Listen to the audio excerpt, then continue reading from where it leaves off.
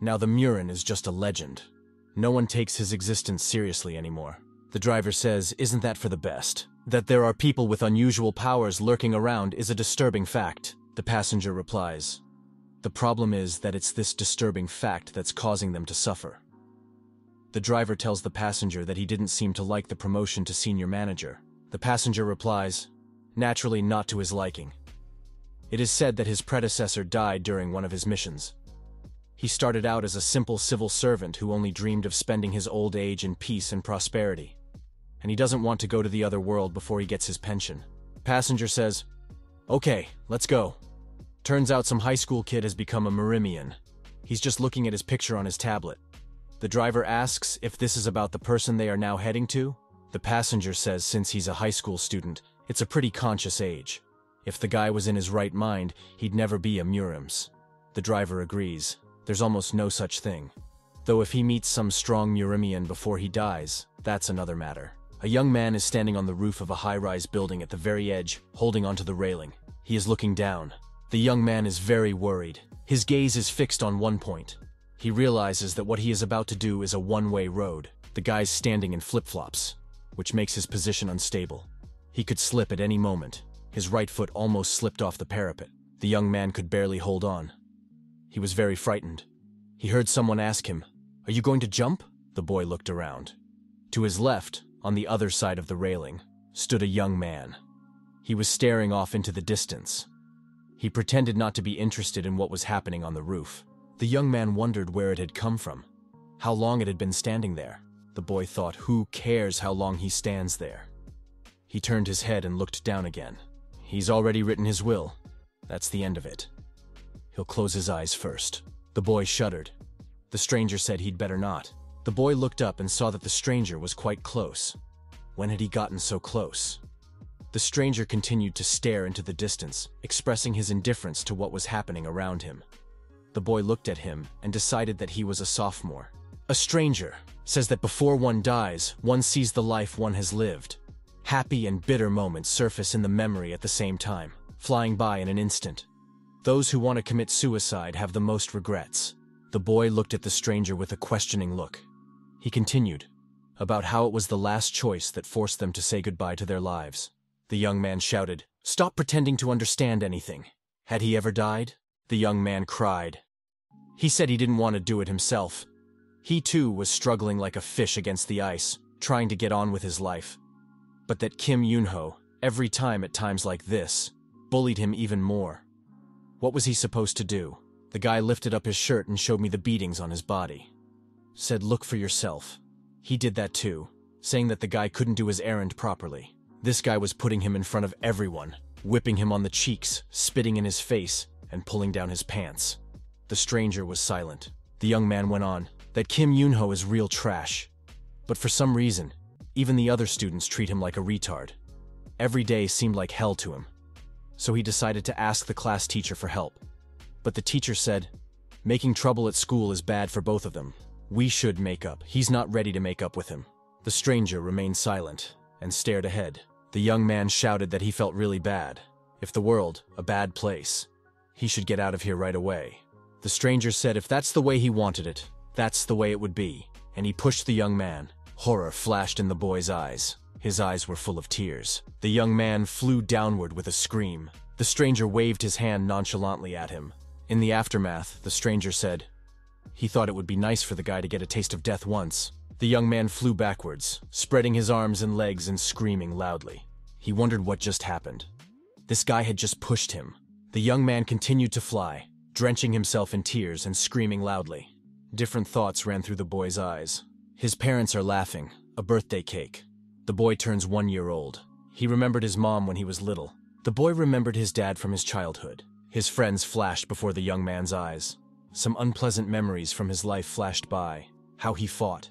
The young man saw Kim Yunho, that bastard who caused all this to happen. If the young man had known then that his life would end like this, maybe he'd hit the bastard at least once. Guy didn't think it was fair. He didn't deserve to die like that. The next moment the young man opens his eyes. But he can't understand anything. He's not falling anywhere. And he's alive. The young man jumped up. He found himself on the bed. What a place this is. The guy realized he was in the sanitarium. Why he was here, what happened. The boy was trying to figure out what was wrong. How come he was here now, when he had just been on the roof of the house? The young man thought back to that stranger on the roof. If it had been a dream, or maybe a ghost, the young man could not understand at what point the dream began. The door opened and Kim Yoonho entered the room. He said, "Kang Hajai, I knew I'd find you here." The young man exclaimed, "Yoonho!" The boy was very frightened. Eunho walked up to the young man and shoved him hard. The young man flew off to the side. Yoonho pulled Kana outside and pushed him to the ground. The boy barely resisted. Yoonho tossed the young man the notebook at his feet. The boy looked at it with surprise. Why was it here? Yoonho said he had seen his will. Yoonho rolled his eyes and laughed. He said how touching it was, and it almost brought tears to his eyes. Eunho continued, "What a rascal this guy made of him in his death scribbles." Kang wondered if it wasn't a dream, but he remembers everything clearly.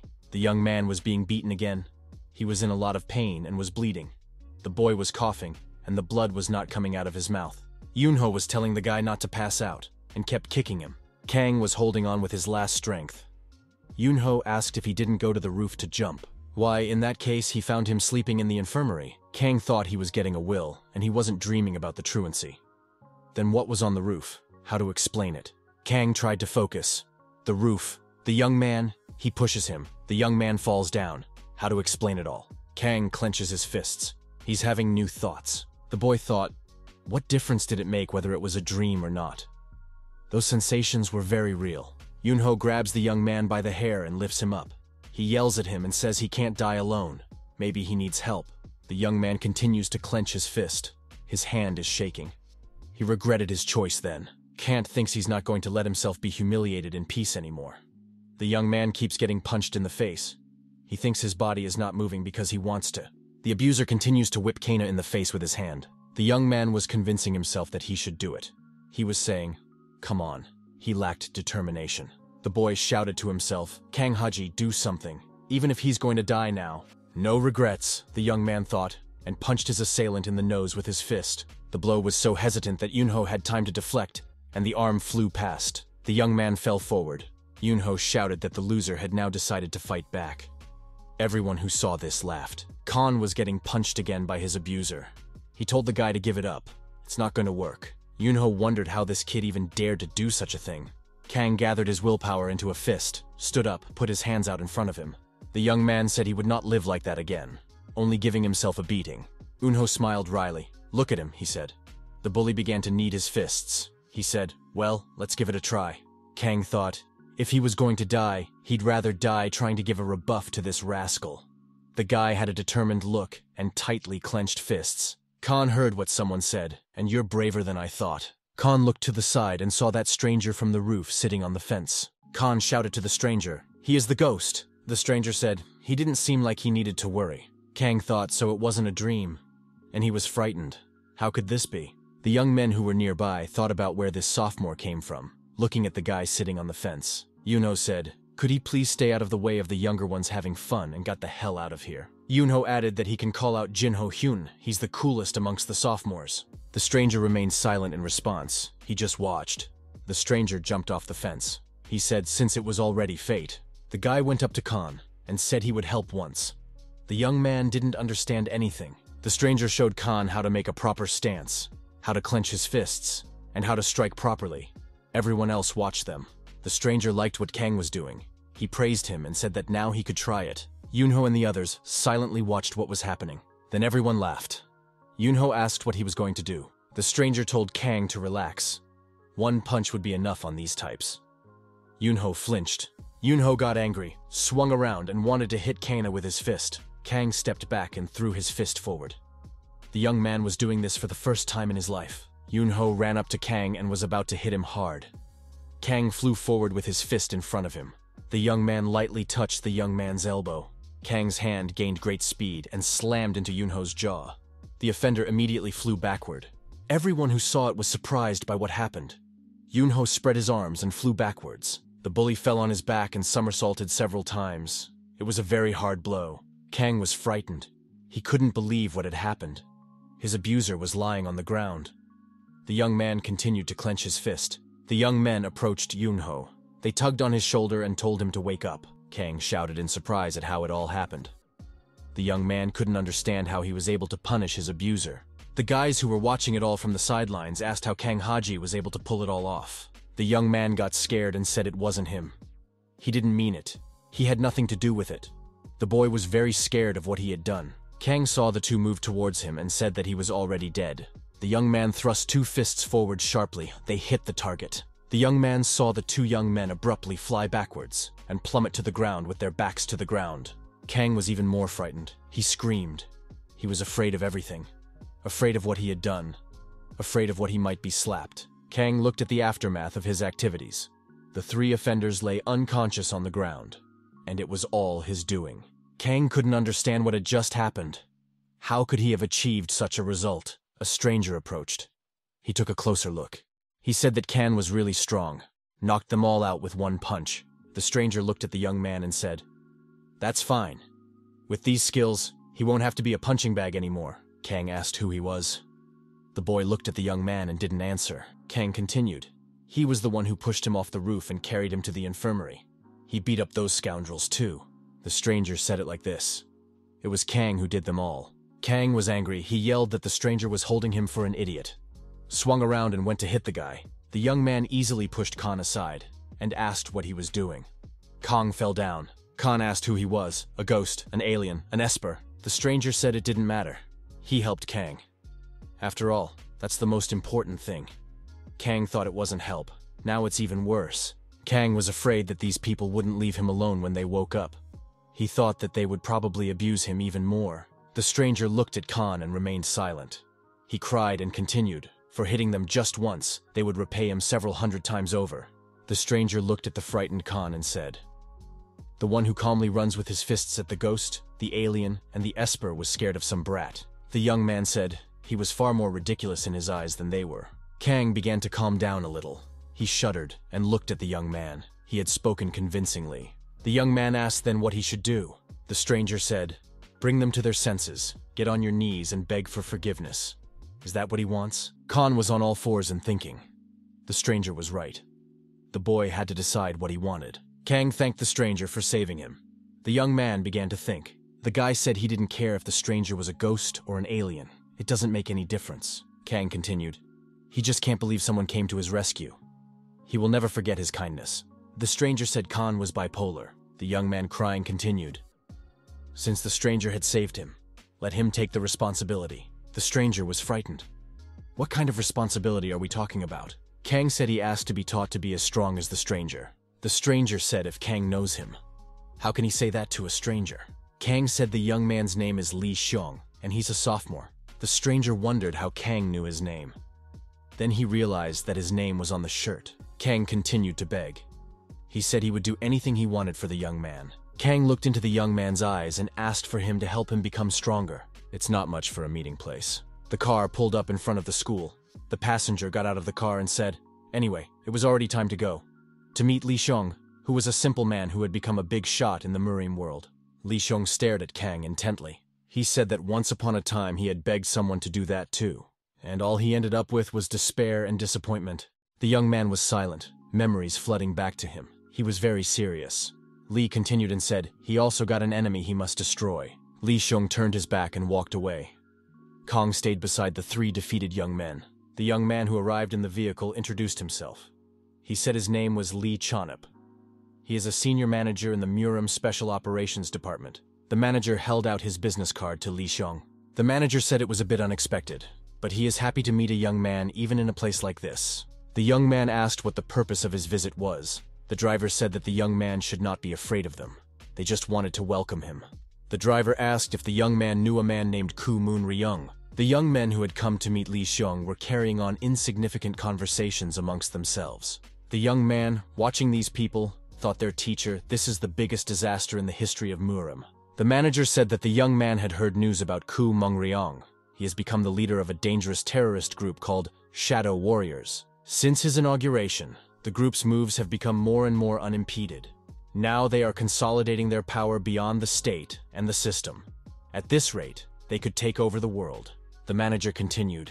Lately, the Shadow Warriors have been spreading their influence in Murima as well. Li Xiong asked what the young people were getting at. The manager said that they asked for caution and offered cooperation. The manager said that Muram and the government cannot interfere in each other's affairs, but they would not allow an international terrorist organization to quietly conduct activities inside the country.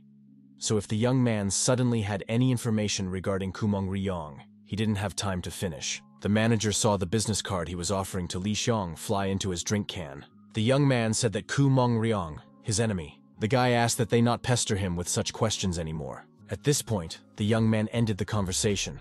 He simply turned around and without saying goodbye left. The managers were talking amongst themselves.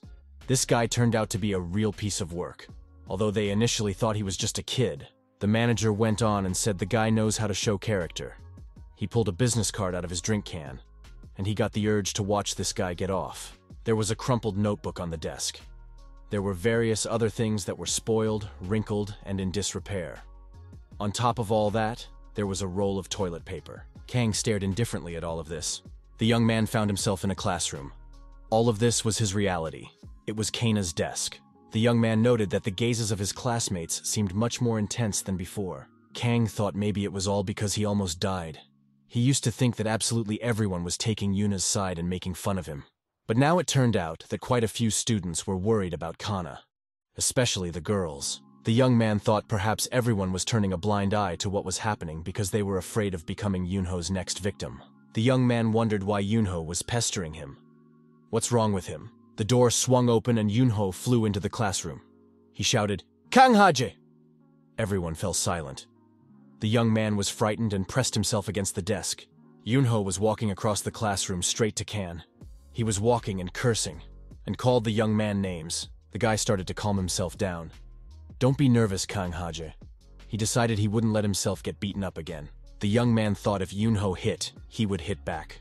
The boy clenched his fists and wondered if he could hit him even once. Yunho walked over and hit Kana with all his might. The boy fell to the floor. Kang sat on the floor with a bloody face. He had a headache. Yunho stood over the young man and shouted what the impertinent man had done recently. Yunho grabbed Kang by the scruff of his neck and pulled him toward him. The young man was very frightened. Yunho pronounced what kind of nonsense the guy had pulled recently. The boy mumbled something inaudible. He was afraid to utter a word. Yunho continued to beat the young man and berated him the whole time. The whole class watched the massacre in silence. No one said a word. Everyone was afraid. Some of the classmates couldn't help themselves and yelled that Yunho's head had been blown off again. Yunho threw Kang to the ground and started beating him. The young man shouted for him to stop. The student said lunch would soon be over. She was implying that the teacher might come in soon. Enha looked at the girl and said, "Was she really trying to stop him now?" The girl shuddered. The bully said he would take pity on her because she was the head girl. Yunho stood up and walked towards the head man. Blood dripped from his fist. He said, "The girl knows who his father is," Yunho continued. "His father is the toughest lawyer in the best law firm in their country." The guy went on to say, "Let's say he got a little messed up at school, and then what happens to him?" The young man walked closely to the girl. He said, curious to see what they'd do to him in that case. Yunho stared at the frightened girl. Suddenly, someone called out to him. Everyone turned around and saw that it was Kang. The young man, bleeding profusely, asked what Yunho was doing. After all, his opponent, him. Kang, all bloody, got to his feet and said, "Go ahead and attack, you rascal." The young man took a boxing stance. The whole class started to murmur. No one expected this. Kang stood and waited for his opponent. He remembered how he had crossed Yunho's path. Kang stood up for a student he was bullying. And it had gone that far. Blood dripped right to the young man's feet. The guy stood there wondering why he'd climbed it. Nothing's changed since then. Yunho got angry and went to Khan again. He said, "Then let's play for real." Kang shuddered, but he kept his hands up. He was ready to fight back against his assailant. The classmates were afraid of the consequences. They thought it was time to stop Yunho. One of the classmates thought about what would happen if Kang Haji died. There would be big trouble in the class. Yunho moved straight for Kana. A classmate said Yunho should take the call. He should pick up the phone right now. Yunho pushed his desk away, cursed, and picked up his phone. The guy answered the phone. The conversation surprised him. Khan stood bloodied. He asked his interlocutor how he knew Haji. Yunho couldn't understand anything and yelled into the phone, "Why stop?" From the phone came a loud voice that everyone heard. If they didn't say, "No touching means no touching, you lousy bastard." A classmate asked Yunhai what happened. Yuni replied, "Jino Hyun said not to touch Ange. How could he know him?" Eunho looked at Kang with anger. Kang flinched at that look. Eunho cursed rudely. He couldn't do what he really wanted to do.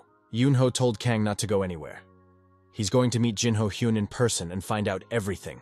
Eunho walked out of the classroom. The door slammed shut noisily. Everyone shuddered. Khan stood in the middle of the classroom, beaten and bloodied, and wondered what had happened, really. Jinho Hyun, he's a sophomore bully. Why did he stand up for him? Kang remembered Eunho suggesting that Lee Seong invite Jinho Hyun. Kang began to suspect if Lee Seon Mo to talk to Jinho Hyun. Kan was approached by a classmate, the head teacher. She brought the young man a napkin. She said he was bleeding a lot. The boy was indeed very bloody. Kang took the napkin from the headman and thanked the girl. He said he wanted to know something. At school at recess, all the students were socializing with each other and talking on the phone. Suddenly, someone called out to one of the students from the second class. The boys looked back. Kant asked if Lee Seong was here by any chance. The young man looked terrible. His face was battered, with cotton bloody swabs sticking out of his nose. The school children were frightened. What happened to the young man's face? Kang only chuckled. The guys said that Lee Seong is from this class. Kang asked how he could see him for a while. We should talk. The boys said he hadn't been to school for a long time. Even the class teacher didn't know what had happened to him. Kang was very surprised. One of his classmates said that maybe he had already died. Kang couldn't understand what kind of nonsense they were talking about. How could he find this Lee Seong? Kang stood beside the schoolboy and couldn't realize who he had seen recently. Could that guy really be a ghost? The students couldn't understand what had happened to this Kang. The beaten guy stood there without moving. The guys asked if he was in a stupor and tried to bring him to his senses. Kang was very dazed. An unknown big guy showed up at school. He was clearly not a second grader. No one knew him. Kang was walking down the school hallway and couldn't believe if that guy, the ghost. The next moment, the young man thought that there was no way that could be. After all, Eunho and his gang had seen him. And he was real. Suddenly, someone grabbed Kana by the neck. At that, he said, "Hey, first year." The boy thought he was in trouble again. It was the big guy, the stranger. He said he had a few questions for the boy. Kang was scared again. Why did he have such bad luck today? He was in trouble. The big man took Khan outside and told him not to be afraid. He needed Kang to tell him what he knew. Kang asked what he was interested in. Kang wondered if the big man was definitely a high school student. The stranger said that not long ago, Kang had asked about Lee Seong. Kang nodded affirmatively. What's the big deal? The big guy wasn't alone. He was accompanied by two other young men. They led Kana to the edge of the schoolyard. Suddenly, someone called out to them and told them to stop. The boys turned around. It was a woman. She asked if she could have a brief conversation. Everyone looked at the woman. She was a stranger. One of the guys asked who she was. The other one said he didn't know. She didn't look like a student. She's too young to be a teacher. The girl looked at the name tag that was on Khan's pocket. She called his name, said Kang Haji's disciple. The young man responded. The girl asked if the boy could tell what was going on.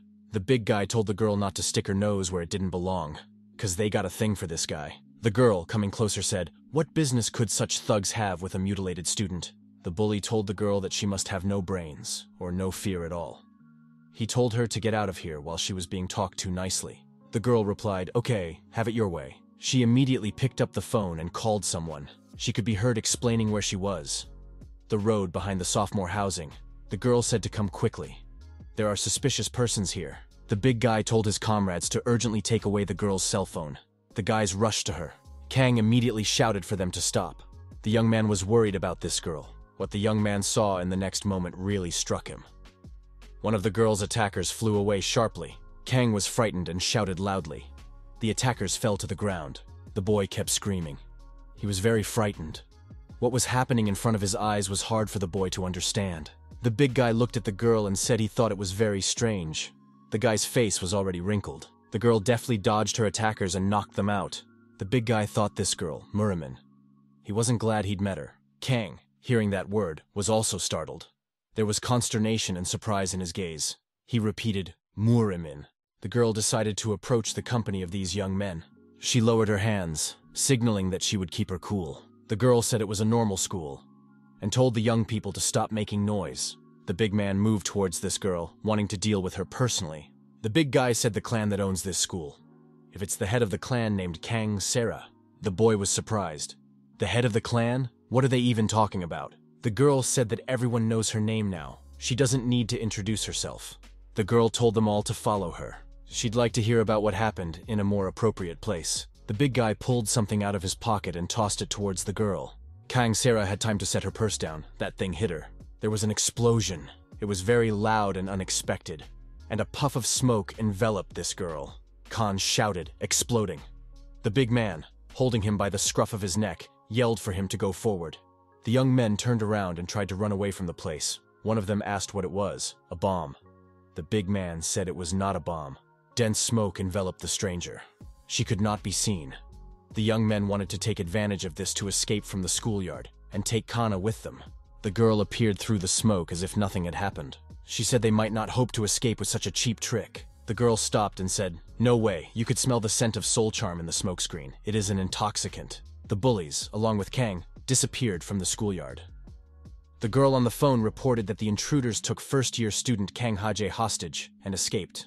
The girl continued, "They used the weapon of stealthy attack, which was laced with the flavor of soul charm." It seemed to her that the matter was taking a serious turn. The girl asked to gather all human resources and search the school. They couldn't even believe they'd run into Kang Saru. They even threw their stealth weapons at her. They decided to get the information quickly and get out of here. The big man turned to the guy. "Anyway, they need information." The big man told Khan that they were ready to listen to him. The guy asked if Kang had seen Li Shun. If he had, where and under what circumstances. Khan asked why they were asking him that. The big guy said it shouldn't bother the guy. He should say everything he knows. Kang said he wouldn't say anything in that case. He stated that is not fair. They only find out what they need to find out. He has a lot of questions as well. That is why he is offering to exchange information. The big guy said he thought the kid didn't have the guts, but it turns out he didn't. The big man swung around and startled the young man, and he said, "Did he really want to go to the other side?" The big man's fist whistled past Khan's ear. The boy was startled. Kang noticed that no matter how much he thought about it, he couldn't stop being amazed. It was as if the situation was becoming calmer. The young man said if he died, they wouldn't hear from him at all. One of the guys asked if he was going to stand there long. They didn't have time. Then he asked Khan what he wanted to know. They were ready to exchange information. Kant asked why these guys were chasing Li Xiong. The guy tried to explain the Sunu clan had been pretty much sealed off lately. There had been no activity. However, the head of the clan had started to act, and that's why they got interested. Kang didn't understand anything. This information gave him nothing. Everything was vague and confusing. Kang asked the guys what they were talking about, what kind of clan Sunu was and its head. The guys discussed among themselves that Kang was a simple man and didn't know much. Guy tried a different way to explain the situation to Khan. Li Xiong is a very important figure in Murima. That's why they're looking for him. That didn't help Kanu much. He asked what other Murim were. The big guy decided to intervene and said that they weren't in class right now, and they weren't going to lecture him. The guy with the glasses continued, "Murim, it's a society with different values than ordinary people." Khan continued to question what values we are talking about. The bully's patience ran out. He pushed his comrade away and said, "Enough talking here." The big man took Kana by the shoulder and told him it was his turn to spill everything. The young man was frightened. The bulky man, looking into Kanu's eyes, absent-mindedly asked where Li Xiong was now. Kang didn't know what to answer. He really didn't know where Li Xiong was right now. Unexpectedly, Li Xiong appeared. He asked what was the purpose of them wondering where he was now. Kang flinched in surprise. The young man was scared where this guy could have come from. He hadn't even sensed him in his presence. The big man was also terribly surprised. Li Xiong calmly asked who they were and what they wanted. Kang thought that Li Xiong was definitely not a ghost. The young man walked towards the big man and asked why they were looking for him. The bully and his company faltered and began to back away. They could not say anything intelligible. It was obvious that they were frightened. Li Xiong looked at these guys from under his forehead and said that he was warning them, that they shouldn't even think of trying to escape from here. The thug and his crew were very frightened. They realized that the young man wasn't joking. They were going to have a hard time now. Kang saw something that really struck him. All these guys were pushing off the ground and jumping up and down. Kang looked at them and couldn't believe it. He even opened his mouth in surprise. The guy couldn't believe his eyes. All these young men took off. They jumped up, got off the ground, and flew upwards. So they decided to run away. Kang told Li Xun that those guys had flown away, and pointed his finger at them. He turned his head, but Li Xiong wasn't around. The young man had disappeared. Kang refused to believe his eyes. How could this be possible? Suddenly he heard a sound from above. The young man saw the escaped boys falling back down.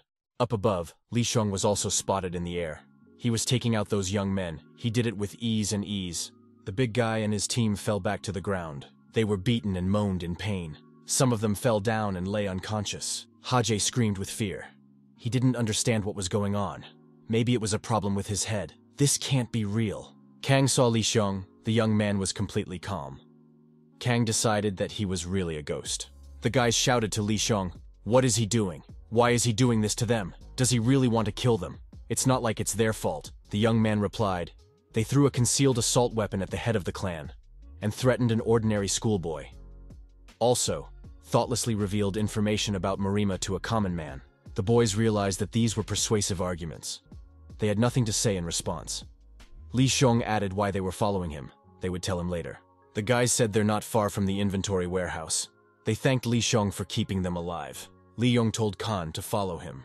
The young man asked why he wanted to do that. Khan turned back, looking at the thug and his crew. They were lying on the ground, beaten and bloody. The police arrived, summoned by the clan leader. The cops took the big guy and his team with them. Li Xiong told him to keep moving and follow him. He would not repeat it again. Li Xiong was walking somewhere past the school. Kang followed him a little farther behind. The young man didn't know where they were going. Kang watched this young man intently. Who he was, he had asked himself this question many times before, only he still hadn't found an answer to it. He doesn't look like a ghost, Khan thought. I mean, he's real. What he's doing isn't real. He thought, at that moment, Li Xiong looked very intimidating. Li Xiong told Kang that this is how it always ends up when the conversation is about him. The young man continued and advised Kanu not to contact him again, for that very reason. Kang didn't know what to say to the guy. He didn't know anything about this guy at all, although Li Xiong had already helped him a few times.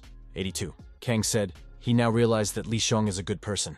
Kang continued, the guy says that because he's worried about him. Kang asked what about Jinho Hyung. Li Xion figured it out with him too. He was curious, so he went to Li Xion's class. Everyone there said that he hadn't shown up at school for a long time. Kang asked if maybe Li Xiong has some supernatural ability like he does. Maybe he's also a so-called Murim. Li Xiong said to the guy to shut up right now. Stop asking him questions. Li Xiong repeated his warning. This was no joke. If Kang made a mistake, he might die. Kang said he didn't care. Li Xiong asked why. The young man replied that he wanted to say goodbye to his life today. But he had survived thanks to his savior. Now he would consider the remaining days as a kind of bonus. Li Xiong looked at the young man. Khan continued he was too unhappy. He thought that people mocked him and hated him. These thoughts made him despair all the time. That's why he went to the roof. Kang continued, after he woke up in the infirmary, the world felt very different to him. Khan saw that not everyone here was his enemy. Moreover, the headman had gone against Yunho today and stood up for him. Then he realized that their vision had been distorted by Yunho's constant bullying. Kang is grateful to Li Xiun because he helped him realize a lot of things. The guy thought if he died without finding out the truth, it would be very unfair. Li Xiong silently listened to the young man and stared at him intently. Li Xiong said for Kang to go back to school immediately. The class must have already started. Kang bowed to the young man and said he was leaving. Li Xiong didn't turn around and asked why the guy was still here. He was about to leave. Kang modestly asked if Li Xiong could give him his phone number. Li Xiong angrily replied that he wouldn't give out a phone number. Li Xiong was very angry and left in silence. Khan shouted after him that what had happened today, he would take with him to his grave. The young man was called out. He stopped and turned around. A girl, the clan head, was standing next to him. She said despite Kang Haji's situation, he seemed quite energetic. Li Xiong asked the girl how Sarah Nuna was feeling. The girl said she was fine, just paralyzed for a while. The guy said he believes the intruders were on an errand for the Murim Special Forces unit, and he apologized to the girl, saying he thought it was all because of him. Sarah Nuna said the boy shouldn't apologize. She made the mistake of allowing suspicious individuals to enter the school grounds. The girl added. However, she didn't think the guy had any need to get involved. The young man asked, "Does it bother her that he helped that guy?" The girl said she understood the young man's feeling well. Sarah Nuna added that something else was bothering her. A big black car pulled up in front of the school. The girl said that today was the day of the secret meeting with the elder, the ghost doctor. The elder asked how the head of the Sunu clan was doing, if she was doing well. The girl said he seems to be having complications, he doesn't show it.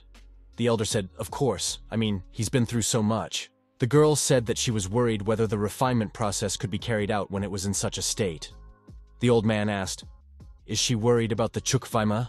He's been wandering back and forth for a long time. Given this condition, he thinks that if he were a normal person, he would have broken down long ago.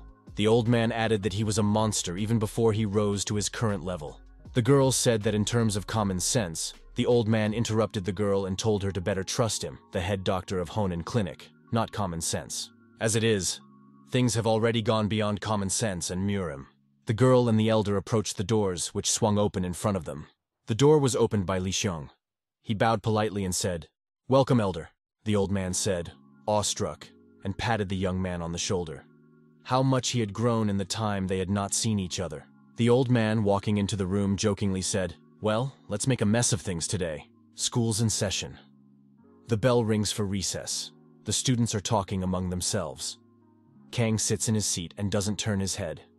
Yunho is watching him from his desk. The guys tell Yunho that he was packing up and leaving with them. Yunho gets up and silently walks away. The head of the class follows them. Kang discreetly followed Yunho's gaze. He was lucky today. They're just leaving.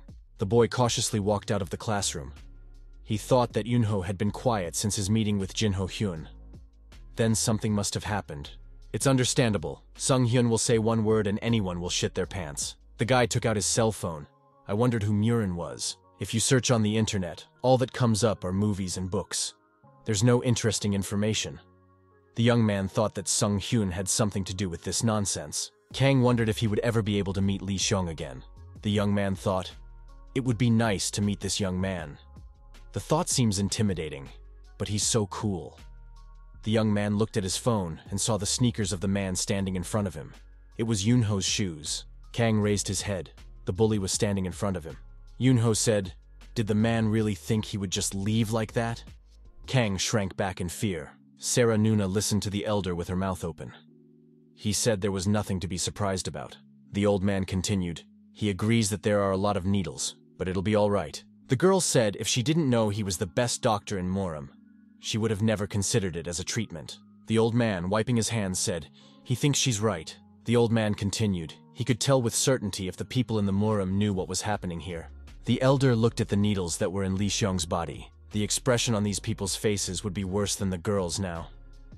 Li Xiong sat in the lotus posture, all stabbed with needles. Yunho wondered what kind of trick Kang had just pulled off in secret. The young man lay unconscious in front of him. Yunho had given him a good beating. One of Yunho's comrades said that Jinho Hyun warned this guy not to be touched. Yunho snapped angrily. He didn't like being told what to do.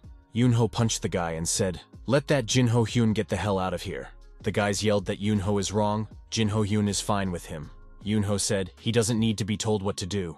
The other boy started to calm Yunho down and said that they could solve everything with words, and that there was no need to make a fist. Kang came to his senses. He thought he was unlucky again. Blood was coming out of his nose. The young men tried to calm Yunho down, and held his hands. Kang thought, so nothing has changed. Anger overwhelmed him. He watched the three young men figure things out amongst themselves. Kang thought, in that case, he himself must change. Kant walked up to Yunho and punched him in the jaw. It was very unexpected for everyone. Yunho looked at Kana with anger. The boys let go of Yunho's hands. They hadn't expected this turn of events either. Kang said that Yunho could attack him. The young man thought to himself that he had started a new life, having almost died recently. The guy said that from now on, he would no longer grovel to the likes of Yunho. Yunho laughed and thought the guy was out of his mind. The girl told the elder that the head of the Sunu clan only wanted to report on the actions of the Marima Special Forces Division. The elder said that he was being a bit hasty again. It's all because of Kumong Ryong. Whenever it comes to him, he gets nervous. The elder said he understood their motives. He's Kumong Ryong's disciple, after all. So don't mess with him. He's not like them. The boy said he would memorize everything the elder says. The young man hesitated and looked away. Something had alarmed him. The girl asked what was the matter. The young man apologized and said he felt some disturbing energy. The elder said he felt nothing of the kind. The old man got ready to leave. The girl confessed to the elder that Seun had been sensing an unreachable noise or energy as of late. The girl told the elder that Seun had recently sensed the energy of a student who was about to jump off the roof, and had taken the boy out of the way. Elder suggested that maybe it is in the process of improvement. The boy asked that the elder set aside some time for him. Li Xiong, the girl among the elders, pulled up to the young man. Kang was lying unconscious in the place where Yunho had left him. The elder was surprised. He said he couldn't believe it. Li Xiong sensed the energy from there. How could this be possible? Kang was lying in a pool of his own blood. Li Xiong looked at the young man with compassion. The old man thought, if this is all true, he has far exceeded his expectations. The girl looked at Kana and recognized the boy. She said, poor student. The elder asked if the clan head knew him. The girl replied, it was the same disciple that Li Xiong had saved. Siyun told Sarah Nuna to call an ambulance right away. The boy is in critical condition. The girl said she understood and grabbed her cell phone. The elder told them to disperse and headed towards the young man. Sarah Nuna reported the coordinates of the ambulance and said that the young man was in critical condition, unconscious. The elder tried to bring the young man to his senses. Sarah Nuna said an ambulance is on its way. Li Xiong watched intently as the old man tried to bring Kana to his senses. Sarah Nuna looked at the young man with regret. She felt sorry for Khan. The girl told Siyun that it happened between ordinary people. This world is cruel, Sarah Nuna added. Besides, they met for the first time today, Siyun said. He knows what condition the guy is in now. Siyun said the young man can't be left here, then he would die. Does the girl really want him to deliberately pass by? Sarah Nuna shouted that the Murimin should not interfere. Li Chung heard his name being spoken. He turned his head. The elder brought the battered boy to his senses. The boy, barely able to open his eyes, said that they had met again. Kang barely muttered that he didn't just let himself get beaten up this time. He'd taken one punch too. Li Xiong jumped up to the guy. He asked how the guy was feeling, whether he was okay. Kang fainted again. The elder said he needn't worry. This young man's life is not in danger right now. He gave him first aid. Kang lay there with a smile on his face. He had only recently regained his senses. The old man asked what good things had happened to him that made him so happy. Li Xiong didn't reply anything. He looked at the young man sadly. He felt sorry for this guy. Kang came to his senses. His whole face was bruised. His head was bandaged. Band-aids on his nose and under his eye. One eye was so swollen that it wouldn't open. The young man tried to realize where he was. The boy was in a hospital room. Kang heard someone say, waking up. The young man tried to turn his head to see who was there. In the ward was Li Xiong. The young man rejoiced. Kang tried to pull himself up. It was difficult for him to do so. His whole body ached.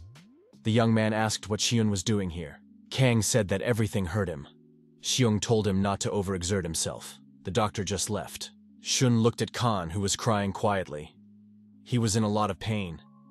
It was painful for Shun to watch. Kang said he was very excited, and he was very worried when he first opened his eyes. Kang said that it turns out he hadn't dreamed their meeting. The guy asked Sion why he keeps showing up and saving him.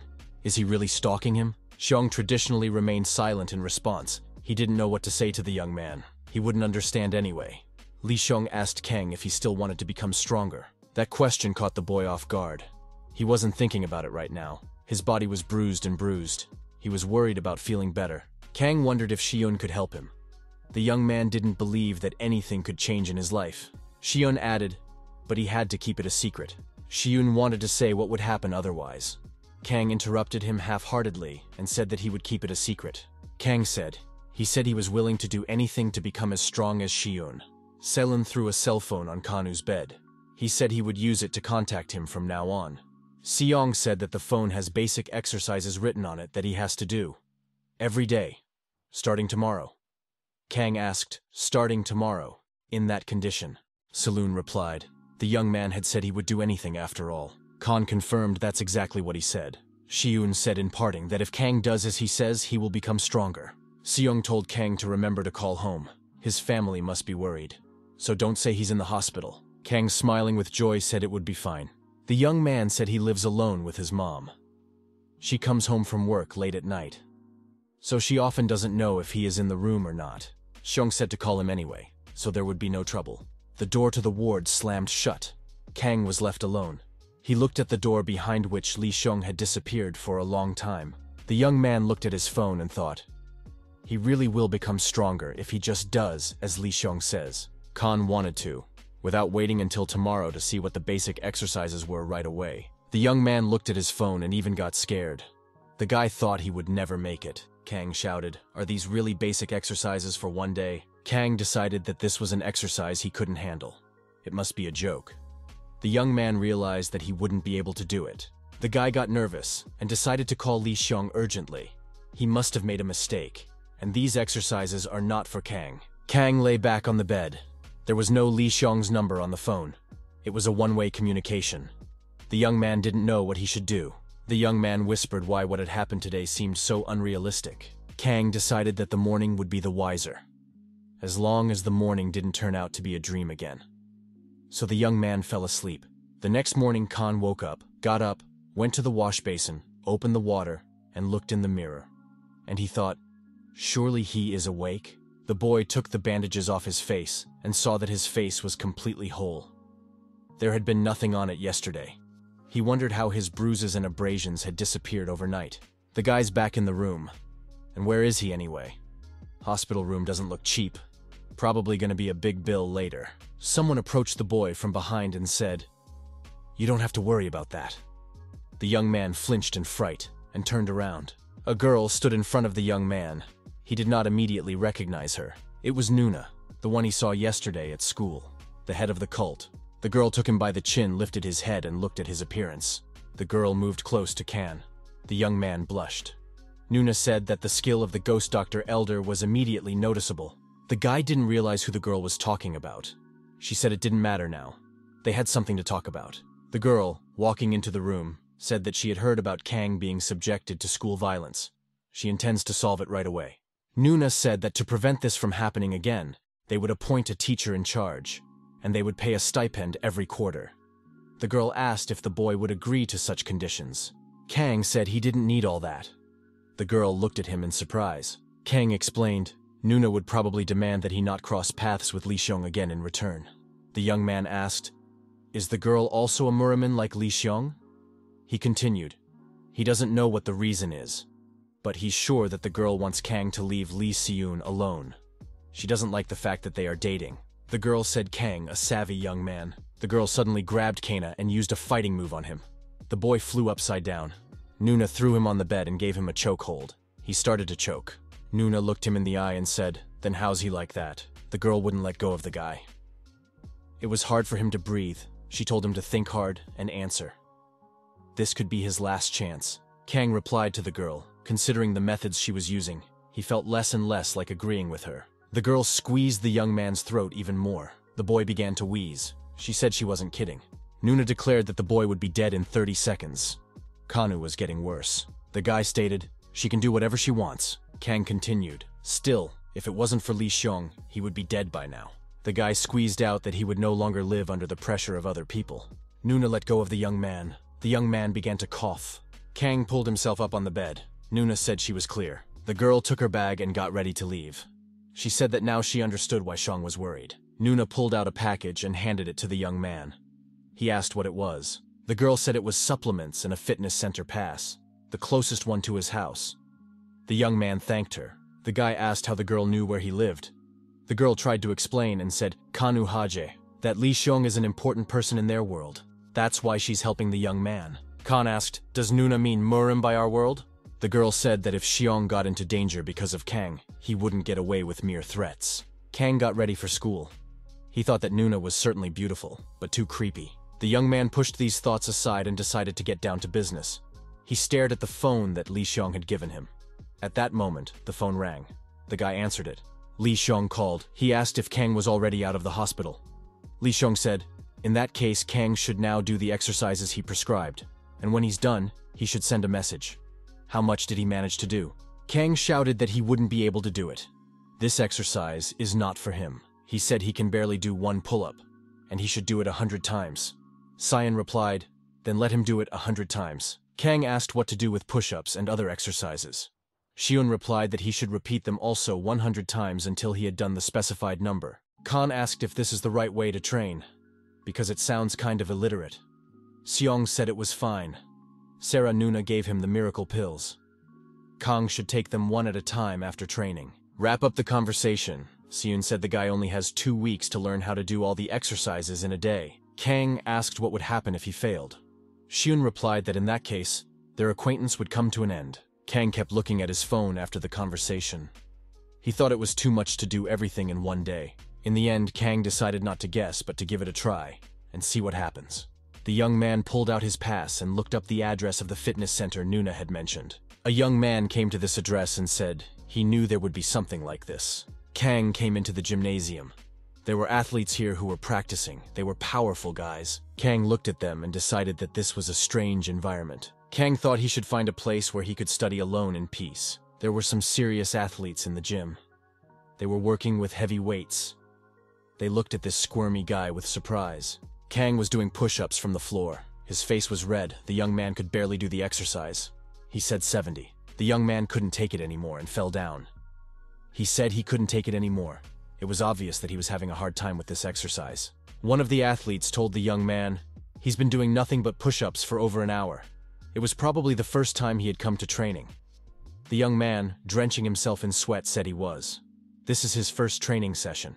The young man wanted to continue this exercise. He said he needed to do 100 push-ups today. The athlete looked at the boy with pity and told him not to overdo it. He needed to stretch better. Otherwise, he would suffer from sore muscles tomorrow. Khan thanked the athlete for the advice, but said that's how he was punished by his teacher. The athlete wanted to say something else to the young man, but his colleague stopped him. Kang kept doing push-ups. He counted 74, 75. It was very difficult for the young man. The athletes decided to leave the young man alone and not to give him their advice. Tomorrow, he will realize his mistake. When he feels bad. After practice, Kang lay exhausted on his bed at home. He couldn't move. The guy said regretfully that he tried hard, but couldn't even do half of it. The young man looked at the list. Everything looked kind of hopeless. He wondered if he should just give up. The young man received a message. It was from Li Xiong. He asked if Kang had practiced well. The young man realized, that's right. He was supposed to write a message when he finished training. The guy wrote that he couldn't even do half of what was required. Xiun replied that it was fine for the first day. And he told him to remember to eat the miracle pill. He remembered that Nuna had left him some supplements. The young man opened the package and looked at these pills. The guy thought, impressive looking. On each pill was written, miracle pill. The young man sniffed and thought it smelled like some Chinese medicine. He wondered if he would be all right. The young man decided that Xiun would not advise badly. So he took one pill. The boy felt the pill on his tongue sizzle and dissolve. Kang wondered what it was.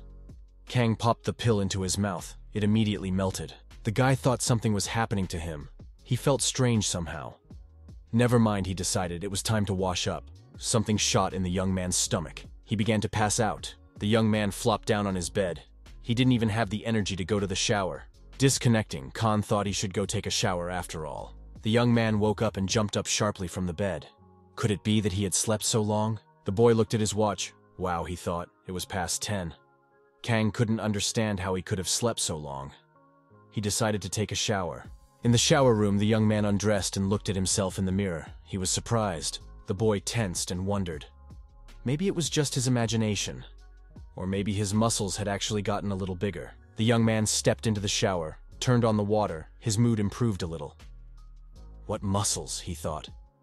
They couldn't have gotten any bigger in one day. At the next training session, the guy kept doing push-ups.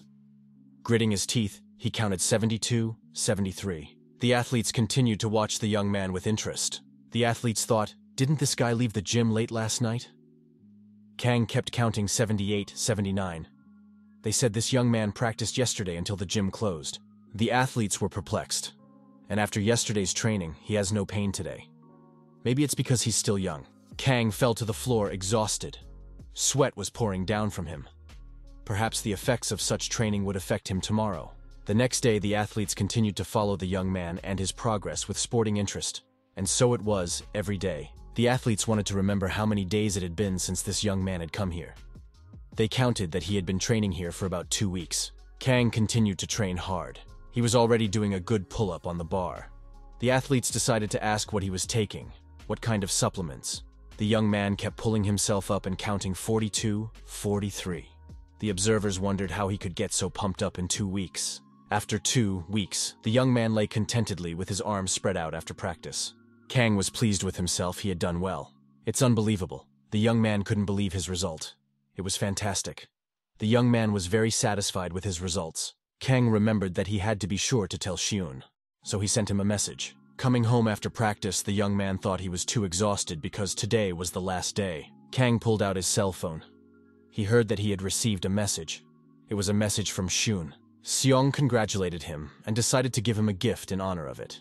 He said he was waiting for him near the subway station. The guy looked on the navigator and noticed that he could get to this subway station by bus. The young man looked at the bus stop and chose the route he could take to his destination. Khan was contemplating whether to go right now or go take a shower. Run home and change. The young man heard someone call his name. He turned around. The boy looked down and saw the shoes first. They were big black boots. The owner of the shoes told the young boy to stop. The boy looked up. In front of him was a green-eyed, red-haired girl. She was staring absent-mindedly at the young man, keeping her eyes fixed on him. He said to himself, "Wow, who is she? Must be some kind of celebrity." The young man thought, "I wonder who she's calling." So he turned back, thinking someone was behind him. The girl told Kanu not to look away. The red-haired beauty pointed her finger at Khan and said she was addressing him. The boy wondered if it was a girl addressing him. The boy did not know how to behave further. The girl waved her finger at the boy. The young man came closer. Kang couldn't understand why she would be interested in him. Why she would want someone like him. The girl asked if the young man knew Li Xiong, and added that she was aware of all the events, so he shouldn't try to avoid it. The young man was terribly embarrassed. At some point, the guy pointed his finger somewhere and shouted. The girl turned around. The girl saw a cat sitting peacefully behind her. And that was it. She thought, what a cute cat. The stranger turned around and shouted, "Stop right there!" The girl tried to find the young man. There was no sign of him. He managed to jump on the departing bus. The red-haired beauty thought he couldn't outsmart her. The girl jumped high and did a somersault over the departing bus. Kang was sitting on the bus. He thought, thank goodness the bus arrived on time. The young man was terrified when he heard about Xiun. On the other hand, the boy decided there was no need to run away. At the next stop, a girl entered the bus. The boy pondered further. Since this girl had asked about Xiun, she was also a Murimin. The boy started searching again on the search engine to find out what the word Murimin meant. Again, he found nothing. Suddenly, someone snatched his phone out of his hands. The young man turned his head and cried out. It was the red-haired beauty he had just escaped from. The guy asked in surprise how she got here. He had not seen her get on the bus. The girl answered why he was so surprised. The young man asked the girl, "Is she an ordinary person?" The girl was looking at her phone and thinking very strangely. Had her gut failed her? And she was absolutely sure of herself. At that moment, a message came in. The message was from Xiun, in which he gave an address. The address where he would be waiting for the young man. The girl said she would borrow his phone for a while. The girl got off the bus and took the young man's phone away. Kang followed her and asked her to give back his phone. The girl said she did not want to give it back. The young man said, "You better give it to him nicely or he'll take it away by force." The girl twirled the phone in front of the guy and said, "Well, try it." Kang was angry. No matter how frail he was still a man. There was no need to take him for an idiot, especially since he had been training like crazy lately. The young man lunged at the girl with a scream. As tough as they are out there in that Murim, the guy thought, there's no way he couldn't handle some girl out there. The girl grabbed Kana's arm very easily and casually, and twisted it so that the young man grimaced in pain. The girl's face didn't flinch a muscle. She was thinking about something else. At the same time, she twisted the young man's arm. The stranger performed a painful hold, and Kana's arm ached terribly. The young man screamed. The girl let the guy go, and he wanted to run away from her. He didn't like the encounter. The girl asked him who he was. The guy's a regular person, isn't he? Why does he have so much energy in him? The girl was approaching Kang. Kang tried to move away from her. Kang's arm was hurting very badly. He said he had no idea what she was talking about.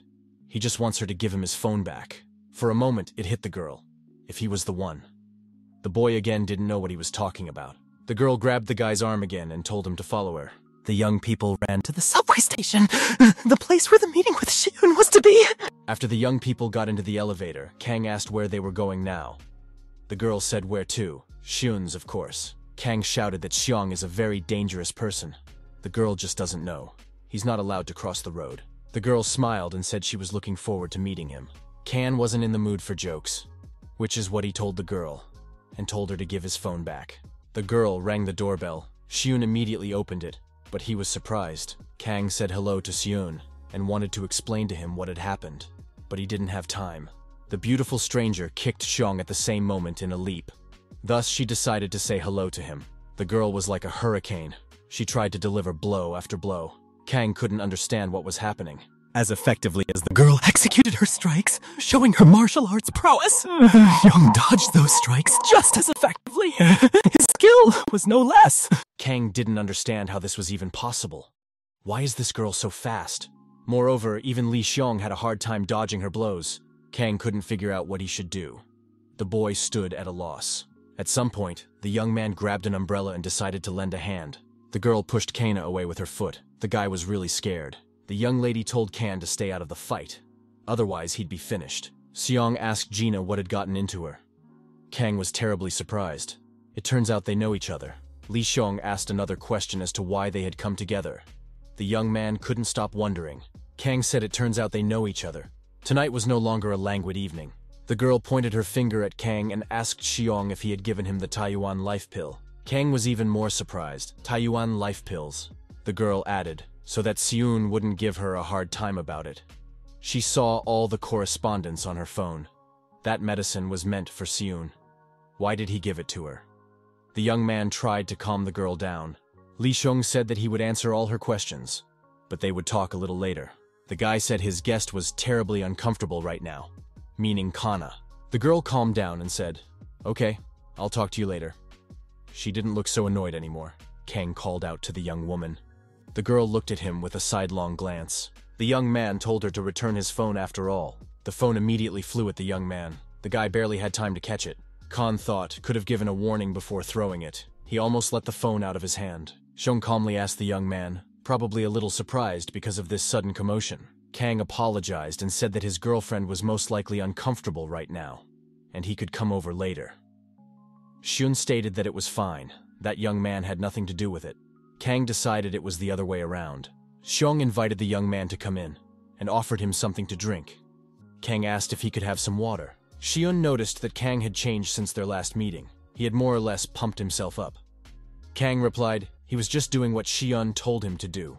Kang sat across from Xiun, a question plaguing him. The boy decided to ask it. Kang looked intently into Li Xiong's eyes. Li Xiong looked at Kang. Kang asked who the Muraman was. Kang clarified his question as he realized this must be an unusual person. Xiong poured water into a glass, apologized to the young man, and said that it was forbidden to reveal information about Muran to ordinary people. Kang asked again, then why is he helping him? If there is such a ban, then Xiayun can't help him. Kang continued, he already owed Xiong a lot already. The girl waited for the conclusion of this conversation. The girl heard Kang say why would Xiun fight with his girlfriend because of him? Because he's helping him. Kang said he didn't want to put the young man in a difficult position. The young man added, if this help is going to harm Xiun, then let him stop helping him. Kang pulled the phone toward its true owner. Xiong put the glass on the table and said that Murim is a world of people with different values. Xiun continued, in Murima the reality is that everyone has to hide their true colors and follow all the rules without fail. Kang asked why they needed to hide.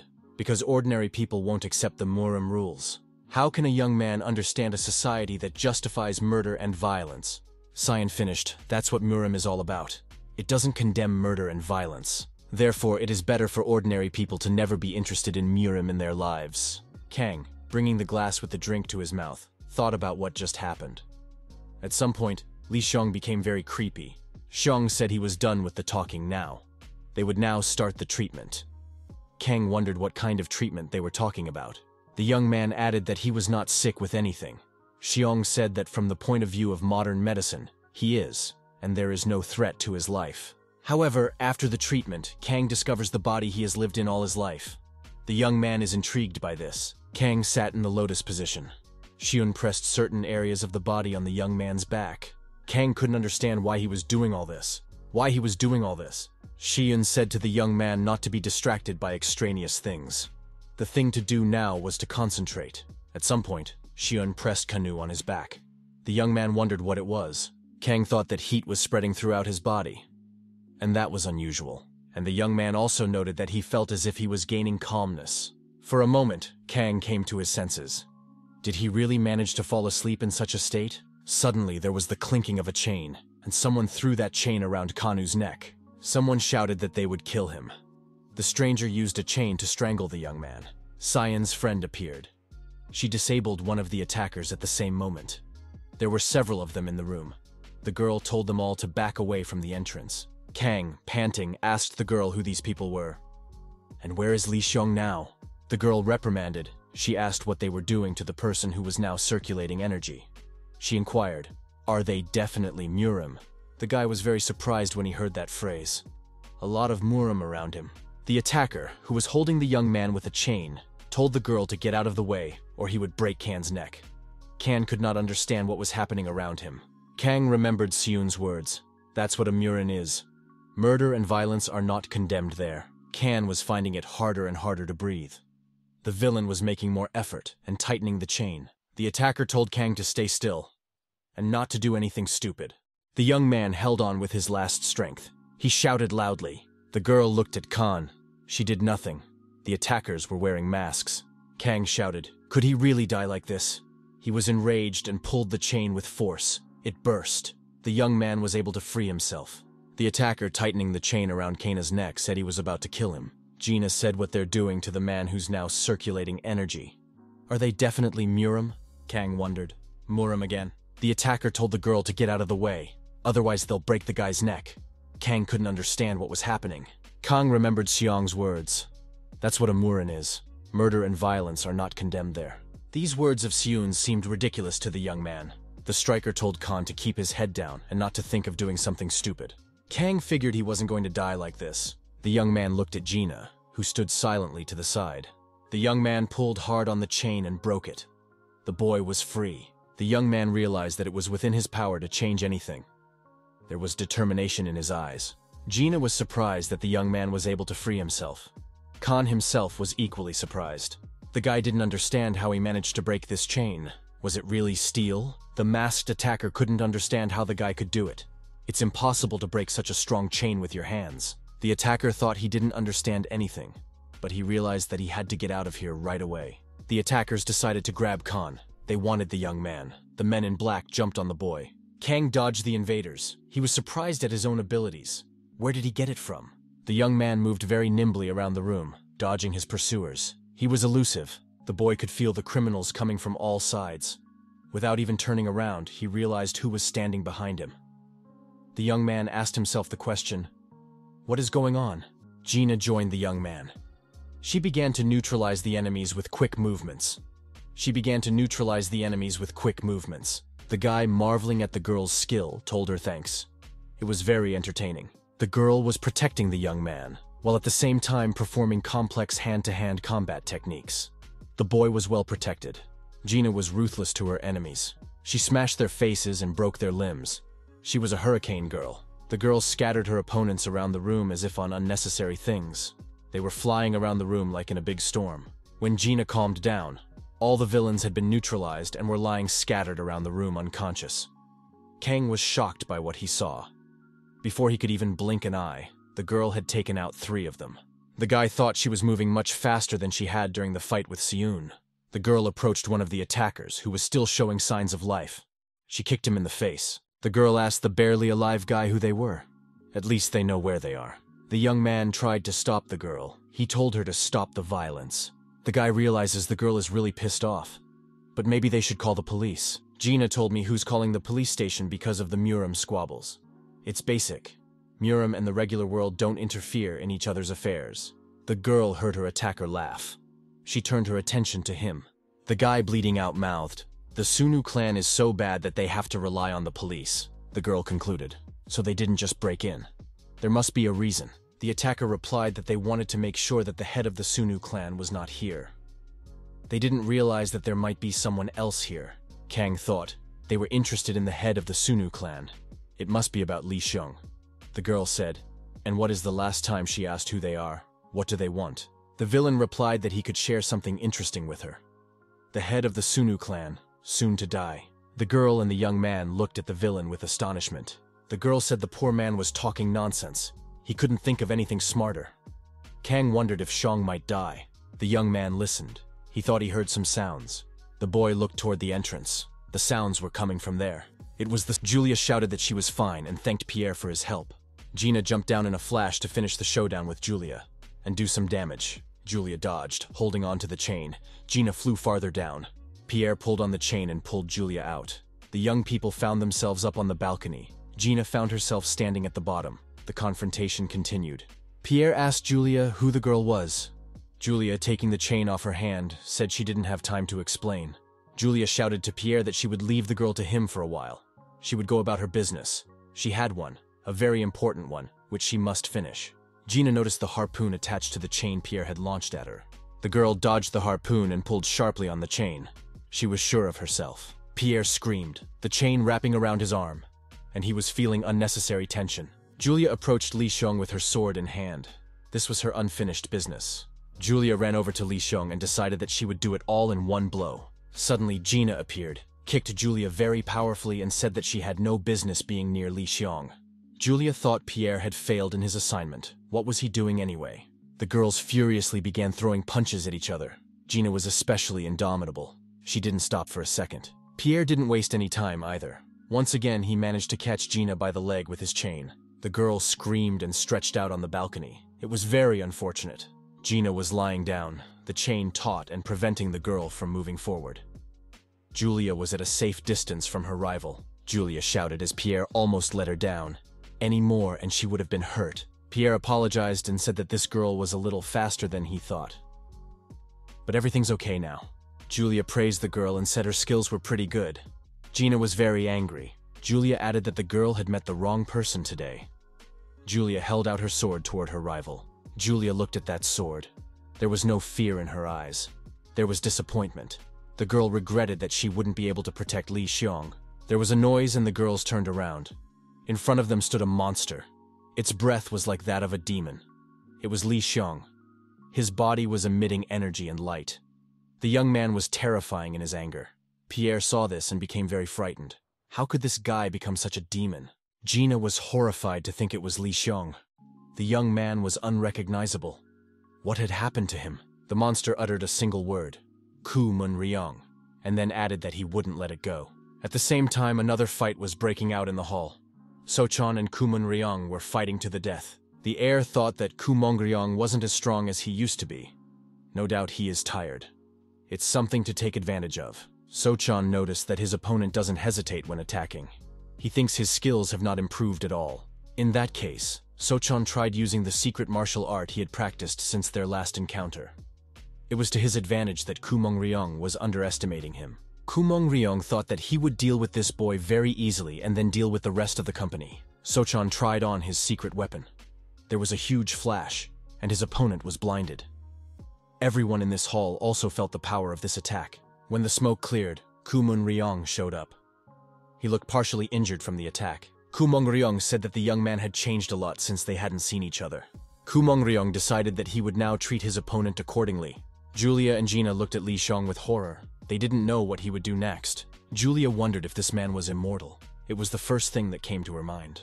Li Xiong's hands were trembling. His gaze was demonic. As he breathed, he cast down flames. Julia wouldn't rest and decided that she could handle this monster. And she wanted to end it right now. Julia decided she would make sure this young man never pestered her boss again. Julia shouted for that wench not to go near her Li Xiong. Julia jerked forward but was immediately stopped by Pierre. He pulled on the chain and said, "Where is she going?" Julia approached the fiery Li Xiong and swung her sword. She had a clear plan of action that she decided to stick to. On the balcony, above the abyss, a picture like this took shape. Julia was trying to attack the demon Li Xiong with her sword. Pierre had Julia on a chain. He wouldn't let her help her boss. At this time in the hall upstairs, there was a confrontation between Ku Mun Ryong and Sochan. Upstairs in the hall, the opposing factions ceased their confrontation and watched Ku Mun Ryong and Sochan being planted. Such pictures preceded the explosion of the bombs. The next moment, there was an explosion. A clockwork mechanism was triggered. When the smoke cleared, everyone in the hall saw Yunku climbing up from below. He survived. The man said he didn't expect to survive. The man didn't understand how it happened. That bomb couldn't have caused such a huge explosion. Eunghu assumed Baek Sanho had his hand in something else. Ku Mun Ryong's companions were worried. Julia and Pierre still hadn't gotten up. Would they be all right? Baek Seongho listened to everyone's outrage. It was a huge explosion. How could this have happened? Ku Mun Ryong looked at the old man suspiciously. Baek Seongho was not telling us something. Sochan thought that Ku Mun Ryong still worried about the subordinates below him. So was Kong Soon. Ku Mun Ryong decided that Sochan had been lucky today. Ku Mun Ryong said that he had a case to attend to right now. and it's more important than resolving the issue with Soshon. Ku Mongryong said that this time he would give the young man a chance to stay alive, but only so that he wouldn't see him again. Kumu Ryong looked even scarier than before the explosion. He was completely unrecognizable. He wanted to watch his opponent wriggle until he died. The young men were terrified when they saw Kumun Ryong in such a state. No one wanted to deal with him. Julia came to her senses, she thought. Something seems to have exploded. She wondered what had happened to that young man. Li Chong stood over Julia unharmed. Although he looked terrible, the guy was a direct threat to her. It was as if nothing could defeat him. Julia lay there, unable to do anything. She watched the young man's action. Jin yelled for Li Xiong to come to his senses. The girl was removing the chain from her leg. The guy couldn't hold on, lost his balance, and fell into the abyss. Jin couldn't save him. Julia thought that was the end of the young man. She made sure he was dead. The giant was holding onto the railing with one hand. In his other hand, he held Kan's son, who was still unconscious. The giant sighed. If he had known it would be like this, he would never have gone to such an event. The giant pulled the Kan's son out, placed him on the balcony, and decided that the man would rest here for now. The giant thought, "It looks like the explosion is over. I wonder what's left down there. I wonder if there will be another explosion." The giant decided he needed to look around and see what condition this mine was in. If there was a way to get up there, the giant looked down and saw another falling body. The giant noticed that it was Li Xiong who was falling. The big man couldn't understand why the young man kept falling. The giant regretted that he couldn't reach him, and that one would fly by. The thug saw a girl following the young man and shouting his name. It was Jin. The thug rushed to meet the girl and caught her. He held her with one hand, his other hand grasping the wall. They hung together. The girl was against it. She screamed why she was stopped. The giant told the girl to calm down. If she chased down at that speed, she would surely die. Jin shouted that Xiong was now falling down. He must be rescued immediately. The giant ape said it was too late. Even if she goes down now, she won't save him. She'll die herself. The girl screamed that she didn't care, screaming for the monkey to let her go. The monkey held the girl tight and wouldn't let go.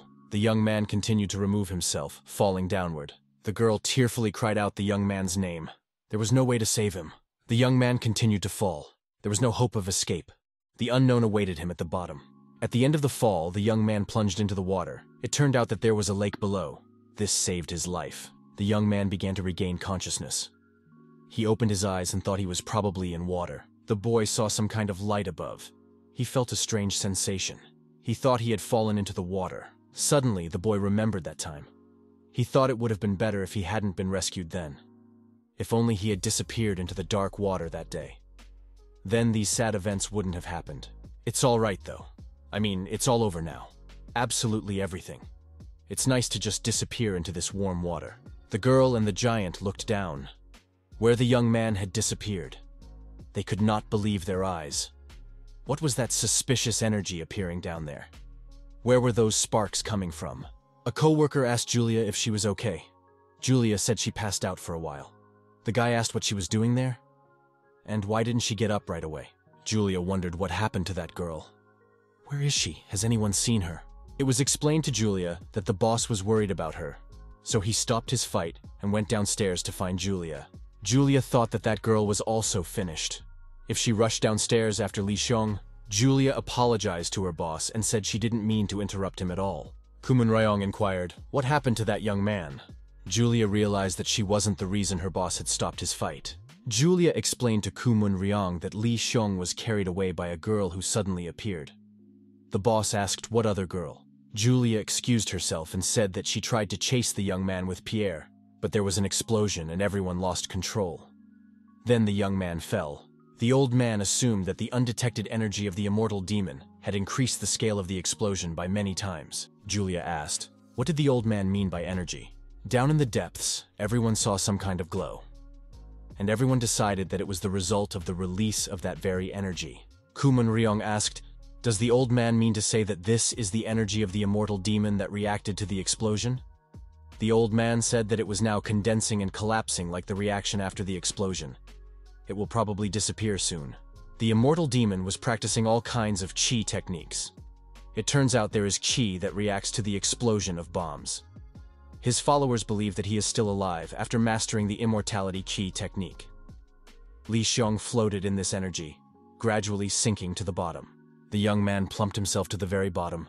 He lay in a warm environment. The boy opened his eyes and came to his senses. He tried to get up.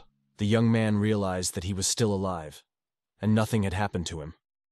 The boy wondered how it was that he had gotten here in one piece. The guy saw something strange in the cave that was at the very bottom. Only now did the descendant of the immortal demon appear. The young man saw the ghost that was in this cave. The Kumun Ryong team received a message that the helicopter had arrived and could only wait 10 minutes. Kumun Ryong and his men went outside.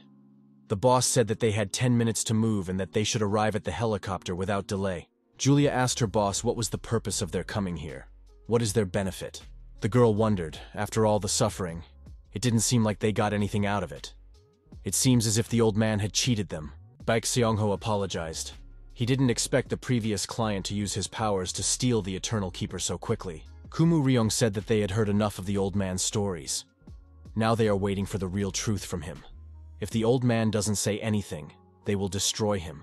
Kumong Ryong said that he still has no intention of making an enemy of a former client of an old man who betrayed him.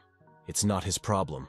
Therefore, if the old man continued to insist on keeping this small piece of Eternity Keeper stone, he would cut off the old man's head and send it to Baek Seongho's former client. The old man replied, Kumong Ryong saw the Eternal Keeper energy himself. Why can't he verify it himself? Kumun Ryong said he didn't believe it. No matter how outstanding this piece of stone is, there is no way that a thing that will disappear if it is used up can exist forever. The man said the stone fragment the old man showed him might be a byproduct, but it wasn't the real thing. The old man asked, is he really dealing with Kumun Ryong? If the man was obsessed with the holy stone and didn't see its true nature, the old man would be disappointed. The old man showed the book and said that the secret of the Guardian of Eternity that Kumun Ryong was interested in was written by an immortal demon. And none of the followers still know about this secret creature. Kumong Ryong listened to the old man attentively and stared at him intently without averting his gaze. The prisoner opened his eyes. He thought that everything was going just as he had expected. He heard a massive explosion, assumed there was some serious trouble afterward. The prisoner's cell was deep downstairs, and it was very heavily guarded. Because this man was particularly dangerous and required extra attention. The head of the guard said that if any suspicious behavior was observed, the prisoner could be eliminated by any means necessary, as long as there was no riot.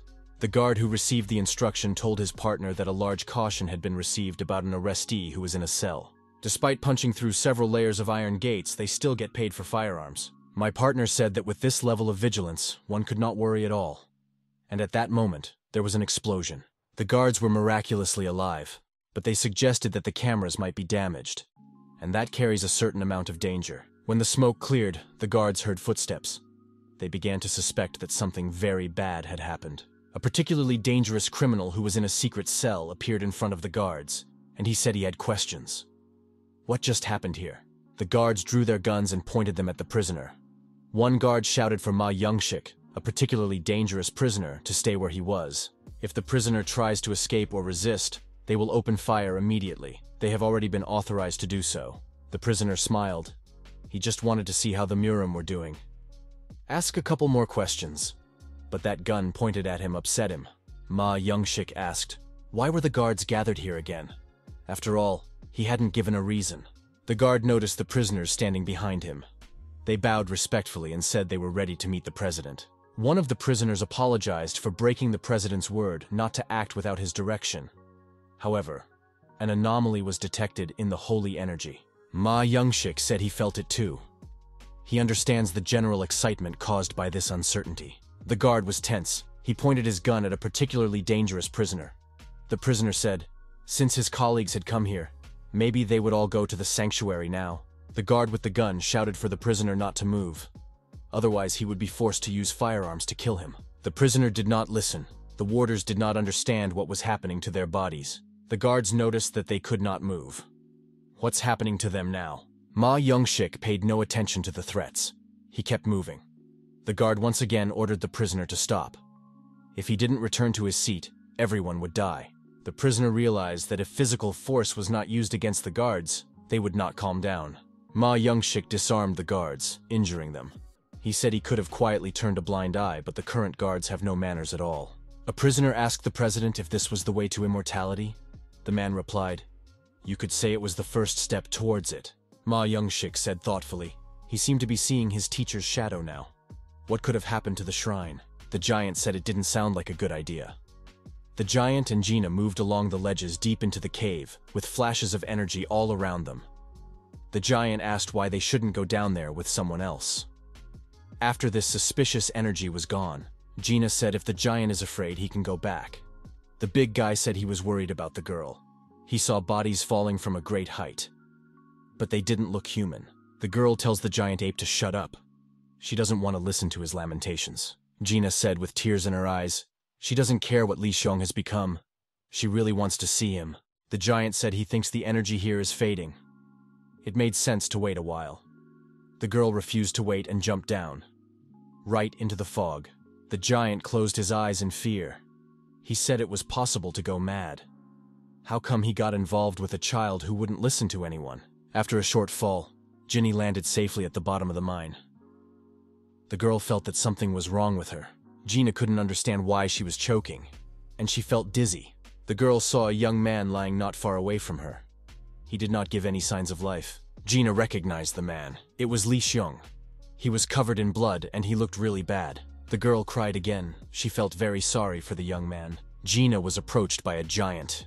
He, too, had come down safely. The giant concluded that the young man had looked much better before. Gina pounced on the big man. How could he say that? The giant started to make excuses. He didn't mean it at all. It seemed to the girl that Li Xiong was still alive. She shouted his name. The giant couldn't believe his eyes. Gina flew up to the young man and asked him how he was feeling. The young man called the girl by name. He recognized her. Gina hugged Li Xiong tightly and screamed. She hoped so much that the young man would be alive. The giant asked in amazement how the young man was able to survive a fall from such a height. What was his secret? The girl answered the giant instead of the young man. What does he care? The main thing is that the young man is fine, and there's no need to dwell on that. Li Xiong looked up and asked, "Did he really fall from there?" Gina asked if he didn't remember anything. The guy said he seemed to remember something. The young man looked up and asked, "Who was the strange man?" The girl was frightened. "What man?" The young man pointed his finger upwards and said, "The one talking to him is from up there." Gina and the giant looked up and thought, "What is the young man talking about?" From above, among the rocks, they all saw a skeleton. "What's he doing up there?" Li Xiong couldn't believe it was a skeleton. Just a few minutes ago, he was still talking to it. The young man distinctly remembered the man upstairs saying, "Descendant of an immortal demon." Gina looked at the young man in surprise. What does he mean? The girl thought the boy had a problem with his head. Li Xiong said, "It seems like he was wrong." The young man thought, "Wasn't the immortal demon banned in the Murim?" The boy thought that he shouldn't bring it up again. The young man remembered and asked, "Where is Kumun Ryong? What's wrong with him?" Gina shouted at the young man, "What's wrong with him? Why is he looking for Kumun Ryong even when he almost died? Doesn't Li Xiong realize that if he continues like this, he will die?" Gina clarified what she meant. She had seen the state in which Li Xiong was fighting the enemy. The giant listened to this dialogue with great interest. The girl added that at that moment, the guy was on the verge of death. She doesn't want to lose him. The girl continued, "Does Li Xiong really want to die at the hand of that rascal? Does he really want to leave like her grandfather and leave her alone?" The girl kept crying. She said the guy doesn't think about the people who care about him at all. The giant did not hold back and said that maybe the young men would leave their amorous affairs for later. It was time for them to move out. It was better up there than down here. Gina thought, "What's wrong with this man? Why does he keep getting into other people's dialogue? And what amorous business is he talking about?" The giant told the girl not to get angry, and not to meddle in other people's business either. The young men noticed that the light was getting shorter and shorter. At this rate, it would soon be dark. If they didn't plan to follow the same road they had come here, they should leave now. The giant also added that he was interested in the condition of the Kansona he had left upstairs unattended. Gromila said that if no attention is given, Kansun's condition will worsen. There were young men near the Kanasun, Jigun and Sokun. Sochan said that they should hurry up and heal the Kansun. He hopes it's not too late, but we have to hurry. Sochan received information that the young men were able to contact headquarters, and they have additional information. Choa said they would come right away to pick up the young people. So we have to wait a little longer. We've received a message over the intercom. There is an injured Mr. Kang Seong in Section 5 of the vertical cave. The members of the teams that have completed the rescue operations should immediately begin rescue work related to Mr. Kansun as instructed by their superiors. The information about Mr. Kansun's rescue was heard once more. This information was heard in the vertical shaft. The giant calmed down a bit. It seemed that the other boys had found Mr. Kang-sun first. The giant suggested at this point that we part ways. He decided that his work was done. It was time for him to go back. Li Xiong wanted to tell the giant that he might be released since he had helped Mr. Kang-sun escape. The giant said, removing himself, "Thank you, he didn't need it." The big guy said he wanted to fight Kaon-sun, not receive thanks. Li Xiong stated that the giant could get out of here quickly. The giant said that he had no intention of leaving this place. The big guy climbed onto the balcony before hiding in the shaft and said that he was comfortable here. So there's no need to think about unnecessary worries. Gina asked in surprise, "What's the reason the giant doesn't want to leave this place?" The giant said he too has a secret he doesn't want to reveal, and you don't have to worry about him. The giant said, though briefly, he was having fun thanks to the young men. He asked to say hello to the steel wall. The giant ape advised the young men to get out of here quickly and inquire about Kang-sun. After all, they are worried about him too. At this time, Kan Sleep lay unconscious, but he was alive. Mr. Kan Sleep was taken to doctors who tried to stabilize his body and get him back to normal. The young men stood waiting for information about Mr. Kan Sunhwa's condition. They were nervous. Jigen asked, "What's bothering the Soshan heir?" The young man looked distressed from the moment they found the Kan's son lying unconscious. The heir said, "It's because Mr. Kang-sun is in a strange state. He feels a lot of energy in his body, but when checking his pulse, it seems to disappear." Sochan was worried if the Kan Sleep had injured his veins. He checked, but it wasn't. The young man told Sochan not to worry too much. The doctors would do their best and bring the Kan-sun back to proper condition. The young man added that he would fight Kumun Ryong alone and save Mr. Kang Sion. With such accomplishments, the Cheondoman clan will once again be memorialized in the Murim. Jigong saw Li Xiong and Gina coming toward them. They asked if Mr. Kang-sun was here. The young men whispered when they saw Li Xiong. Everyone was happy that the young man was alive. The young man said that Li Xiong disappears, and when all the problems are over, reappears. The young man gazed around the people around him. The young man said nothing. His condition left much to be desired. Li Xiong said it seems that the young people were worried about him. He wants to apologize to everyone for that, and thank them. Jigong asked Li Xiong how he was feeling. "He's covered in blood. It's not normal." The young man said he was fine, and asked about Mr. Kang-sun's condition. The door opened and the doctor came out. He said everyone should get out of here, and don't make any noise. Li Xiong saw that Kong was lying in the room, and he's unconscious. Everyone started asking the doctor questions. "What's wrong with Mr. Kang-seong? Is he okay?" The doctor said he's not in the best condition, but they're working on him. The doctor continued, "They've tried several treatments already, but nothing has changed yet." The doctor stated that he needed to be rushed and transferred to another facility for a more accurate examination and treatment. The doctor saw Li Xiong enter the room and shouted that this must not be done, for the young man to come out immediately.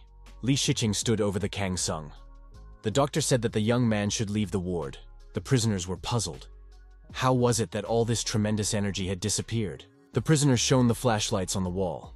His eyes expressed surprise. The prisoner said he could not feel any energy even from the body of the saint. The leader of the prisoners was very annoyed. Things didn't go according to plan. How could it? Li Xiong placed his hand on the body of Kang Song. An incomprehensible glow appeared between his hand and his body. It was probably this energy. The prisoner couldn't understand how it happened. Where had the energy gone? All his efforts were in vain. Li Xiong used the holy energy to bring Mr. Kangzon to his senses. He could feel the holy energy that had disappeared. Gina and the young people were surprised. What kind of unconventional treatment methods does Li Xiong use? Is the young man using a rare type of treatment? There's no such thing. Only the best masters in the world can do such a thing. Heir Sochon looked at Li Xiong. The young man's talent was astounding. What is really going on? Sochon felt something strange from the moment Li Xiong appeared. It had been bothering him. Li Xiong continued to treat Mr. Kang-soon with energy. Sochon thought that this was an unimaginable energy. How could there be such a thing? The doctor was frightened and indignant. He told the young man to remove his hands immediately. You can't do that. There is no medical explanation for this. Sochon intervened and told the doctor to wait a little longer. There would definitely be a positive effect. Li Xiong didn't pay attention to anyone. One of the young men noticed that Kang-soon's complexion had become less pale. This means that the treatment is progressing. Everyone around them quieted down and watched the process in silence. Lee Xiong was working hard, redirecting energy from himself to the Kanison. Jigen stated, "It feels like the energy is subsiding. What could that be related to?" Gina stayed focused and watched the young man's hands. Lee Xiong didn't move. The girl walked closer to him and asked if the young man was all right. Lee Xiong leaned on his arms exhaustedly. Gina picked up the guy and asked, "What's wrong with him?" A frightened Jigong ran up. Lee Xiong was wrung out like a lemon. Jigong suggested that the young man lie down and rest. The young men wondered if Lee Xiong might need their help. No one understood what was happening to the young man. Someone suggested that it might be exhaustion. Lee Xiong had sacrificed a lot of internal energy to restore Kansun, and had lost his strength. One of the youths speculated that Lee Xiong was imitating the powers of a supreme master who used a rare type of treatment. The young man used all his strength. It's good that he is the head of the clan. That's why he gets special treatment. The doctor looked at the body condition readings of Kansun and said that all the indicators had come back to normal. The doctor looked at the device and could not understand how this could have happened. Just a short time ago, the patient was in critical condition. The young man asked if Mr. Kangsun's condition had gotten better. The doctor said that it was not just better. All of his vitals were absolutely normal. Kang was just on the verge of death.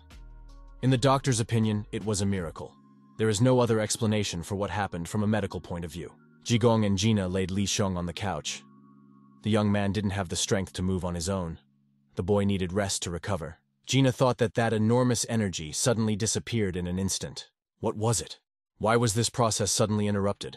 What happened to the young man while he was missing in the cave? Ma Youngshik couldn't understand why this energy appeared and disappeared so quickly. It appeared that there was no point in them coming here. The man decided to go upstairs and check out what was going on. Ma Youngshik told his subordinate to quickly gather his followers and get them out of here. The man said for everyone to leave. The sacred energy is gone, so there's no reason to stay here. Now they're all coming back. The man scratched the back of his head and thought it was all kind of sad. The man asked what he should do with the founder's gift. Should he take it with him? Ma Youngshik said, "When everyone is restored to their previous state, we should leave it behind." Ma Youngshik added that there is no better place for the founder to rest than this. The man was disappointed. 50 years of training had ended so fruitlessly. Now it was unknown how he would look at the meeting. The city is being destroyed. There are fires and collapsed houses everywhere. People abandon their homes and migrate to other places that are less dangerous. A child cries near her dead parents. An adult hand is reaching out to the baby. The baby needs protection. The baby is wary of reaching for that hand. The baby has no other choice. A skeleton that was deep in a cave. It's a nightmarish sight. Li Xiong came to his senses and cried out. He must have had a nightmare. The boy jumped up from the couch. There was fear in his eyes. The young man was very frightened. Like what happens to people when they jump up after a nightmare. Gina was puzzled. The young man couldn't come to his senses. Why did he have such a nightmare? The girl walked closer and asked Li Xiong if he was okay. The boy couldn't figure out where he was. Why was he here? The girl explained to him that he had been treating Mr. Kong's son and had suddenly lost consciousness, so he was put here to rest. Li Xiong didn't remember treating Mr. Kong's son. Was it really something he had been doing? The girl was surprised that the guy didn't remember anything. She was scared. Li Xiong didn't understand what had happened to him. Where did this strange dream come from? How could a dream be so distinct? The young man looked around and asked where Mr. Kangsun was now. He was told that he was in the next room. In the next room, Mr. Kan Dream regained consciousness and was familiarizing himself with information about the events that had occurred while he was unconscious. The head of security came to the Kan, apologized, said he didn't want to disturb the man, but he had a case. It concerned another escape. Kang Song studied the matter and said that immortality sects, it was very serious. Anyway, Ma Youngshik, this is a very big problem. It's too bad he was able to escape. Kang Sun asked the security chief why there were no reports of other followers' movements. Kang Sun explained that Ma Youngshik was an important person in the immortality sect. If he left, the other prisoners must have followed him. The head of security said that he would find out immediately. Kang Sun wondered why Ma Youngshik suddenly broke out. This was a man who had been quietly imprisoned for a long time. Kang Sun couldn't find an answer. Kang Sun decided that maybe he had a reason that they wouldn't even know about. Ma Youngshik was leaving the cell area after destroying all the guards before he did so. Jigun asked the young man why he expected to walk out quietly and not be frisked. The young man said that he brought this costume to Li Xiong because it was the only suitable costume. Jigong asked Li Xiong, "Is he really okay?" Li Xiong says he's fine. However, Gina says he treated Mr. Kang Soon recently. He doesn't remember it. Apparently, he has memory lapses. Jigun said that everyone was worried about the health of the head of the Sunu clan. Maybe he's in some kind of trouble. Jigun said he worries about the young man even when he just looks at him. Li Xiong thanked his friend for worrying about him. It's very touching. Gina asked why the young men were still here. How long can we wait for them? The girl noticed that Li Xiong was taking a very long time to change his clothes. It's not normal for girls to wait for a young man to change there. Li Xiong walked out into the hallway. It was empty. The young man asked where the others were. The girls said they were waiting in the break room. Everyone waited for the young man to wake up. Li Xiong asked, "Could the entrance have been blocked due to a system error?" Choa said the system has already been restored. The malfunction has been repaired. The cause of the malfunction is still being investigated. Jigun said that Seogunu was against it. Seogunu, that's the guy with the sunglasses. He left and still hasn't come back. Jigun said this guy wasn't usually like this. It's very strange that this happened. It would have been nice if he hadn't been blown away by that explosion.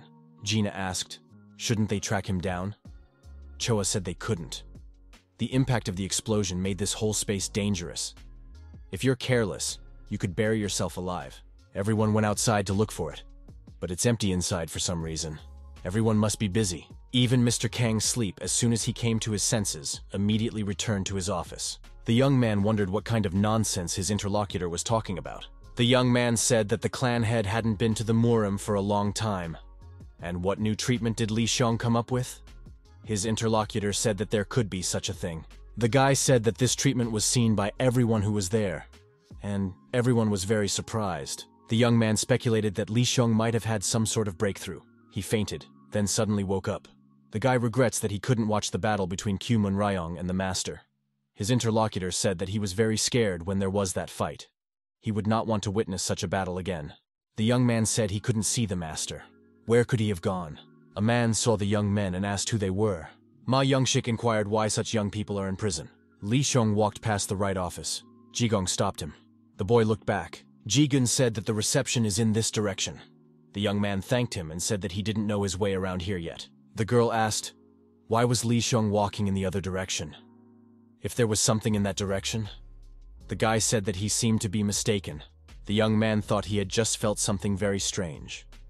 It was an unusual feeling. Ma Youngshik interrogated the young men. Why didn't they answer him? Could they be underdeveloped?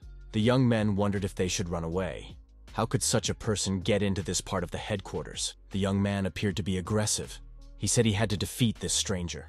Ma Youngshik asked, did the young people really want to have fun? He could arrange it for them now. The young man said he felt scared for some reason. He must be a real master in front of him. It was an awkward situation. The young people did not know how to behave. The stranger was suspicious. To run away would be to admit that they were cowards. Young men resting in the reception area heard the alarm. Condition alert, red. Gina thought that headquarters was under attack. Appropriate measures must be taken immediately. A message was broadcast over the loudspeaker in the jail to all personnel on the premises, ordering them to cease work and assemble at headquarters in the apartment. The message was duplicated. Ma Youngshik thought that his escape had become known to everyone. The young man rushed to attack the prisoner. He was determined. He had a cold weapon in his hands, a stick. The second young man was encouraging and saying that he was good. Ma Youngshik held his opponent's cold weapon with 2 fingers without much difficulty.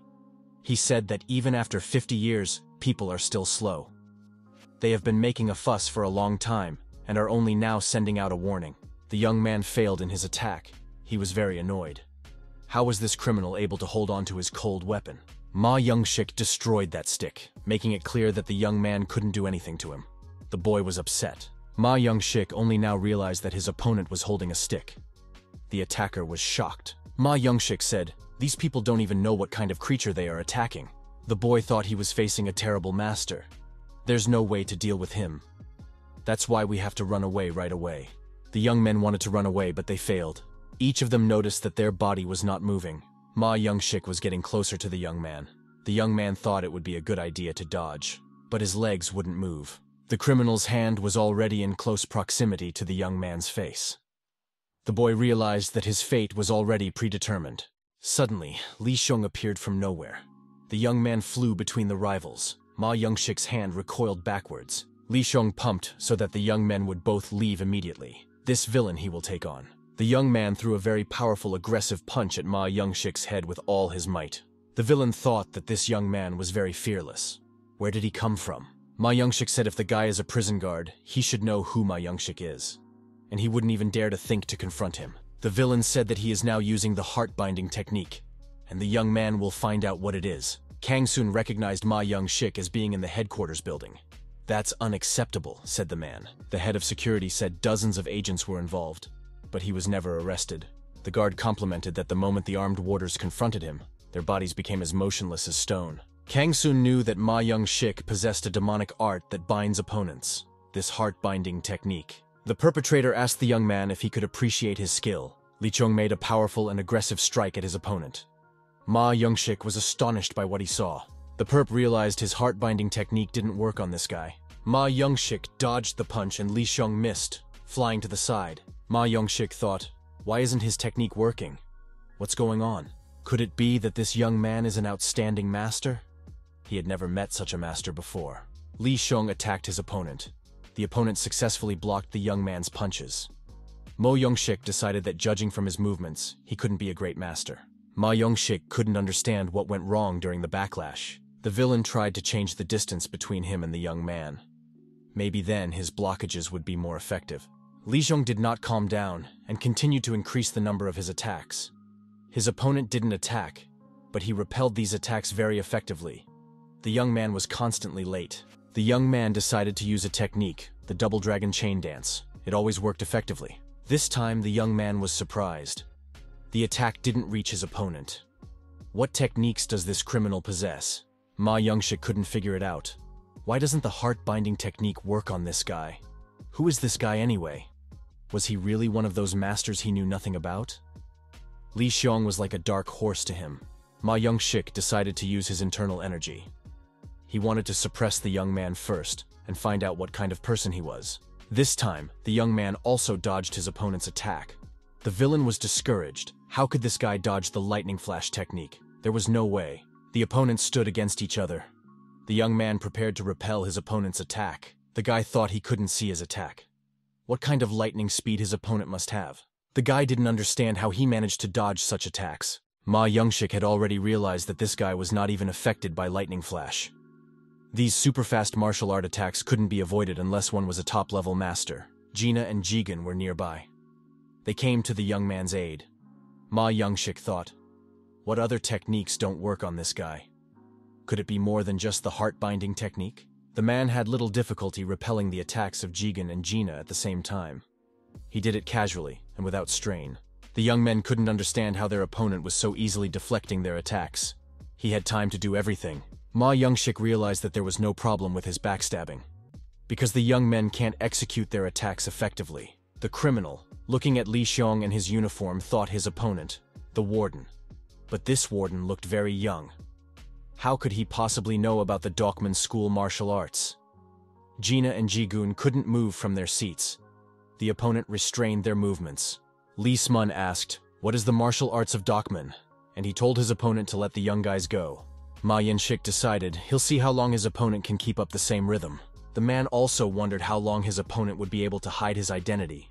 The criminal noticed that the young man was affected by the pursuit of the devil's shadow, so he decided to incapacitate the young man first. The young man had to retreat to a safe distance to avoid dangerous attacks. Gina and Jigen were out of commission for a while. They needed to recover. Li Xiong was preparing to continue fighting. The young man asked how Genie and Jigen were feeling. The young man said that they were fine. Li Xiong calmed down. Ma Youngshik applied just now in battle, the illusion effect. He noticed that his opponent was confused. This fight was beginning to irritate the man.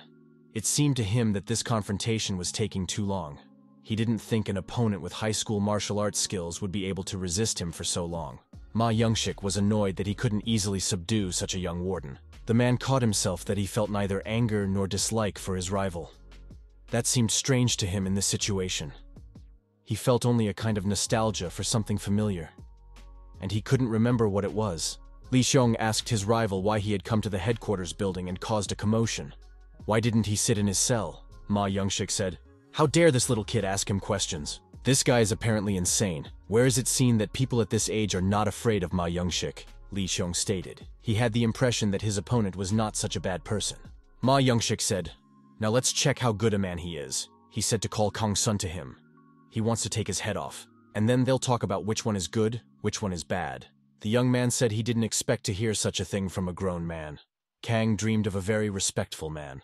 Ma Youngshik stated that the explosion that had just happened had destroyed all the sacred grounds of the school. If that was true, shouldn't the person in charge of the place take responsibility? If the young man wants to have a normal conversation with him, he must first bring him the head of the Kansona. Li Xiong said that it's not serious. You can't be forced to do such a thing. Gina told the young man to leave that occupation. Their rival is unwilling to negotiate. Li Xiong said that it is impossible to end the conversation in this way. And special prisoner Ma Youngshik should understand that. Security guards ran into the room where Li Xiong and Ma Youngshik were negotiating. They said that the criminal was surrounded. He should surrender, and he better not force them to use weapons against him. Special prisoner Ma Youngshik said that there are too many guards per person. There is too much attention paid to his person. The special prisoner said that even with this many people, he can't be defeated. If anyone wants to check it out, they can try. The head of security said that they had information that a maximum of 10 people could be covered by the heart-binding technique. That's why there are more of them here now. Along with the guards, Kang Sun also arrived. He said that he didn't want to suppress the special prisoner Ma Youngshik in this way. But, unfortunately, it happened. Li Xiong was overjoyed when he saw the master. Jigong heaved a sigh of relief. The help had come just in time. Kang Sun said, "Now that Youngshik has calmed down a bit, we can talk. What's the reason he's making all this mess?" The special prisoner asked if he was really dealing with Kang Sun now. Kang Sun confirmed that he was. Ma Youngshik said that Khan Dream touched the school's sacred religion. The special prisoner continued. It was Kang Sun who set up the explosion to cover up the fact that he stole the sacred relic. Kang Sun said he didn't understand the conversation. Ma Youngshik approached the Kangshong and confronted him. The perpetrator threw crushing blows, but the Kangshong successfully deflected them. At one point, Ma Youngshik was able to break through Kang Sun's defense, and the man flew far backwards after missing the blow. The special prisoner said not to be fooled. He sees right through everyone. The perpetrator said he could clearly feel the wound marks on the cannon. That proves he's right. The head of the guard yelled that everyone should immediately grab the special prisoner and return him to his cell. The head of security warned that this guy could stop no more than 10 people at a time. The wardens rushed to arrest Ma Youngshik. The special prisoner said he was about to show them. The guards stopped and trembled with fear. Ma Youngshik said, "Who decided that there were only 10 people? Why are untrue information being spread about him?" The offender said he made a lot of progress while in his cell. The villain said that the real success would begin right now. Who would have thought that a dream can interfere with a great cause? The head of security said in awe as he advised Kan Sonu to dodge the special prisoner's blows. Ma Youngshik told Kang Sun not to expect mercy. The villain swung around and wanted to deliver a powerful blow using his internal energy. A young man, Li Xiong, happened to be nearby. He tried to prevent Kan Xiong from striking. In order to do so, he had to block his opponent's arm. The young men shouted in horror for Li Xiong to stop. When had he managed to sneak in a special prisoner? A young man told Ma Youngshik that the Black Forest clan had set off an explosion. The guy added that he had seen it with his own eyes. They stole the Eternal Keeper and planted a bomb. Ma Youngshik was very interested in this information. The young man added that he had seen the blue stone that the robbers from the Black Forest clan had stolen. The criminal wondered what this guy knew about the Eternal Keeper. And judging by his demeanor, he must not be cheating. Ma Youngshik thought that this was very strange. He easily believes this young man just by looking at his eyes, and he knows he won't lie. The criminal thought it all looked a bit suspicious. From the first time he met him, he seemed familiar. He didn't feel angry, not even when he got too close. Suddenly, men in black burst into the room. Without paying attention to the criminal, they rushed past. The men in black were interested in Khan's dream. They ran up to him. These men stood in front of Mr. Kang Sun and took him under their protection. They were men from the Cheon Duman clan. They were the subordinates of Heir Seochon. The guards watched the scene in silence. The men in black asked how Mr. Kang Sun was feeling. The man said he was fine. Gina approached Li Xiong and asked how the young man was feeling. The young man said he was fine. Ma Yoshik said it's been a long time since he left the Murim, and there are so many people here who don't value their lives. The special prisoner asked who were the men in black, and why are they interrupting him now? What happens here is none of their business. Ma Yoneshik heard him being told that Mr. Kang-soon had just recovered from a serious injury. Everyone looked around, seeing that it was Sochon speaking. He explained that it was a precautionary measure to keep Mr. Kansen healthy. Ma Youngshik didn't believe the young man. How could a wounded man have so much energy? The young man was misleading him. Li Xiong confirmed Mr. Kang-song was seriously injured during the confrontation with the Black Forest clan. The young man added that he was unconscious for a while, but luckily came to his senses because his condition had improved. He said he recovered quickly from a life-threatening injury. Seon Hung-sok has the ability to heal the most life-threatening wounds. Someone used this healing technique on someone who was unconscious. Then, this holy energy makes sense. In the process of rapidly dissolving the Sun Hyun Sok, the holy energy manifests. Ma Youngshik experienced solid disappointment. He had sensed the energy earlier, and hoped that there was something else there. Ma Youngshik asked the young man what his name was. He had never met such young masters before. Gina whispered to Li Xiong not to answer such provocative questions. The young man said his name was Li Xiong, and he was from the Sunu clan. The special prisoner said he would remember the name. The man said he had no questions yet. Ma Youngshik added that all his business was finished. Now it was time for him to get out of here. Sochon said that they couldn't let such a dangerous person go. The ruthless spirit of the devil cannot go free now. Choa cried out, "Is it really a ruthless devil spirit?" The girl had heard a lot about him. Li Xiong was surprised. A ruthless devil spirit. Where could he have heard about this? Ma Youngshik looked at Sochon. Their gazes met. The man said, "Would the young man dare to stop him?" Kang Sleep told the heir that it could be very dangerous. The guards were at the ready and waiting for a command from their superiors. Their weapons were at the ready. The ruthless devil spirit's eyes glared. He said, "Try to stop him." Sochon and his black-suited cheerleaders prepared for a serious fight. The guards shouted that everyone should protect the heir of the Keondoman clan. Everyone was ready to put up resistance, but no one was able to move. Ma Youngshik walked past the people and left them behind. No one made an attempt to apprehend him. There was no such opportunity. The perpetrator said they couldn't stop him, even if they could resurrect themselves. Leaving the place, the ruthless devil spirit told Li Xiong that they would probably see each other again sometime. The warders were shouting to capture this criminal, but no one could budge. Li Xiong escorted the ruthless devil spirit with his gaze. Ma Youngshik came out victorious. Li Xiong was given a cell phone, which he was forced to surrender on the bus on his way to prison. The young man said thank you. He got excited and decided to check his inbox, and read the news. The girl said, since the phones were returned, it was time to join civilized society. Gina asked, what did Li Xiong talk to Kang Song about before he got on the bus? Why did he call only one young man to talk to him? The young man said they talked about life and nothing. They just chatted.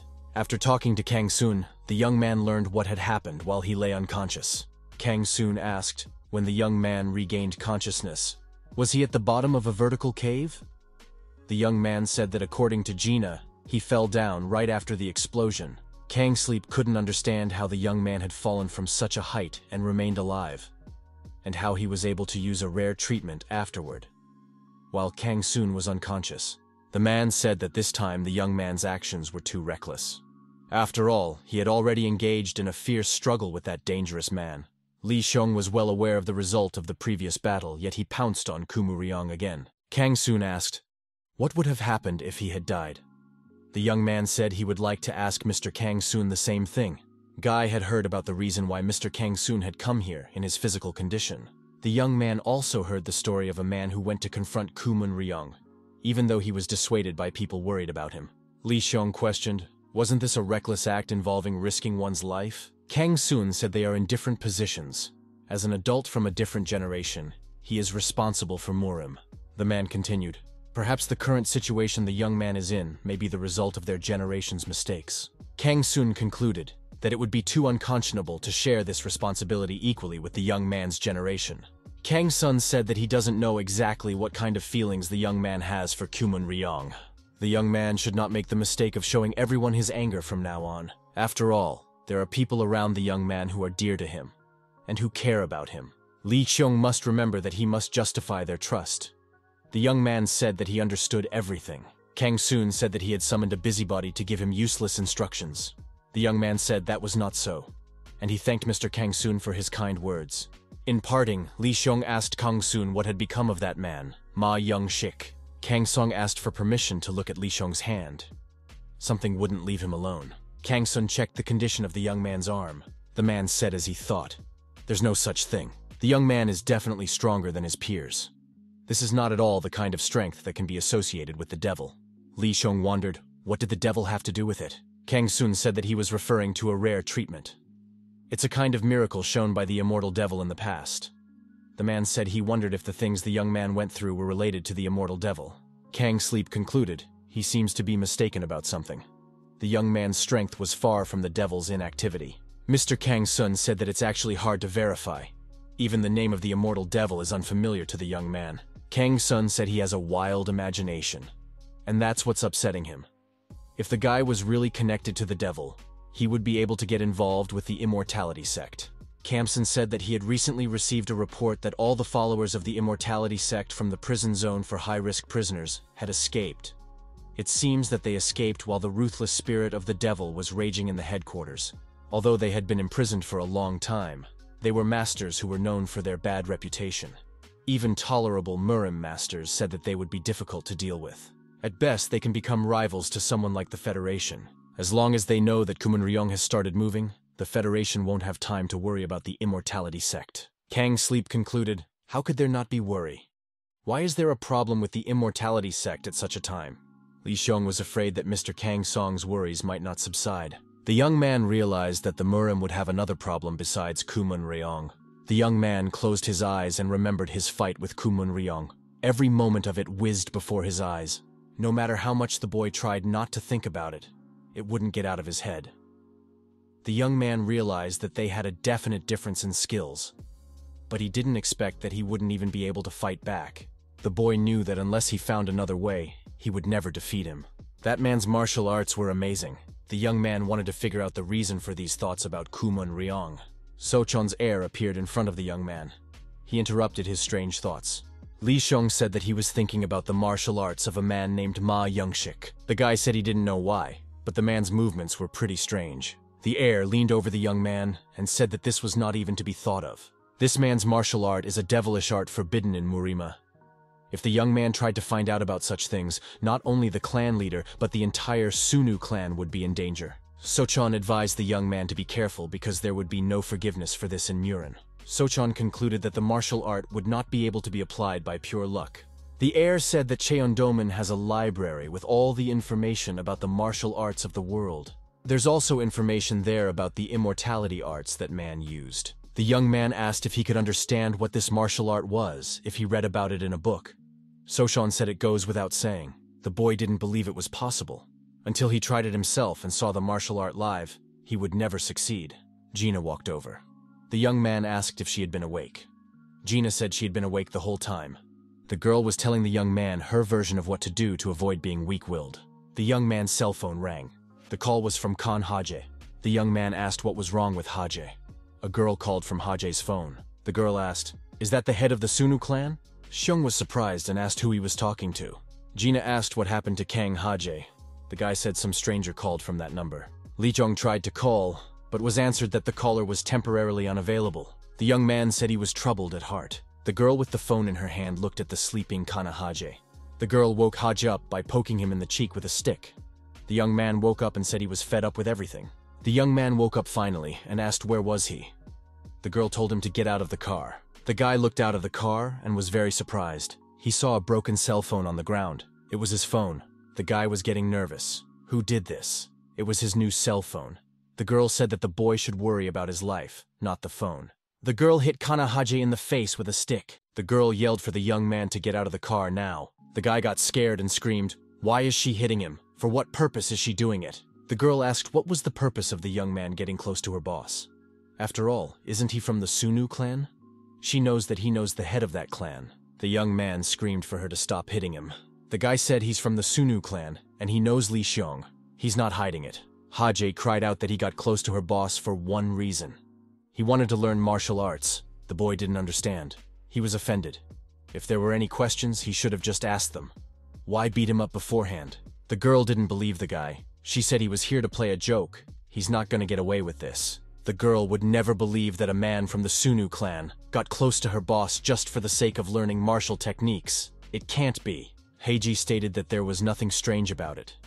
He has recently become a Muriman. So he doesn't know anything yet. The girl answered him.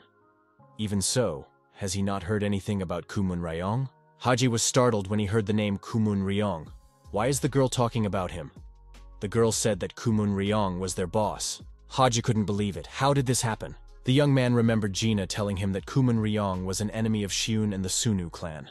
She had forbidden him to say that name. Yang Kakilnam tells Hajia that Kumun Ryong is actually Li Xiong's teacher. At the same time, Kumun Ryong is considered the strongest enemy of the clan, and just a dangerous person who can bring the Murin to ruin. He's also the main reason why Li Xiun's mother died, and he killed Elder Quan. The young man thought he had heard of the Eternal Guardian somewhere before. The elder said that the Supreme Guardian is what Kumun Ryong is targeting. Kang Haji tried to gather his thoughts. He couldn't believe it. Is that man really Kumun Ryong? The boy thought back to the girl's words and decided it was impossible. He refused to believe it. That man can't be Kumun Ryong, shouted Kang Haji. Kumun Ryong, after all, is the villain of villains. The girl asked the young man, did Kumun Ryong seem like a scary villain to the guy? The girl stood in front of Khan Haji with a stick in her hand and asked him whether her boss really seemed to the young man a villain and a villainess. The girl demanded that the guy confess what was the real appearance of the Kumun Ryong he had seen. Seranuna said he had a horrible experience, and it's a great blessing that he was able to return safely. Li Qiong thanked Seranuna. The young man wondered how long had the girl seen Kana Haji. Seranuna said that they had been looking for him everywhere, but so far to no avail. Li Xiong said goodbye and said if there was any news for the girl to contact him. The aide asked the CEO what happened in the hell of uninterrupted torture. Seranuna said that she felt that it all seemed somehow unusual. There are some bad signs appearing all the time. The assistant reminded the principal that she had little free time left. She has a busy schedule. The aide said, the Sunu clan just broke the news that they have something going on inside. Li Xiong remembered that it had been a very long time since he and Hajie had contacted each other. Jigun came up to the young man and told him that something strange had happened. Jigun said he's talking about Seo Gunu's disappearance. They say he's with the Jeonha clan now. It is said that he knows nothing at all about the hell of uninterrupted torture. He was busy training all this time, so he lived as a recluse. Jigun wondered, who was that Seo Gunu who was walking with them? It felt like they were being circled by a ghost. Li Xiong said that he seemed to guess who the guy was. The girl knew she was now on her way to meet the most dangerous man in the world. Li Xiong told Jigun that it could have been Zhang Myunggran. He talked to her for a while, but then she ran away.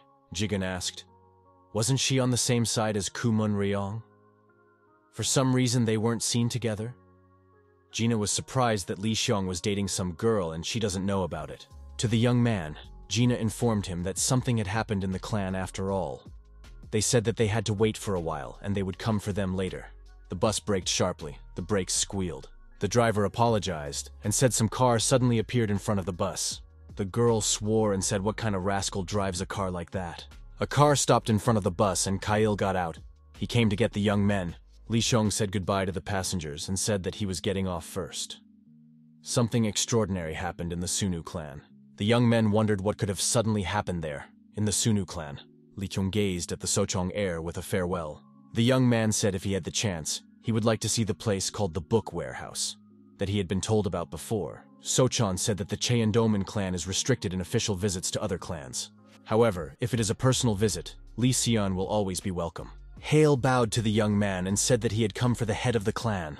Li Xiong asked Hale, what could have happened that was so important that he had blocked the road so suddenly? Hale said, something happened that will give you a headache. The door was ajar, and on the threshold stood a girl accompanied by a young man. The girl was led to the room where the young lady was sitting. It was said that the young lady Sosul had returned. The girl was asked, does she really claim to be the Keeper of Eternity? The blonde answered in the affirmative. She had heard of Mistress's return, and quickly prepared the Eternity Keeper for her. The man was glad to get it done in time. Sosul remained silent and didn't utter a word. The man scrutinized the contents of the box. He looked at the blonde woman who had brought the box, wondering if she was cheating. The girl asked, what's the matter? Is there really some kind of problem? The man replied, it seemed to him that the Eternity Keeper was a little different from what he had heard from the elder. The man said it would help the development of the princess in any case. The princess said if the business was done, the girl could leave. She is a little tired and wants to rest. The blonde assessed the princess with a glance. She hadn't seen her in a long time. It seemed to the girl as if the princess had gotten a little taller. But that was her personal impression. Before leaving, the blonde girl decided to ask the princess one question. She asked permission. The girl asked the princess that guy named Li Xiong. Is he really the temporary head of the Sunu clan? The girl said she met this young man in a hell of uninterrupted torment. The blonde said that she was interested in matters pertaining to the Sunu clan. The princess wondered, why could a young man be in a hell of uninterrupted torment? The princess looked at the young man who came with the girl. The boy was startled by her gaze. The head of security who was present with the princess understood her hint and immediately twisted this guy. The blonde screamed, "What's wrong? What did they do wrong?" The bully noticed the young man had a gun hidden in his sleeve. Why did he bring a gun with him to meet the princess? The girl said she was surprised too. She doesn't have an answer to the question of why the gun. The blonde turned to her traveling companion. Why did he bring a gun with him? The young man pulled out another gun hidden under his clothes near his shoes. The girl saw it and screamed that he was a bastard. How could he do such a thing? The young man pulled out a gun and was about to shoot the princess. The shot rang out and blood splashed in all directions. The young man fell to the floor. The gun was in his hand. The whole area was splattered with blood. The young man screamed that he was shot in the arm and asked for help. The girls looked at him and did nothing. The princess thought that this visitor had absolutely no weapons with her. The man said if the girl didn't examine the body for weapons, she should have known why this was happening. The big man asked the blonde, "This incident is definitely not about her, right?" The girl replied, "Of course not. She wasn't crazy." The man, taking off his jacket, told the girl to wait in the next room. Now they would find out everything after the torture of this abnormal young man. The young man was lying in a pool of blood. He was already unconscious. The man decided it was best for the princess to leave the premises so as not to traumatize her psyche. The head of security said that the princess had better get out of here while he dealt with this guy. The princess told him to bring this young man to his senses. The girl stated that she hadn't heard the story about Seun yet. She wants to know all the details. Li Xiong was on the phone. He inquired, they were not talking about the return of Sosul to Suna. Elder Yang said that she's actually back in the country, but probably still receives the patronage of the Black Protection Organization. Elder Ming inquired, is Sucker's health all right? When she was last seen, she couldn't even walk properly. Elder Yang replied that she was much better. She is unrecognizable now. Elder Min said he was pleased. Elder Ming asked the clan head what he would say about the information he had passed on from the Black Protection Organization. Li Xiong said that he should definitely meet with Sosul and find out everything himself directly. The young man said that he would try to meet with the princess as soon as possible, and after that, he would continue to discuss the matter with the elders. Gina asked the clan head, wouldn't there be any problems after that? Even though it has to do with Sosul-sama, they say it's a Black Protection Organization after all. Li Xiong noticed that it had something to do with Sosul. Gina said she couldn't believe it. It was the organization that had made all the fuss about the hell of uninterrupted torture, while she herself was contacting the princess behind their backs. Halen asked what was so extraordinary that had happened in the hell of uninterrupted torture. Gina replied that they had all almost died there. Kale shouted, what did that mean?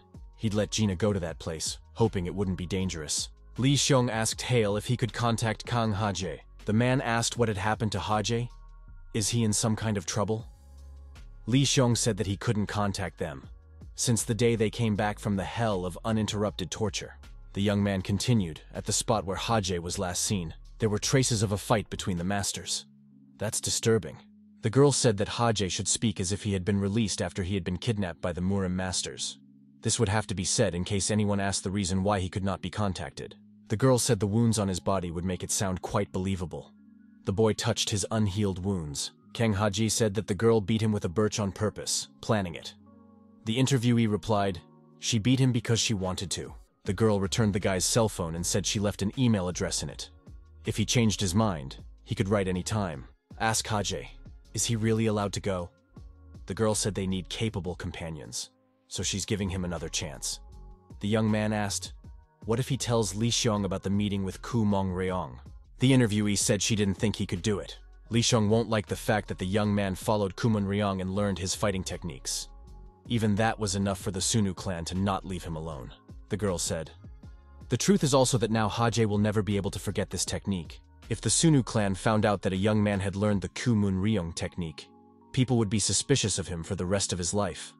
The stronger he gets, the more doubts everyone will have. Kang Haje said he would never betray the Sum clan. and he will never betray Li Xun. He's sure of that. The girl showed the young man a picture of the princess and asked him if he knew who it was.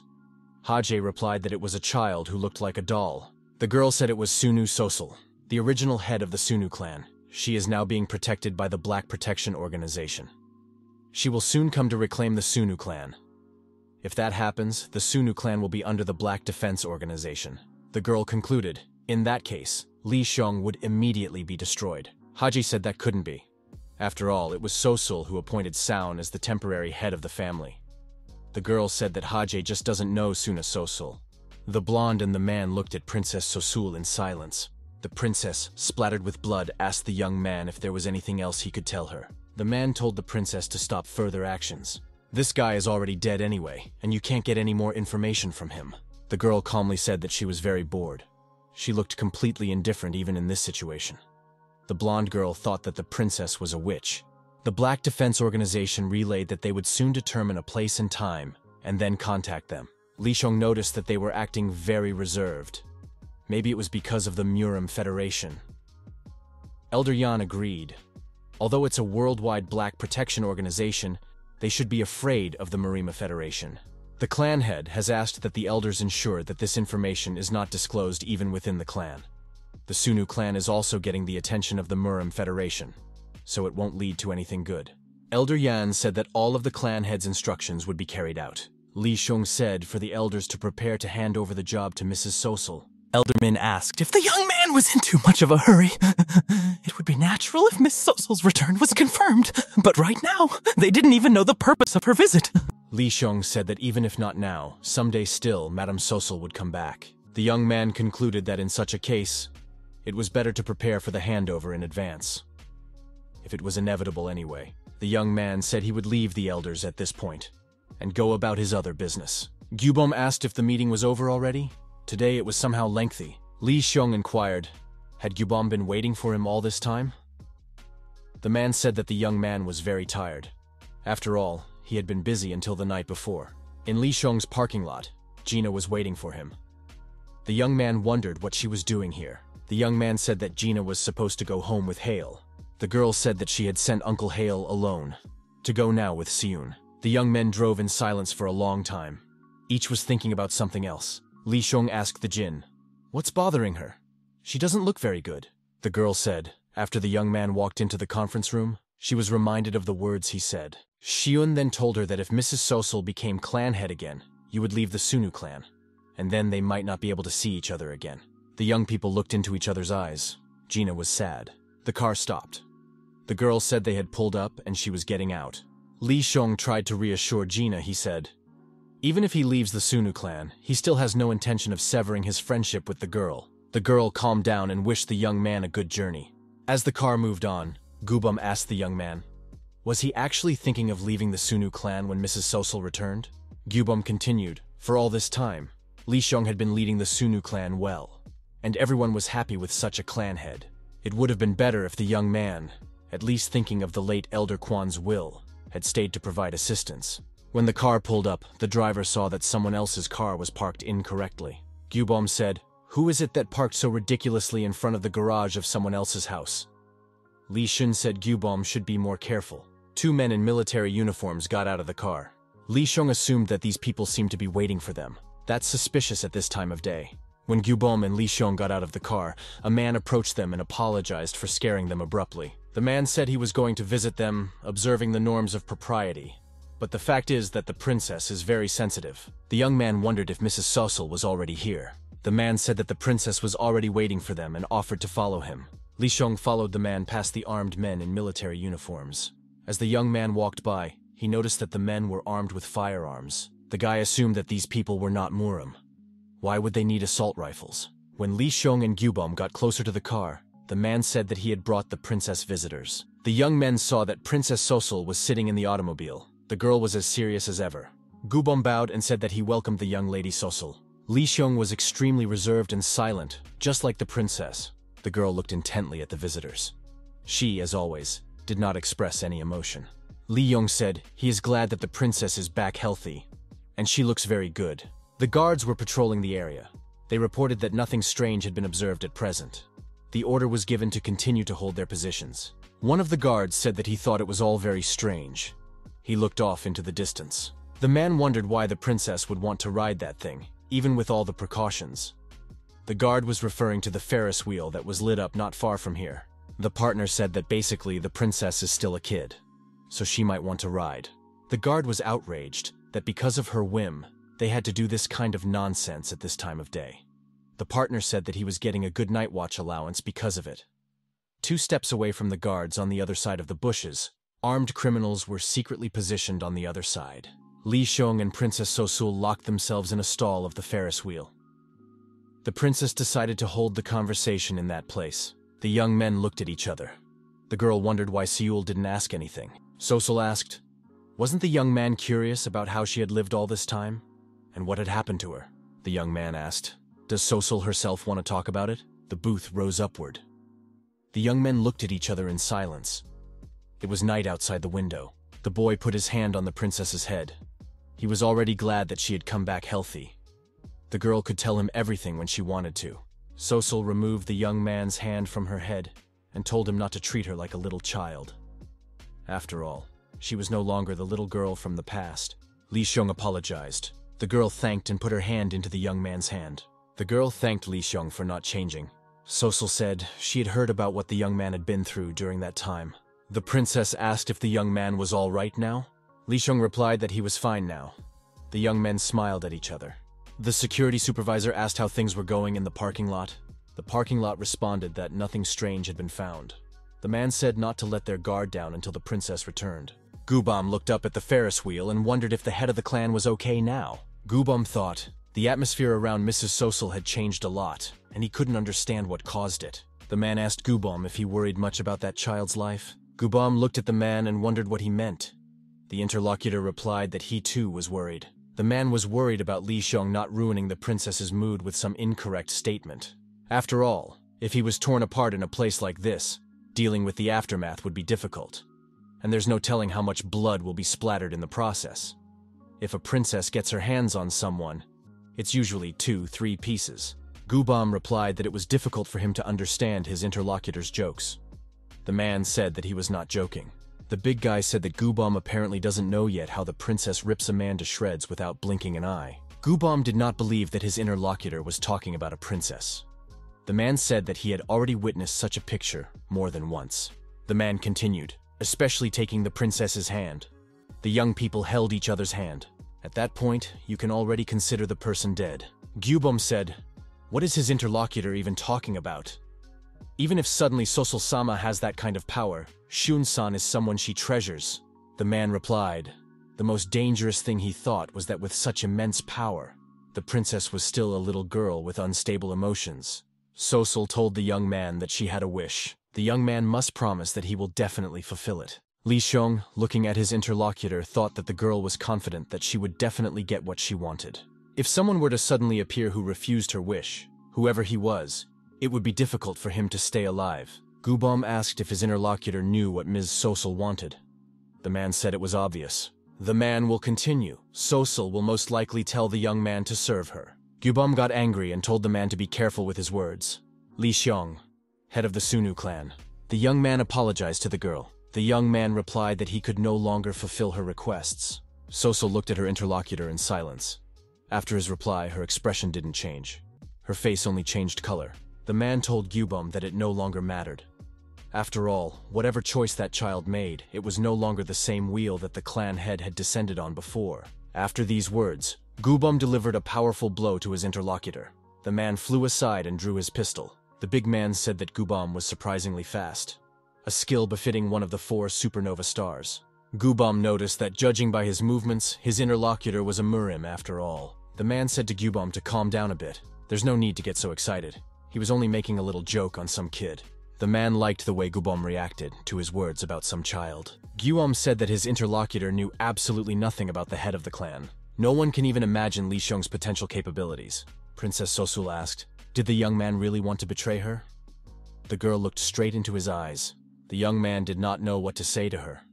The princess said she wouldn't do that, her eyes growing angry. At that moment, shots rang out. The bullets hit the Ferris wheel cabin and shattered the glass. The young man covered the girl with his body and threw her to the floor. Gubam shouted, "What does all this mean?" The man said it was target shooting, and gave the command to turn off the Ferris wheel lights now. The man in the uniform said it wouldn't work.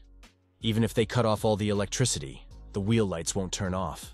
The gunshots continued. Gubam shouted for the clan head and Lady Sosul to stay still. The man pulled out an automatic rifle. He said he was a professional sniper. "And you must not go up or Gubam would be killed himself." Gubam asked, "Is the interlocutor suggesting that we put our hands down and just observe?" The man asked, "What are the options?" Gubam added, "Judging from the sound, the bullets are flying outside from a distance of 1 kilometer. A person who can shoot in such conditions is a great professional." The man stated, "If that was the case, then the princess and that child must be dead by now." The man said all they could do now was prepare for the next shots. And he looked through the scope of his rifle. Li Xiong took the princess in his arms and jumped out of the cabin that was a target for the sniper. Gubam shouted for Li Xiong to be extremely careful. And what he was doing now was extremely dangerous. The young man holding Sosul in his arms was jumping from stall to stall, trying to get down to the ground. The man with the rifle turned toward the sniper's presumed location. The shooting continued, but the young man dodged the bullets. Eventually, the young man jumped to the ground and ducked down. The sniper reported that he had a failure to destroy the target, and the mission was not accomplished. The sniper's partner, looking through his night vision device, said, "Stop cleaning up and let's retreat."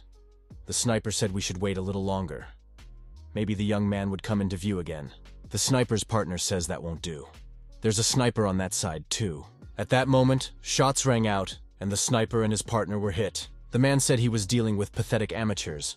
If they failed, one had to retreat immediately. Gubam told the young men that the shooting had already stopped, but they would have to wait for a while.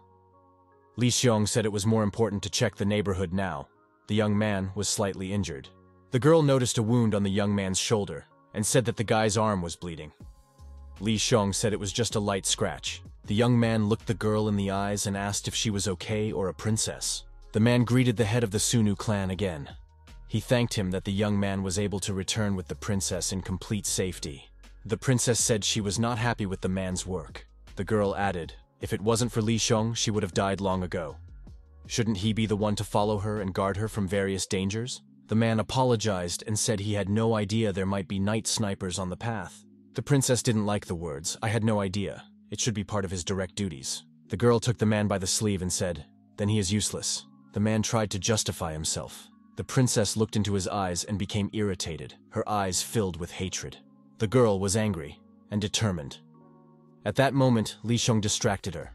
He made a request to her. The frightened man heaved a sigh of relief. Li Xiong asked him to check on the others now, and apologized for interfering in their conversation. The young man explained his suspicion by saying that there was a suspicious energy in the neighborhood. The girl, without raising her head, told Li Xiong that he was now getting in her way. Sosul, again, blazing with anger, asked the young man if she looked weak.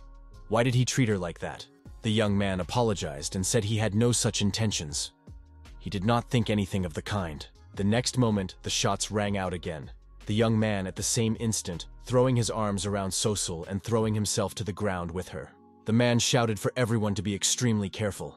The danger had not passed. The shots continued, one bullet hitting the guard. Gubam ducked. The gunshots didn't stop. The young man cradled Sosul and covered her with his body. The man gave commands over the radio. The big guy said over the radio that the Ferris wheel was currently under attack. No one answered him. The young man said it was useless. Most likely the people who were with them had already been hurt. Li Xiong noticed two masked, armed unknown men sneaking up on them. The guy even then felt some suspicious energy approaching. At the same time, the aura of all the people in the area disappeared. The man noticed that these scumbags had planned more than just a sniper attack. Gubam wondered who these people could be. If they are so professional with weapons, they are not from Murim. The man shouted that it was the Ghost Knights attacking. It's an unknown group of underworld mercenaries. Gubam asked why the mercenaries are targeting the princess and the clan head. The man said that their master had once suffered at the hands of the princess. After that, they began to hunt her with a desire for revenge. The man told the princess that this place was dangerous. He suggested that she go to the parking lot. Gubam asked how the young man was feeling. He has a wound. The young man said he was fine. Gubam realized that the clan leader was hiding his exhaustion. He hadn't been able to get much rest all day. Gubam noticed that the young man had been holding up well all this time. He didn't look like he could be tired now. The head of the princess's security said that we can't stay here now anyway, so we have to change the location as soon as possible. Li Xiong tried to keep the princess safe at all costs. The princess asked why the young man was acting this way. He was going to betray her. Why does he still continue to save her? Seun said this was not the right time or place for such conversations. Sosul said she needed to hear the answer right now. The girl stood to her full height and told the young man to answer right now as it was. She was only interested in the truth. The next moment, mercenary shots rang out. Li Xiong managed to cover the fragile princess with his body. Gubom rushed towards the young men. The head of the princess's guard started shooting at the enemy to kill him. Gubom asked how the princess was feeling. The girl was covered in blood. It was the blood of a young man. The young man lay wounded in front of her. A man radioed in that there was a victim near the Ferris wheel. We need help now. Sosul looked at the young man and spoke for the clan leader to come to his senses. Li Xiong was lying motionless. There was a pool of blood nearby. The princess was shocked. She was silent, as always. She kept her gaze on the head of the Sunu clan. In the parking lot, security was wondering who was hurt. Someone said if it was a princess, it would be nice. The head of security was surprised to hear such words. "What's going on there?" he asked Steve. The man was told over the radio that he must have already guessed the betrayal. Steve asked if it was pleasant for a man to betray the Ghost Knights and come under the Kaiser's rule. The man shouted, even if Steve avenged the chapter, no one would recognize him as a leader. Steve said that all other members of the Ghost Knights have already agreed to these rules of the game. Steve declared that tonight he would finish that little girl off and become the new head of the Ghost Knights. The man asked what condition his subordinates were in now. Steve suggested he hurry to the parking lot and check it out. Steve said his boys had been waiting for a long time. The guards were treacherously eliminated. The communication session was interrupted, and the security chief realized that his men were gone in the parking lot. Steve was serious. The man walked over to the princess and told her that they had better not go towards the parking lot. They should take a different road. Gubom was trying to resuscitate Li Xiong. The princess idly watched everything. The girl asked Gubom if the young man was still alive. The man replied, "Still alive. He has a pulse." Gubom added that the young man is bleeding profusely and unconscious. He needs to be rushed to the hospital. The head of security said that now was not the time for the princess to worry about others. Sosul stated that she would be the first to go to the parking lot. The girl turned around and walked away in the direction of the parking lot. She told the security chief to rescue Li Xiong. The man told the princess that the enemy was armed with a gun. We should keep that in mind. As she left, the girl warned that if Li Xiong died, they would suffer the same fate. The girl says she thought she might die. The blonde says on the phone that since she hasn't seen the princess, she has become much more ferocious. That's her impression. The blonde's interlocutor, stroking the Black Panther, said that the guys from the Ghost Knights had detected the princess's movements. The blonde said that unbeknownst to her, the princess had discreetly lured her subordinate to her side. That's unbelievable. The girl interjected. Was her interlocutor really sure that everything would be all right? The girl complimented. They seem to be serious indeed. Is it possible to let go of so important a jewel? The man replied, that's why he let it go on purpose. Armed, masked men hide among the trees. One of them is shot in the back. The other terrorist looks down. He hears a voice. Isn't it about time we opened our eyes to the truth, to the moths that don't know their place? A soldier sees a child coming toward him barefoot. This child can't take bullets. This is not a child, but a monster, thought the terrorist. There are dead soldiers lying on the battlefield. We see the shadow of a man who says that his power is endless. He is eternal and immortal. Li Xiong woke up. He appeared to be badly injured. The princess's head of security helped him move around. Gubom, following them, covered their retreat. Li Xiong said that he had already recovered and would try to move around on his own, asking to be allowed to walk on his own. Li Xiong sat down to rest. Gubom wondered how he was feeling. The chief of security was assessing the situation around him. The young man was at a loss. He said he had a dream again. It was very clear. The young man couldn't understand what it was. Could it be a memory of an immortal demon lord? But how could he dream such a thing? Gubom said that the young man was bleeding heavily. He asked if the young man was really feeling fine. Li Xiong said that he actually wanted to ask a question too. The head of security said he couldn't believe the young man was okay again. He would not have been surprised if the young man in this situation had died. The head of security turned away, saying it was all unimportant right now.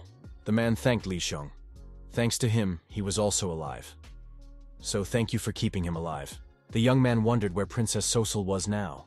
All three were trying to assess the situation. The terrorists who wanted to capture them had all been destroyed. Blood was everywhere. The young man couldn't understand how it had happened. Who had done away with them? The head of security said that we should not think about the small things.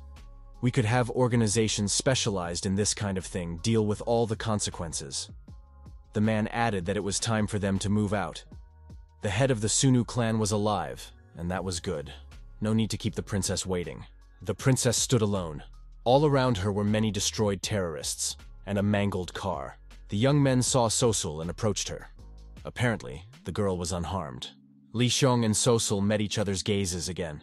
They understood everything without words.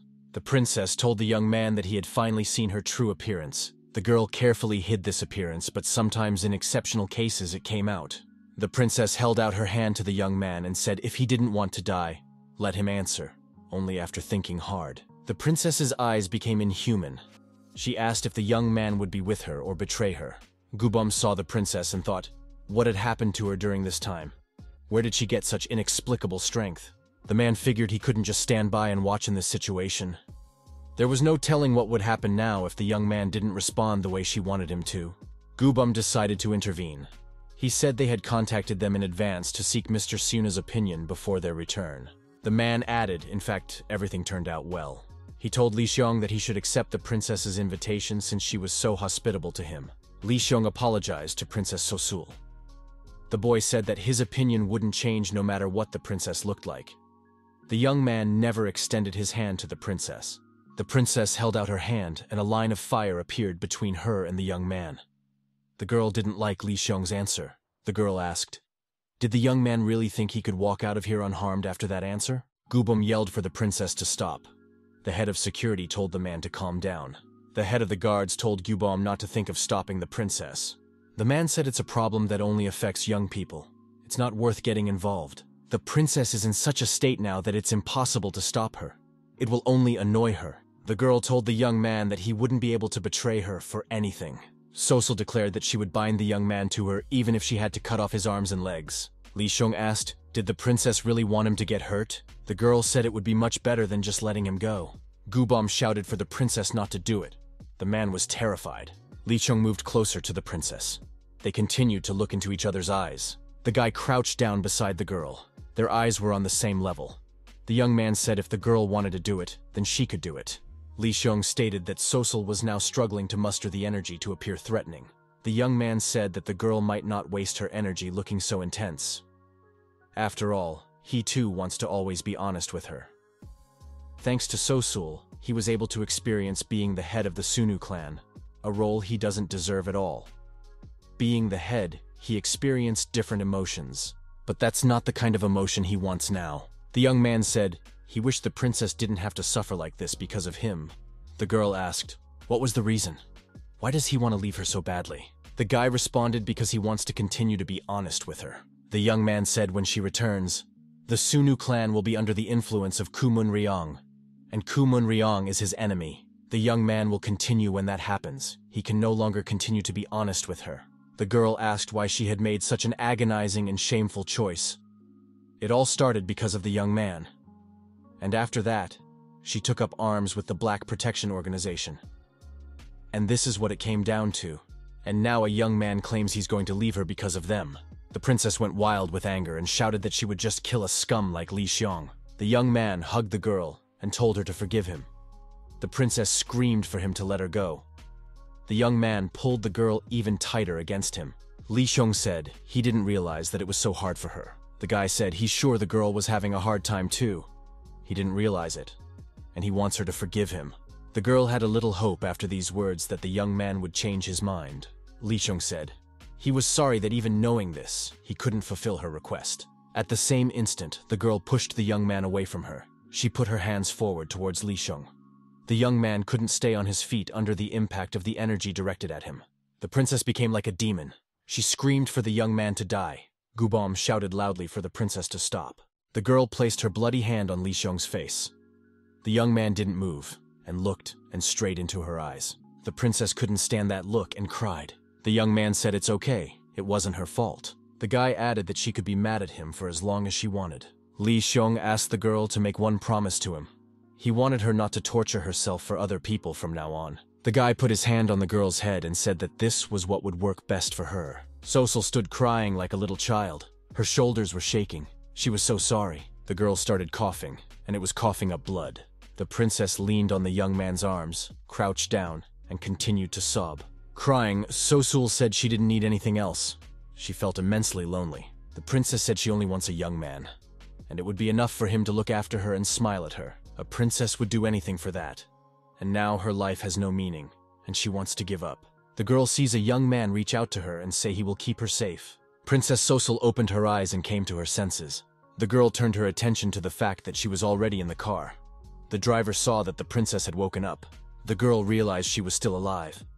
There was no emotion on her face. The princess looked at herself and her hands and said that she had lost a great deal of blood. The driver said it was the blood of the head of the Sunu clan.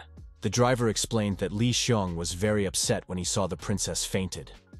Then the young man started looking for a knife, saying that if the girl drank his blood, she would feel better. The man said that he didn't hesitate to give the young man the knife, after which he brought the girl to this site. The man continued, "Looking at that blood, the princess guesses how things happened, right?" The man said that child was a real psycho. The man added that they were able to stop the young man after he made sure the princess had a pulse again. Had they not stopped him, he would have surely died from excessive blood loss. The driver added, "Li Xiong should be okay." He kept on his feet and didn't lose consciousness until Gina picked him up.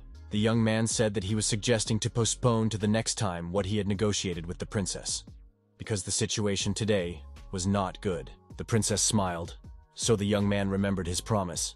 The girl said that Li Xiong is a terrible rascal. The driver stated that swearing could be dispensed with in this situation. The princess shouted for the driver to urgently contact the Sunu clan.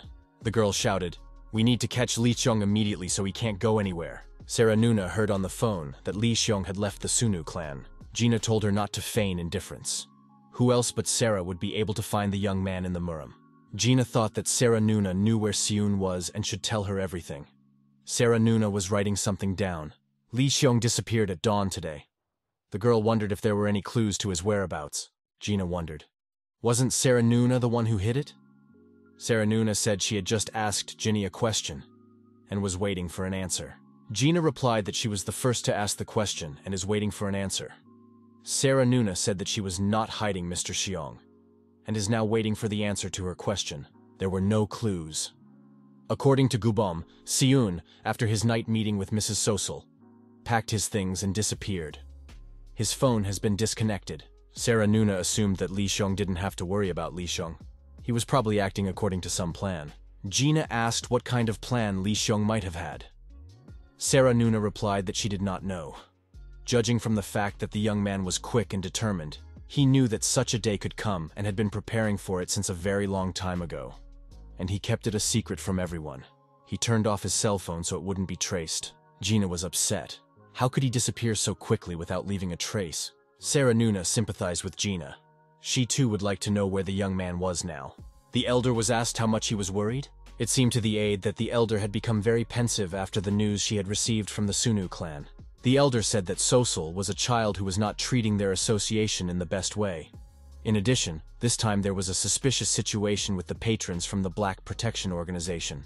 The old man said that this was the truest danger to the Murim. The elder was actually very worried about this matter. The assistant asked what the gentleman was really thinking about. The old man wondered, shouldn't she at her current level have already learned when to feign ignorance, even when she knew everything?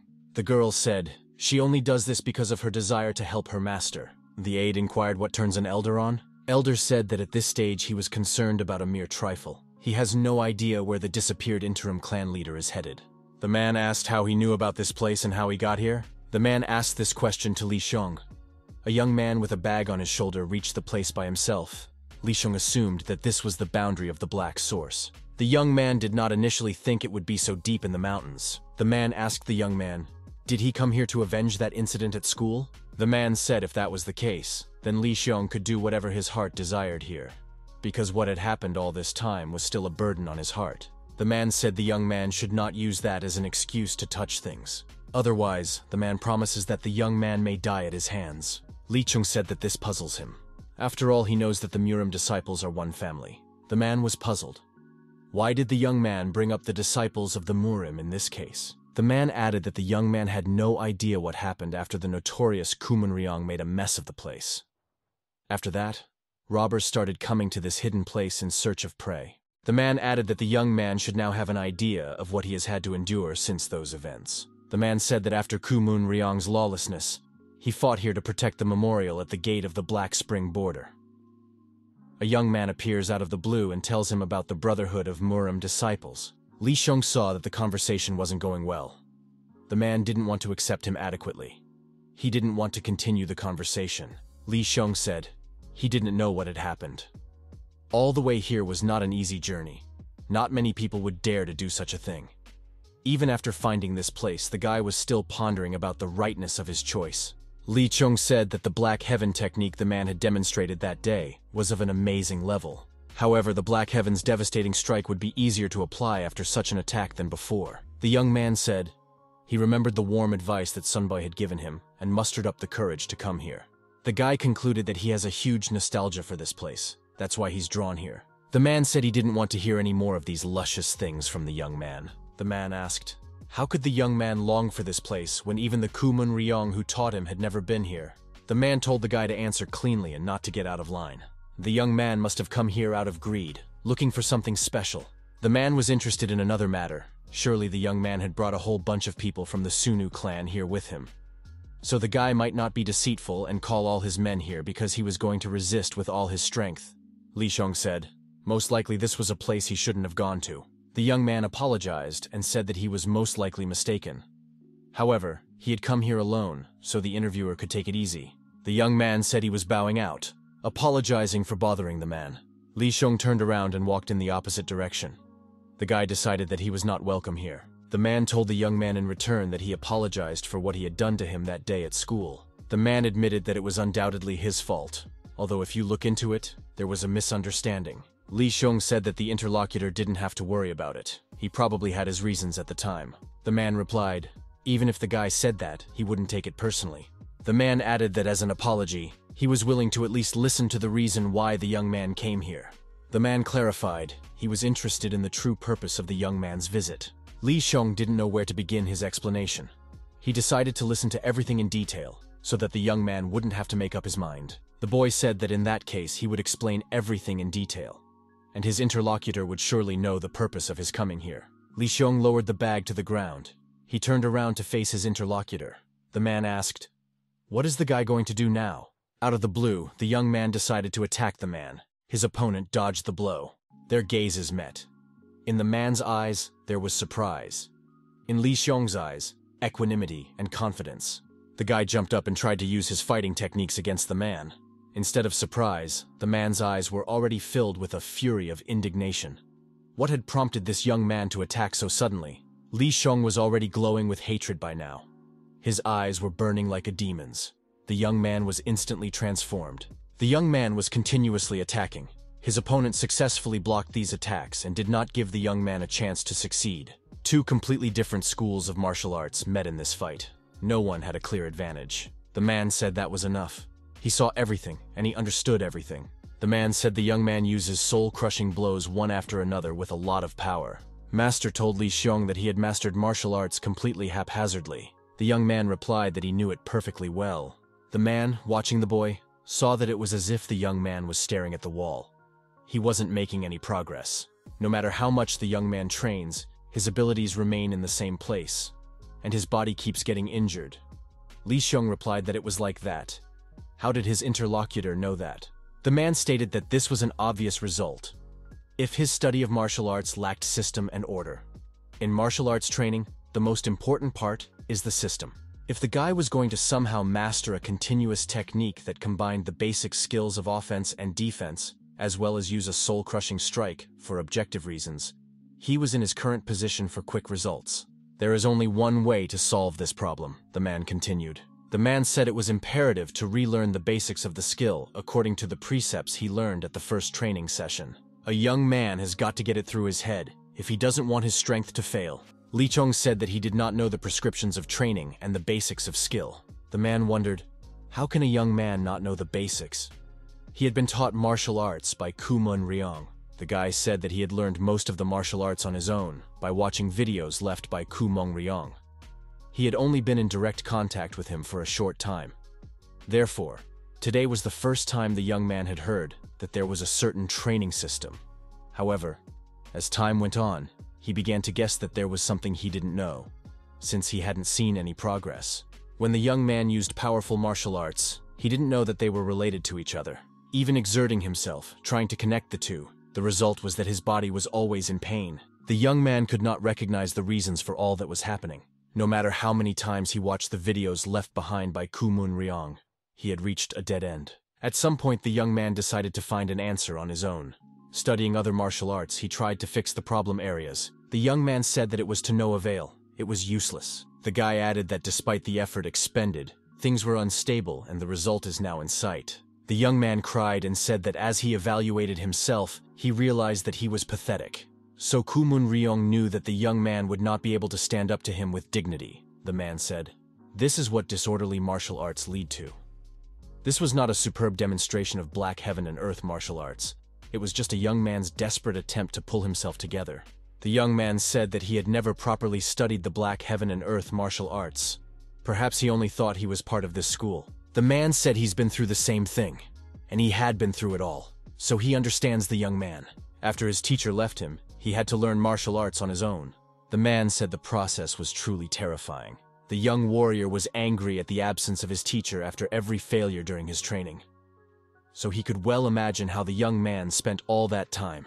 The man observed that the process of learning martial arts, starting from the basics, can be more difficult and tedious than it seems. The master asked the young man if he was sure he could stand if he started from the basics. Li Xiong said that's why he came here. The man replied to the young man that one should first greet the ancestors at the shrine and tell them that a new descendant had arrived. Ian Kilnam, talking on the phone, said that he had already come out to greet Mrs. Kang Hajae, talking on the phone, asked why he was not called if the new head of the family had arrived. After all, he too is part of the Sunu clan. Elder Yang asked if the young man still didn't understand the situation. The man added that the clan is currently under disciplinary measures due to the change of the clan head. There are many people trying to take advantage of this situation and find a flaw in the rule of the previous clan head. If Khan Hajae shows up at the welcoming ceremony while the past head is absent, it could lead to something unpredictable. The man added that not only the Sunu clan, but the entire Murim are now under some threat. Elder Yan said that unfortunately, he didn't have much time to talk to the young man right now. He would listen to him later. The man said he would continue talking to the young man after he was free, and disconnected his cell phone. The young man was outraged. Why had he been treated like that? In the car, Elder Yan had an interlocutor waiting for him. The elder said he thought the conversation about the lady was over. Ian Kilnam asked why the man had followed him. What other questions are there? The man said that Yang Kilnam greeted him inhospitably. Why is he treating his longtime battle comrade this way? Yang Kilnam replied, if this is a dream, he wants to wake up as soon as possible. The man said that even if it was a dream, he would like to have a friendly conversation. Kang Haji decided that Elder Yang didn't respect many people. The young man didn't like the fact that Elder Yan hung up the phone in the middle of the conversation and interrupted him. Kang Haji thought, perhaps he should be grateful to Elder Yan for answering his call at all. After all, he doesn't answer the other people's calls. The young man was still resentful. Whatever emergency the elder had, one could just answer an ordinary phone call. The young man thought maybe he was tormented by the fact that he was annoying to everyone. He's probably considered annoying by Gina, Sarah Nuna, and even Li Xiong. Kang Hajae imagined how people felt when such an annoying person was near them. The young man always demanded extra attention. He especially wanted this attention from Li Xiong. Hajiye was offended. He had always followed Li Xiong without question. Now the young man didn't say a word to him and disappeared. Kang Hajiye was ashamed in front of Li Xiong at this moment. Ashamed because he had learned martial arts from Kumon Ryong. However, be that as it may, the young man decided, his skills in martial arts had improved greatly after learning them from Kumon Ryong. The young man wanted to meet Gina to see how much he had improved his martial arts skills. Thinking thus, the young man did not look ahead at the road and accidentally came face to face with a company of strangers. One of them snapped at him and said that the guy wasn't looking where he was going, and this could end badly for him. Kang Haji looked straight into the eyes of the offender. His gaze was determined and direct. The young man didn't like that Haji was looking him straight in the eye. It caused him to become aggressive. There was a verbal altercation between the young men. The guy told Kang Haji to lower his eyes, or he would hit him. Kang Haji said, "Try it." Kang Haji got angry and said that his interlocutor did not have the fortitude to hit him. The stranger started insulting the young man and said that he was not afraid of anything. The stranger swung around and hit the young man in the jaw with his fist, thus committing an act of aggression. Haji's cheek turned red. He said the young man was weak and his blow was worthless. The enemy became even more enraged. He thought he was about to tear this young rascal apart. Haji told everyone to disperse. For him to feel the impact, he has to meet a certain level. The group of young men laughed. What nonsense this young man is talking. Khan's opponent Haji said the young man is crazy and apparently wants to die. The man was telling his interlocutor about the most important part in training. Li Xiong listened, about how it was important to always remain rational in training. The man said that martial arts are the most brutal acts a person can commit. The teacher added that those practicing martial arts should keep their souls in a state of peace. If this does not happen, anyone can make the mistake of falling under the influence of their own violence. And that mistake could be irreparable. The teacher continued that one must be able to suppress the animal instinct and remain calm at all times. Kang Hajie brutally slaughtered the entire group of young men he had encountered on the road. If the animal instinct could be suppressed, it would be the beginning of the martial arts of the Black Heavens and Earth. It's been the second week since the new head of the Sunu clan arrived. The elder said that things should have returned to normal by now, but still the Sunu clan doesn't change at all. Sarah Nuna inquired about the reason for meeting with her. Perhaps the elder wanted to meet with her because of problems in the clan. The old man said that he was just reading the report, and without noticing it, he started complaining. The elder heard that the girl had given an assignment to look for a man.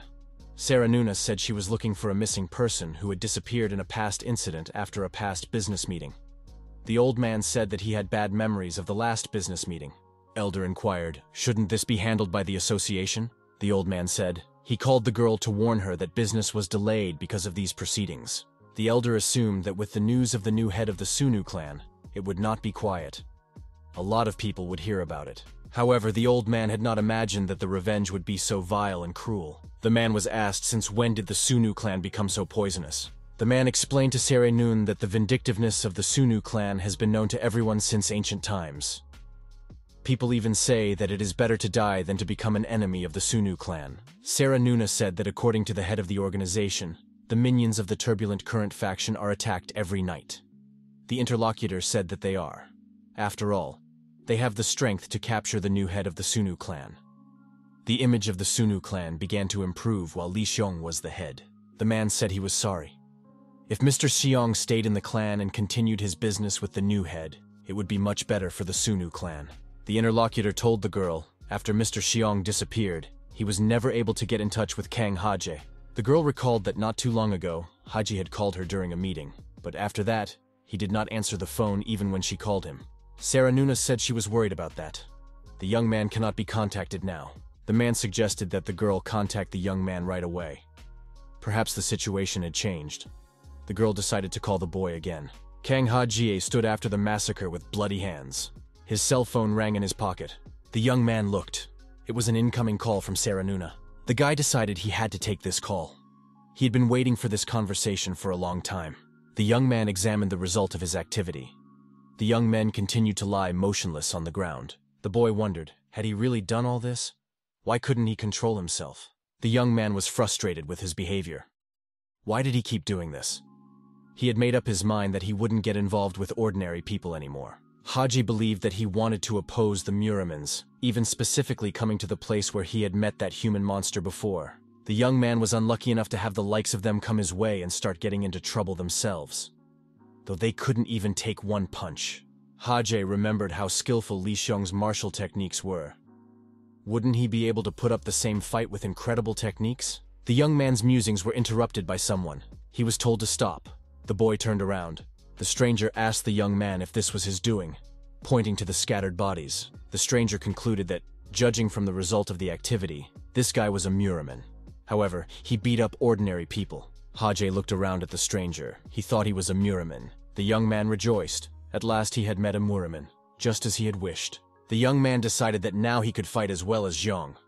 The young man clenched his fists. The stranger approached the young man almost closely. The stranger approached him and said that the young man had a strong thirst for blood. The stranger asked if the boy wanted to fight him. The man said he didn't care in this case whether he fought or not. However, if the young man dies, he doesn't want to take responsibility. Kang Ha-jie looked into the stranger's eyes. The young man felt that something was happening to him. The boy couldn't understand why he was starting to shake. Was it fear? The man patted the young man lightly on the cheek and told him to relax.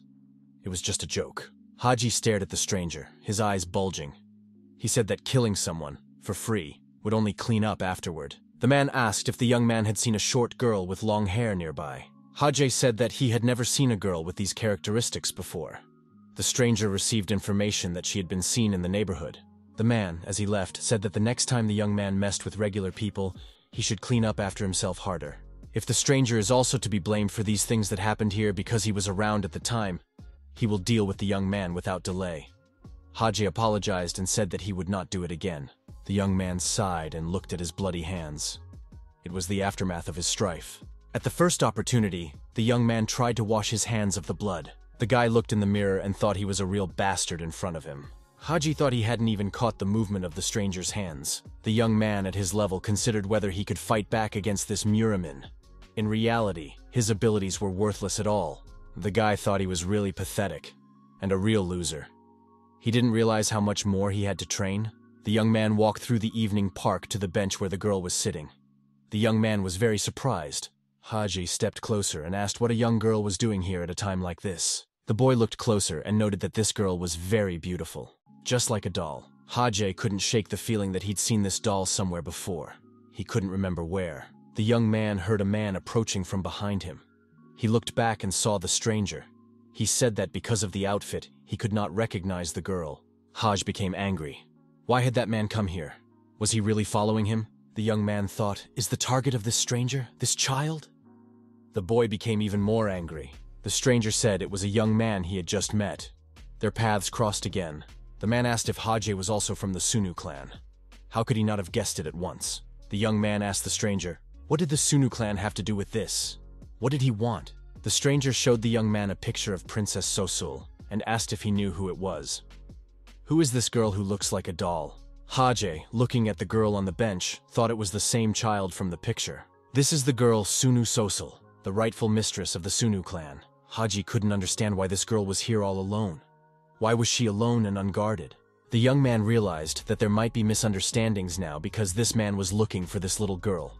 The boy felt something happen in his chest. He couldn't explain his body's reaction. The stranger said. He hesitated when he saw the reaction of the young man's body a little earlier. But the boy knows how to feel Kai well, doesn't he? The stranger added that the young man might not even consider parroting him. The man, changing his facial expression, said that the guy had only two options.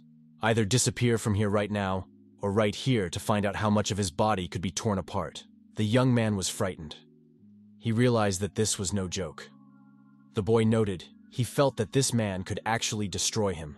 The first thing that came to the young man's mind was to leave now. The young man looked at the quietly sitting girl. The girl was silent and looking at the pictures on her phone. She had no reaction to what was happening around her. The young man thought perhaps he had lost his mind for a moment. But be that as it may, he is, after all, a member of the Sunu family. And so far, he had received invaluable help from them. And how could he just run away after seeing the Sunu clan head in danger? Kang Ha-jie decided that he couldn't do that. The young man immediately attacked the stranger, stabbing him. The stranger thought the young man had lost his mind. How could he do that? The man said that in that case he would tear one piece off the young man for a warm-up. The guy shouted that the stranger might attack him. He's ready. Haji declared that as long as he was here, the man wouldn't touch the head of their clan with his fingertip. The stranger realized he couldn't avoid a confrontation with this guy. And the young man knows who this girl is. Hearing those words, the girl raised her head and looked at Kana Haji. The young man, assessing his opponent, realized that he was no match for him at all. But the boy had a secret technique that he had learned from Kumun Ryong. The boy remembered his teacher telling him that defeat in battle is often determined by one decisive blow. The more experience one has, the better the ability to detect such moments. Kumun Ryong told Haji, even if he's a beginner, knowing the basics, it's quite possible to find such a moment. Such a moment can be found after a surprise attack and confusion of the opponent. It is necessary to take advantage of the enemy's confusion and strike a decisive blow at this very moment. After these thoughts, Kang Haje struck his opponent first. The man dodged. Kang Haje missed. The stranger couldn't understand. Was this young man really joking? The guy asked, though it sounded good. Would it work out as easy as words made it out to be? The teacher explained, if all combat techniques worked as worded, people wouldn't even fight using their bodies. Li Xiong agreed with him. The man was glad that the young man was used to life in the mountains. At first, he was worried about whether it would be hard for him, because he had lived in the city before. The young man said he wasn't used to it yet. He just feels very relaxed living here. It's a very relaxing environment, the boy recalled.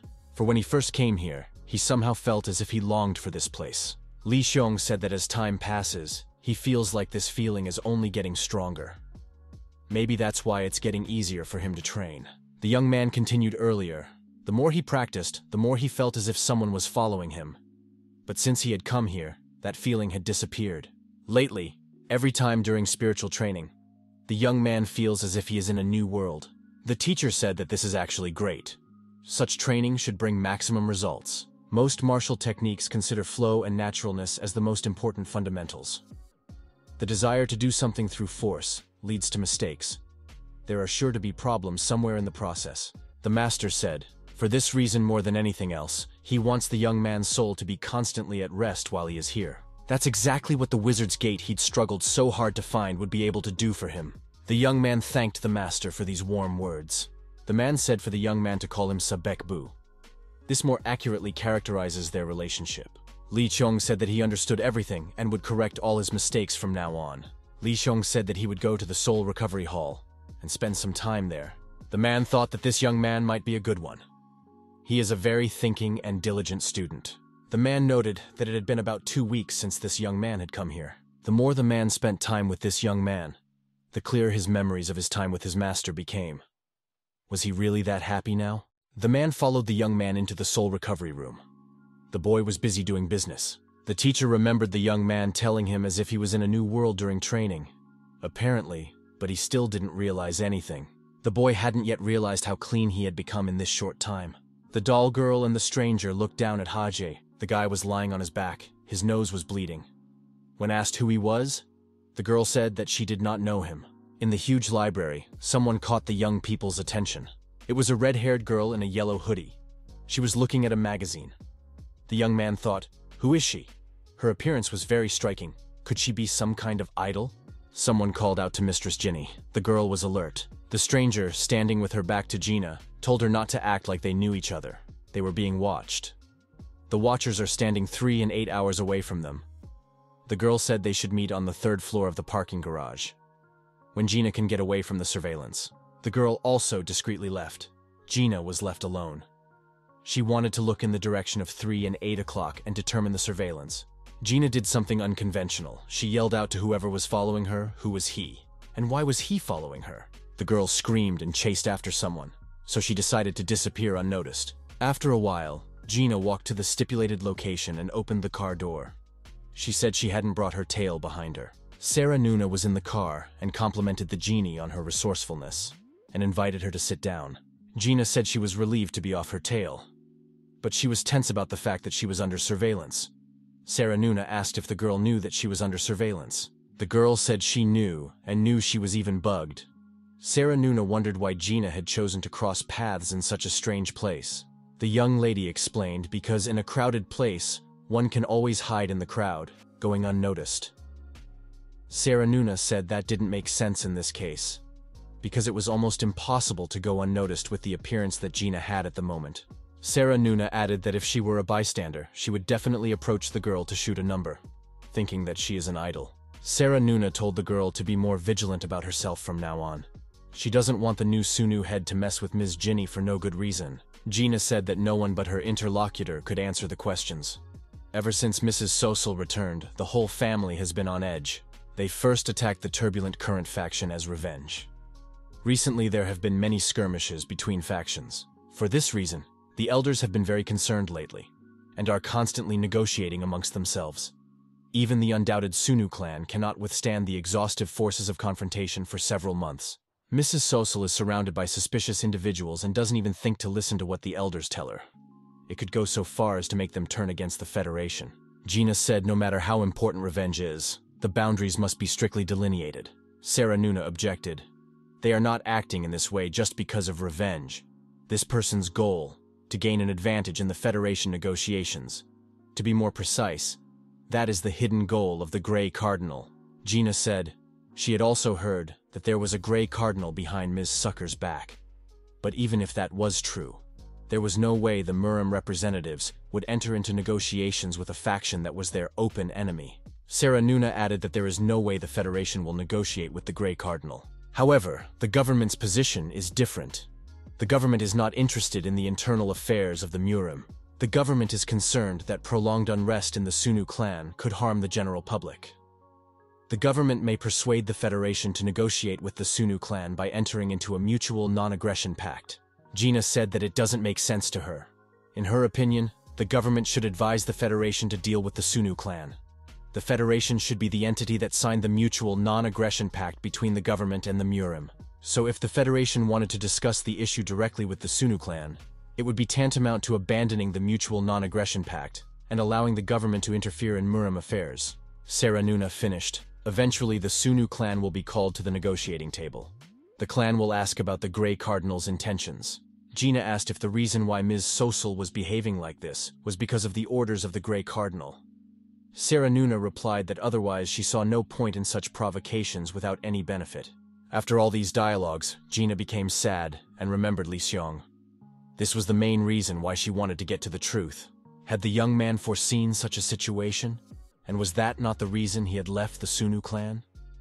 Sarah Nuna replied that it was possible. Gina realized why the young man had been out of place the entire time he had been in the Sunu clan. The girl thought she was being very foolish while she was socializing with the young man. Gina remembered hearing something like that from Siuna, but she didn't know that was the case. Sarah Nuna said that her situation was exactly the same. She pretended to know the situation better than anyone else, but she couldn't lighten the load on Li Xiong's shoulders. The girls sat in silence for a while. Then Gina said that this was all too much. How could she be without news of a young man for so long? Gina thought that the days are flying by little. It's getting colder outside. She doesn't even know if the young man is okay now. All this time, Li Xiong was fine, and he was vigorously training and comprehending, including the basics of martial arts. After another practice session, the teacher said that the young man lost his balance while moving the Yonghuantou. The trainer remembered that the fundamental thing in executing movements is to keep the center of gravity. If it is in a wobbly position, the fighter will fall under the opponent's control. Li Xiong wanted to try again. The guy tried to repeat the exercise and keep his center of gravity under control, and stay in a stable position. The teacher stopped the young man again. He was repeating the same mistake. The coach told the young man to pay immediate attention to his feet. The boy looked at his feet and everyone saw that they were bloody. The teacher called him a rascal and said that was the whole problem. The man said it's not normal. If you have wounds on your legs, you can't exercise. You can't get the results you want. The coach once again lectured. However minor the injury, he should report it immediately and try to fix it. The teacher reminded him that in the past, when the young man had hidden his injuries, it had led to more serious consequences. If the boy didn't understand that, there was no point in training further. The boy apologized. The teacher said that if it happened again, they would stop practicing. The man noticed that even now the young man didn't want to listen to him. The young man changed and said he felt funny for some reason. The young man's face turned red with embarrassment. The boy explained, despite the teacher's formidable appearance, his actions sometimes resembled those of a fussy old lady. The coach got angry and pulled the young man's leg down hard with a bandage. The leg crunched. The boy screamed in pain. It was not a serious game between the coach and the student. The man announced that the treatment is over. However, until the boy gets better, training is forbidden. The boy was upset and said he understood. The young man thanked the coach for the treatment and for the moralizing. The teacher thought, why doesn't the young man ever complain to him? The boy reminded me that because he'd been taught wrong before, he was now starting from the basics. He's got a lot to learn. Li Xiong stated. At first he was worried if he would be bored, but when he tried it, this training process came to his liking. Every day, the training gives the young man a hard time. He agonizes. But when that day flies by, he'd like to think he's grown up a little. The young man admitted that sometimes when he overdoes it, there are injuries. But this is a natural learning process. The man said he probably couldn't find a fool like him who was willing to spend that much time on a young man. The teacher said that training is over for today. He's going out for dinner. Li Xiong said that it was his turn to do the dinner tonight, and the warriors got into a verbal altercation over who would get the honorable position of cooking dinner tonight. Li Xiong said that the food his master cooks is terribly tasteless. The master said that food shouldn't have an extraneous flavor. Once the food gets inside the stomach, it becomes the same food as everything else. The boy remarked that it was better to eat tasty food then. In training and talking, fall and winter passed, and spring came. All this time, the young man has been training and improving his skills non-stop. Li Qiong no longer looked like the young man who came here for the first time. He was already a seasoned warrior. But, in one of the training sessions, a young man asked why the teacher didn't say anything to him. Maybe he was doing something wrong? The teacher told the young man to try to answer for himself what was wrong or erroneous in his movements. The young man immediately doubted himself. He could not understand where he had made a mistake. The coach said, of course the young man doesn't know about it. The master added, because just now, in the movements the young man had made, there was nothing wrong or erroneous. One could say that they were too perfect. Li Xiong asked, then why is his teacher so serious? Is it really a problem? Or is this a new way of praise? The master continued to stand stern and silent. Li Xiong didn't understand what the problem was then. The man said, there is no problem. However, the energy emitted by the young man while performing the techniques is too coarse. The teacher said that he had sensed this even during their first meeting, but now the problem had become even stronger, to the point where he even felt threatened.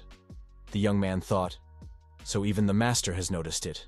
Li Qiong felt that, after what happened in the hell of uninterrupted torment, the energy within his body had changed, so he was cautious. But it seemed that lately, he was finding it harder and harder to hide it. The guy thought that it was also related to the immortal demon lord. So the feeling was, if he said the wrong thing, it could get the master in trouble. The teacher told the young man to keep practicing. He would go to a village nearby for a while. The young man offered his services if the master wanted to bring something from the village. The man said that he was going to communicate with his relatives. Li Xiong asked, who were these relatives? Why didn't she know anything about them before? The man speaks of those who were disciples of the main house and now lead active lives in society. The main house is a one-man organization in which secret techniques are passed down to only one successor. When a certain time comes, the main house chooses a successor. All the other disciples come down from the mountains and, being relatives of the collateral line, take on the role of assistants to the main house. The young man took it to mean that collateral relatives financially supported the main house.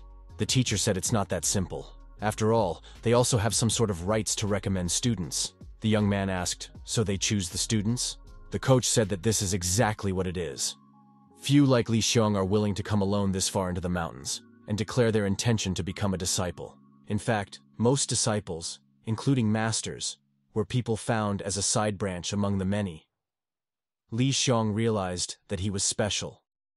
The man said, usually in a situation like this, it was necessary to get permission from the side branch members. If you don't, there might be certain problems later on. Li Xiong said, after all, his master is the head of the Black Heaven and Earth School. Why, even with that there might be a problem. The master replied that most of the relatives are much older than him. Plus, they are respected people in the society. The man stated that she had also had problems during the process of choosing a successor. Therefore, if they found out about it, they might even want to expel him from the clan. The young man said his teacher should have contacted them from the beginning. Why only now? The teacher said that in that case the Murim would know the whereabouts of the young man. Would that be to the young man's advantage? The teacher suggested that this place was probably the young man's only hiding place. The teacher said that he was going to arrange with the relatives not to visit the place for some time, and to avoid sudden visits from family members. Li Xiong realized everything the teacher was doing now was only for his good. The young man thanked the man and wished him a good journey. The boy looked at the departing master for a long time. This man seriously changed the young man's outlook on life. Li Xiong decided to pull himself together and keep practicing no matter what. The young man thought that in the long time he had been here, this was the first time he had been alone. The guy decided to try what would happen if he used the Black Heaven technique without restraining the energy. The young man was pleased with the result of the workout. His body seemed to be fine, but would he be able to use some more energy?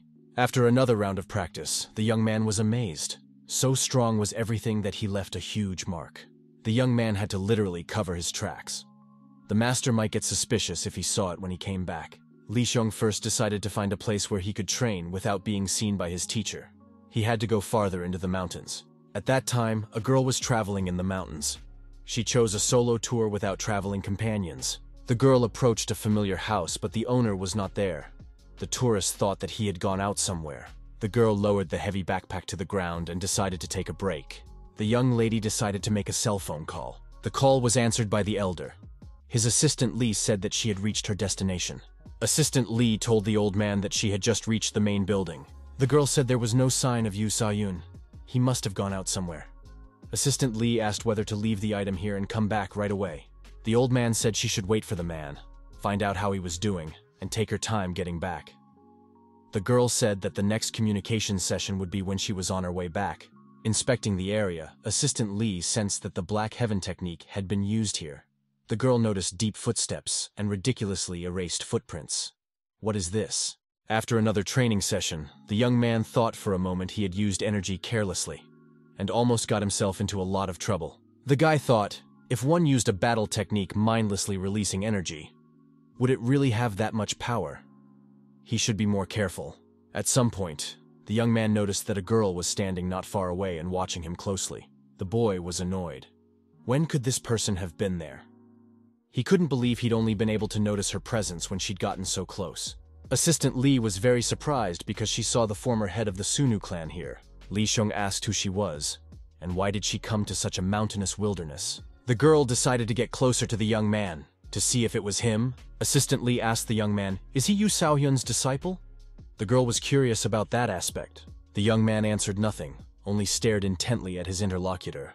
The assistant called Yu Sayong, asked how he was doing, and said that she really hadn't contacted him in a long time. She asked how he was doing. The interlocutor told the girl not to come to the main building for a while. The interlocutor specified that he conducts closed trainings there. The girl asked if the man had taken a secret student to him. Assistant Lee heard Yu Sayun say that he didn't have any secret disciples. He wouldn't do something so stupid. He realizes that this could get him into real trouble. The girl was talking on speakerphone. She said goodbye and ended the conversation. The young man heard all this. The girl asked if the young man could say anything in response. The young man replied that there is no cell tower nearby, so there is no communication. The young woman explained that she had a satellite phone. The aide announced if the young man had nothing more to say, then she would leave. The young man didn't want to end the conversation that way, and told the girl not to leave. He realized that there might be consequences. Li Sheng questioned who she was, and why did she arbitrarily break into someone else's school grounds. The girl said that his master probably didn't tell him about her. The stranger introduced herself. She said her name was Inari. She's a student of one of the heads of the school, and the current head of the Black Heaven Earth School. The young man thought that this girl was an apprentice of a side branch, something the master had told him about. Xiong remembered master telling him that he had had problems during the process of choosing a successor, and that if they found out about the new apprentice there, they might even want to kick the man out of the clan. The girl said she could guess who the young man was. The guy put his head down and said he made a mistake. It was all his fault. Master had accepted him as a disciple only because he had come here and begged him to do so. He had no idea that it would harm his master. Li Xuan said that he was ready to leave this place right now. The guy asked the girl not to tell the side branch elders about the master. The girl said there's no need for that. She's also from a side branch, so if she recommends a young man, Sayun won't have any problems. The girl first decided to look at the young man's abilities, whether he had learned the black sky technique. The girl told the young man to use the technique. If he seemed capable, she would recommend the young man as an apprentice. The guy thought he had some strange feeling again. Is it possible to learn techniques from another person without the master's permission? Inari asked, is the young man really afraid? Or is he just reluctant? The young man decided that he would give it a try. He has no choice in this situation. The young man remembered that the master had called his movements of the heavens perfect. One could simply make them as he showed them to the master. Assistant Lee didn't think that the head of the Sunu clan would be hidden in a place like this. The girl was greatly surprised by the way he looked a little earlier. When she'd seen him before, she'd thought he was just an arrogant and ill-mannered kid. But he turned out to even know how to do things for his master. The girl knew that even so they would be in real trouble if the young man left here. Need to keep the young man here by any means necessary until she could contact the elder. The girl thought that the young man had learned the Black Heaven technique. After all, it was the basis of the techniques of the main branch.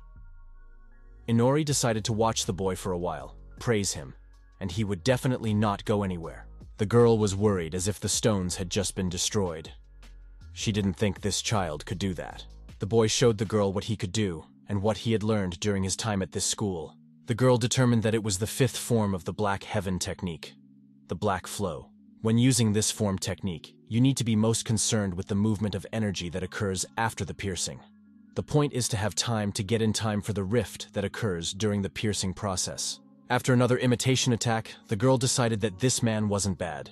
He had 3 breakthroughs in energy release. The young man thought it was necessary to stop the energy afterward and let the pure energy in. The girl saw what the young man was doing. This is, after all, a process of separation. Why is there a piercing going on here? The young man announced that he was done revealing her, and looked at the girl waiting for her verdict. Inari was dumbfounded. How had the young man been able to accomplish this? The girl asked what Yoo Se-hyun was telling the young man about the technique. The boy replied that he didn't say much. The girl said she was having fun. She turned around and got ready to leave. Inari said she would explain everything to the elder properly, so the young man and his master need not worry.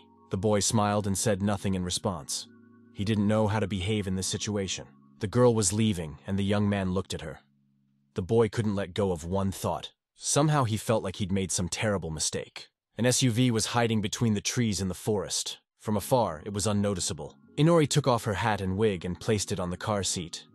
The girl put on her usual glasses and breathed a sigh of relief. Assistant Lee had almost forgotten the purpose of nearly ruining everything by talking to this young man. She thought to herself, what was Yoo Se-hyun thinking when she was teaching even such a basic technique to a young man in such a ridiculous manner? The elder on the phone asked if Assistant Lee had come down to the valley from the mountains after meeting this man. The girl said she had one question before the report. Assistant Lee explained, "This is in regards to the Black Heaven technique. Is it correct to use this technique without the separation process?" The girl explained that when she learned the technique, she was told many times about the importance of maintaining the separation process well. The old man listened and couldn't believe his ears. The girl wondered why Yoo Se-hyun was ignoring such an important base. The old man said that it surprised him. Did this man really rise to such a level? The girl was surprised. What level is the elder talking about? After all, he's using a technique without division. The elders replied that the Black Heaven technique was originally made so that it could be used instantly without separation. But because not everyone is capable of doing this, they added separation and flow to the training process. The old man said that he once had a rival Yunwol. He too was able to achieve it. So the elder was expelled, and that one was chosen as the successor. The elder confirmed that he still couldn't believe that the master was able to reach Yunwol's level. The girl clarified that she wasn't talking about Yoo Se-hyun. The elder inquired as to whom we were talking about then. Lee Xiong asked his master if he had a good trip to the village. Yoo Se-hyun couldn't believe his eyes. There was a huge backpack in front of the man. He understood where the backpack had come from. The teacher asked, "Did that girl really come here?" Yoo Se-hyun reported that they are in very big trouble if that is the case. The man told the interlocutor that they had already finished with all the difficult things. They would soon meet with the head of the Federation, and as soon as they got his signature on the agreement, the matter would be successfully finalized. The man said that they had gotten agreement on all the conditions put forward. The man said that everything went eventually, as his interlocutor had planned. The case is progressing so smoothly that it is even suspicious. The man remarked that it was all thanks to the amazing intuition of the head of the Federation. The original plan was to make a ruckus in Murima, before the destruction of the Sunu clan, and then join the Federation. But the old man came to them long before that and begged them. He said he'd do anything to keep the government out of it. Because of this, they were able to add even the most unthinkable conditions to the agreement. Although the head of the Federation is a rather harsh, willful man.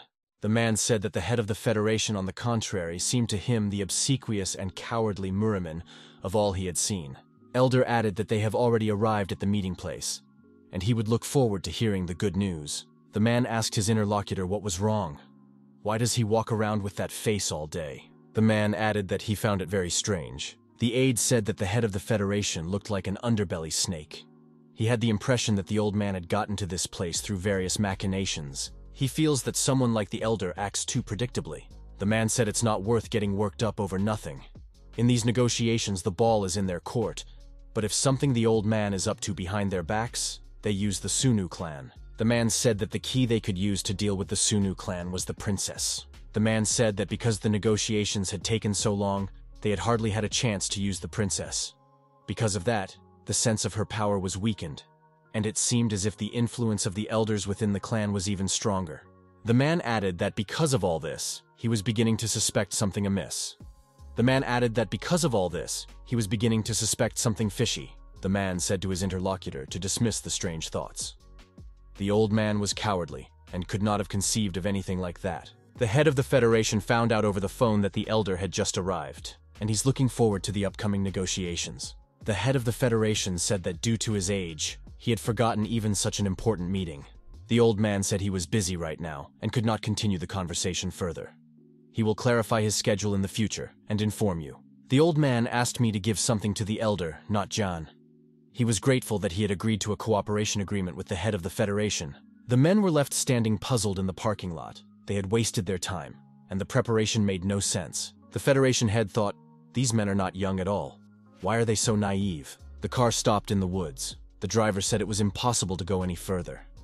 We'd have to walk. The old man said to keep the driver here. He would contact him later. This was the Black Heaven and Earth School. The elder couldn't remember the last time he was here. 90. The teacher asked Li Xiong to greet the guests formally. These are the disciples of the previous generations. The young man greeted the guests. The young man asked the master what kind of situation was this. The man said he couldn't believe that Yu Sa-hyun started teaching such a child techniques without any discussion with them. The young man said that the guest was talking very rudely. The young man said that Li Xiong didn't dare to stick his head out when the main branch elders were talking. After all, the guy is just an outsider now. Li Xiong fell silent. Silent was his teacher. This was not a comfortable situation for them. The elder said that he would ask Yu Sa-hyun first. The elder asked his question, what did the man see in this child that he decided as if he had the right to become a disciple of the head branch? The master said he apologized for ignoring the rules and for his student. The man continued that this child was a disciple of Kumun Ryong and the temporary head of the Sunu clan. The man realized that by accepting him as a disciple, not only would he not receive the help of the main branch, but rather, it would only bring trouble. The elder said that the master was now admitting his mistake on his own. However, Yu Sa-hyun continued. Even when this child stood at the highest rank in the Sunu clan, he believed that he was a disciple of the Black Heaven and Earth School. Even though the young man was not trained in these techniques and considered them illogical, he never abandoned the techniques of this school until the very end and honed them. As soon as the young man left his position as the head of the Sunu clan, he came here and insisted on becoming an apprentice. Yu Sa-hyun said that he sincerely wants to ask the two people, if this young man has no right to become a student of their school, then who has the right? Li Xiong wanted to say something quietly to his master. He replied that they would talk later. The elder said that now he wanted to see the techniques that this child had learned in all this time. The elder decided to walk through the forest to his destination. He had not been here for quite some time. The old man thought it would take him a lot longer to get here than he thought. It was probably because he hadn't been here for a long time. The elder tried to concentrate the energy in the centers of vision, and to focus his gaze on those who might be in this building. The old man looked closer and saw that there was someone there. He had to focus his vision even more, saw that there might be some kind of event brewing out there right now. Figured it was about time he started watching it. At that moment, out of the blue, someone called the elder's cell phone. The elder's interlocutor said that some time ago, the head of the Federation had screwed over his subordinates in a cool way. The old man asked, so it was him, the elder of those two idiots? Head of Black Forest Defense, Kaiser. Kaiser said he personally was very disappointed with the behavior of the head of the Federation this time around. Kaiser clarified. He thought that his interlocutor was the most suitable person to cooperate with them. The old man said that he was busy now, and was ready to listen briefly to the essence of the question. The elder apologized and said that he had very little time right now and was extremely busy. The old man watched the young man's actions carefully, and that seemed to him to be the most important thing now. Kaiser didn't want to continue the conversation. He said that in that case he would have to get rid of the head of the Federation. Kaiser explained that through this case he had learned that the old man was quite a lot of fiddling. That's why he made the decision he did. Elder stated that it was not worth calling because of such nonsense. Kaiser stated that it was a show of respect. The old man said that what Kaiser had planned would be difficult to accomplish. After all, he is the head of the Federation and one of the 10 great masters. Kaiser said that he knew that, and he also knew about the old man's fearlessness based on that. Kaiser said that he knew that the elder's abilities were not enough to compete with Kumun Ryong. The old man confirmed. If Kumun Ryong came, it would get a little creepy. The head of the Federation said that Kumun Ryong has also been disobeying Kaiser easily lately. Kaiser said that Kumun Ryong is just one of his trainees. He has many capable of giving him competition. The elder said that he doesn't have much time and hung up. Kaiser asked one last time, what was the occasion of the elder's trip to the mountains?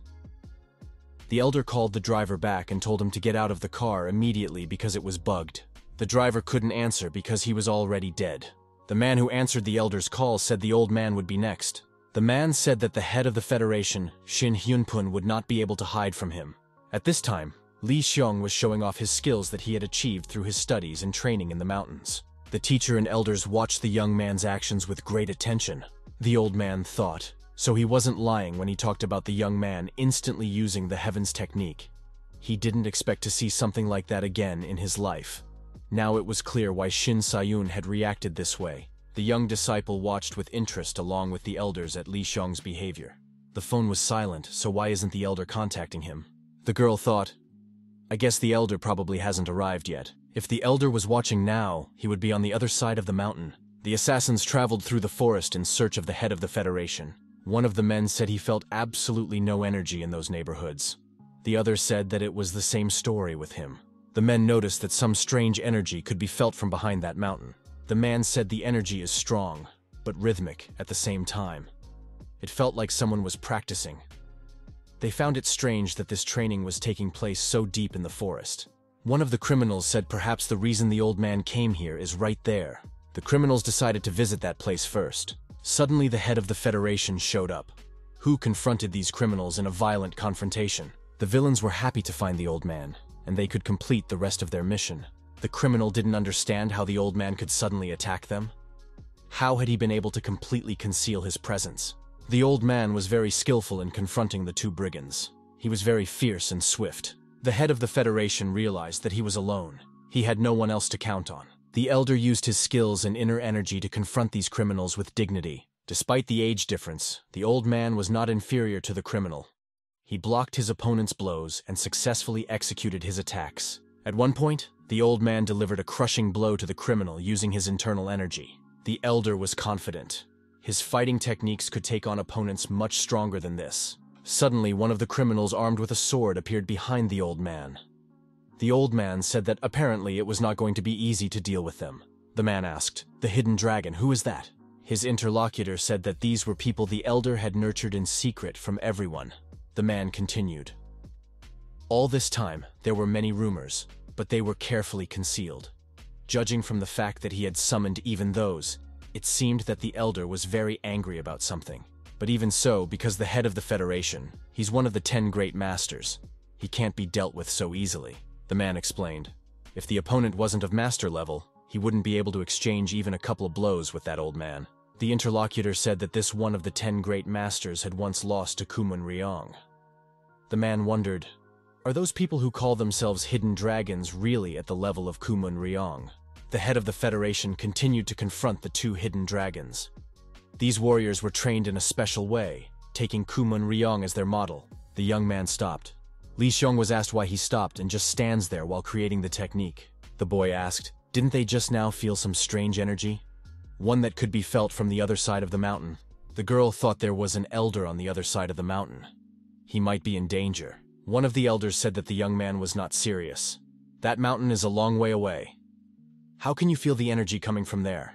Even if a bomb goes off at that distance, they won't know about it. The girl said that she now had something to explain to the respected elders. The girl said that this child was pointing in the direction from which her elder intended to keep watch. The men asked if she had contacted Sion.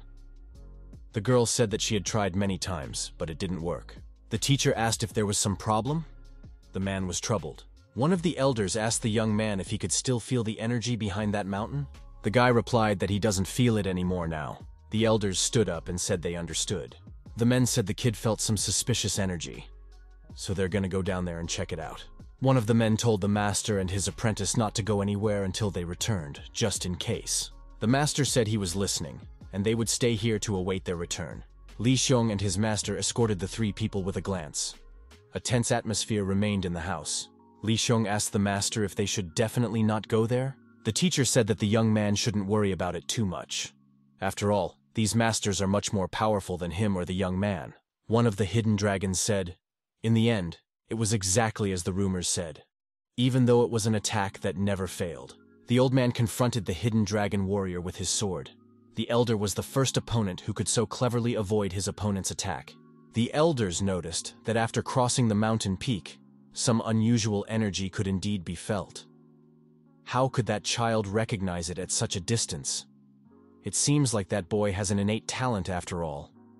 And the way he used the black sky technique a little earlier. Does Yu Xiaoyun intend to accept him as a disciple of the main branch? The girl said it was a given. After all, it's hard to find someone with that much talent. One of the masters said that this young man could be a time bomb for the entire Murim, if it becomes known in the Murim that he has joined their main branch. The girl found herself an unwilling witness to the conversation between these two great masters. The girl interrupted the men and said that now was not the time for such conversations. Now they have a more important task. They must track down the elder and find the source of the strange energy. The girl noticed that for some time now, the sensed energy on the other side continued to increase little by little. Could it be related to the elder? One of the masters said that the girl was worrying about all sorts of nonsense. She shouldn't worry so much about Dai Sahyun. She should worry about the people who might deal with him. The girl said if someone challenged him, maybe it wasn't necessarily out of stupidity. Perhaps the elder was now in an unforeseen and very dangerous situation. The Federation head was surprised. His opponent was moving faster and faster. The old man noticed that the boy's attacks were becoming more and more precise, little by little. That made him uneasy. The elder thought that if this continued, it would be harder for him to confront these criminals. The old man efficiently continued the fight, but his opponents didn't feel tired. They were building up their power little by little. The elder thought that the fight had gone on long enough, and it was time to end it. At some point, another hidden dragon warrior appeared. It was a girl. In her hands was a huge weapon. Her eyes were glittering madly. The elder thought that there were now 3 opponents against him. One of them was a woman. The woman was unstoppable. She fiercely attacked the old man with her dangerous weapon. At one point, the girl missed and thrust her strange sword deep into the wood. The weapon stuck. The old man thought that this was the first time he had seen such strange movements. But since this girl was with them, they should never underestimate her. One of the warriors thought that the head of the Federation was definitely on another level, different from everyone he had fought before. Even so, no one guaranteed the old man that he could get out of here alive. The young man stopped and looked into the distance. The young man was extremely attentive. The teacher asked why he kept looking in that direction, especially since the mountain is so far away. Yu Sahyun asked if the young man could still feel the energy he spoke of earlier. The boy said he couldn't feel it anymore, Li Chong explained. Perhaps he was just imagining it. But right now, there was a feeling as if some completely unknown energy was accumulating. The elder carefully evaluated his 2 opponents. They turned out to be surprisingly tough nuts. Everyone took a brief pause. The girl was in the tree, trying to free her weapon. The old man pondered. Up until now, these guys had only been attacking. But now their movements had stopped. Perhaps they were waiting for someone else. Then the elder would have more problems. The old man understood, although they were nowhere near Q Mun Ryong, but judging from their abilities, these guys were also at the pinnacle of skill. And this girl most likely has the same ability. She's not to be underestimated. The old man realized that it was not easy for him to handle even these 3 fighters. But if there were more of them, it would be more difficult. The elder had no choice. He realized that there was nothing he could do. So he decided to maximize his abilities and use all his inner energy to accomplish the task at hand. Even though it would be hard, he had to get rid of these enemies first. The elder heard the masters greeting Dai Sahyun. Help had arrived. The 3 great masters were now already facing the 3 hidden dragon warriors. One of the masters shouted, "Who are they? How dare they raise their hand against this elder?" Dai Sahyun shouted for the masters to leave quickly and protect the main buildings. The master said that the elder was now under attack. Could there be anything more important right now? The girls met in hand-to-hand combat. Inari dodged her opponent's sword attack. She thought it was strange that such an attack could work. The girls evaluated each other. Their confrontation did not reveal a clear winner. The fight continued. The girl wondered what kind of movement her opponent had. How could she handle such a heavy and angular sword with her physique? Who is she anyway, and where did she come from? The elder said they were assassins sent by the Kaiser to destroy him. The girl realized that if they were sent by Kaiser, Then they were from the protection of the Black Forest. Strick says his driver's already dead. We need to hurry and get help from the Marima Federation. We also need to get back to the main buildings and evacuate the remaining people there. The Elder has ordered that he be obeyed. He is certain that these people are dangerous. Therefore, you should not be too curious.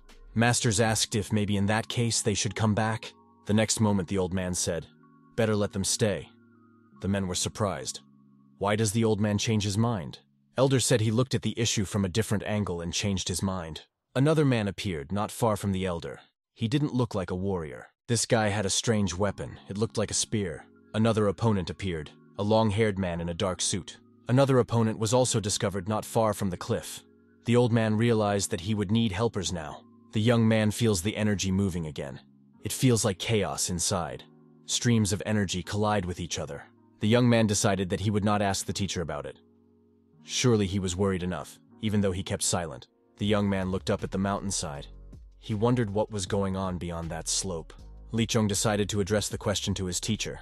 The teacher turned around. He was indeed pensive. He didn't feel like having a conversation right now. Yu Sa-hyun said for Li Chong to keep circulating energy until the masters returned. The young man said, "I think someone is approaching them."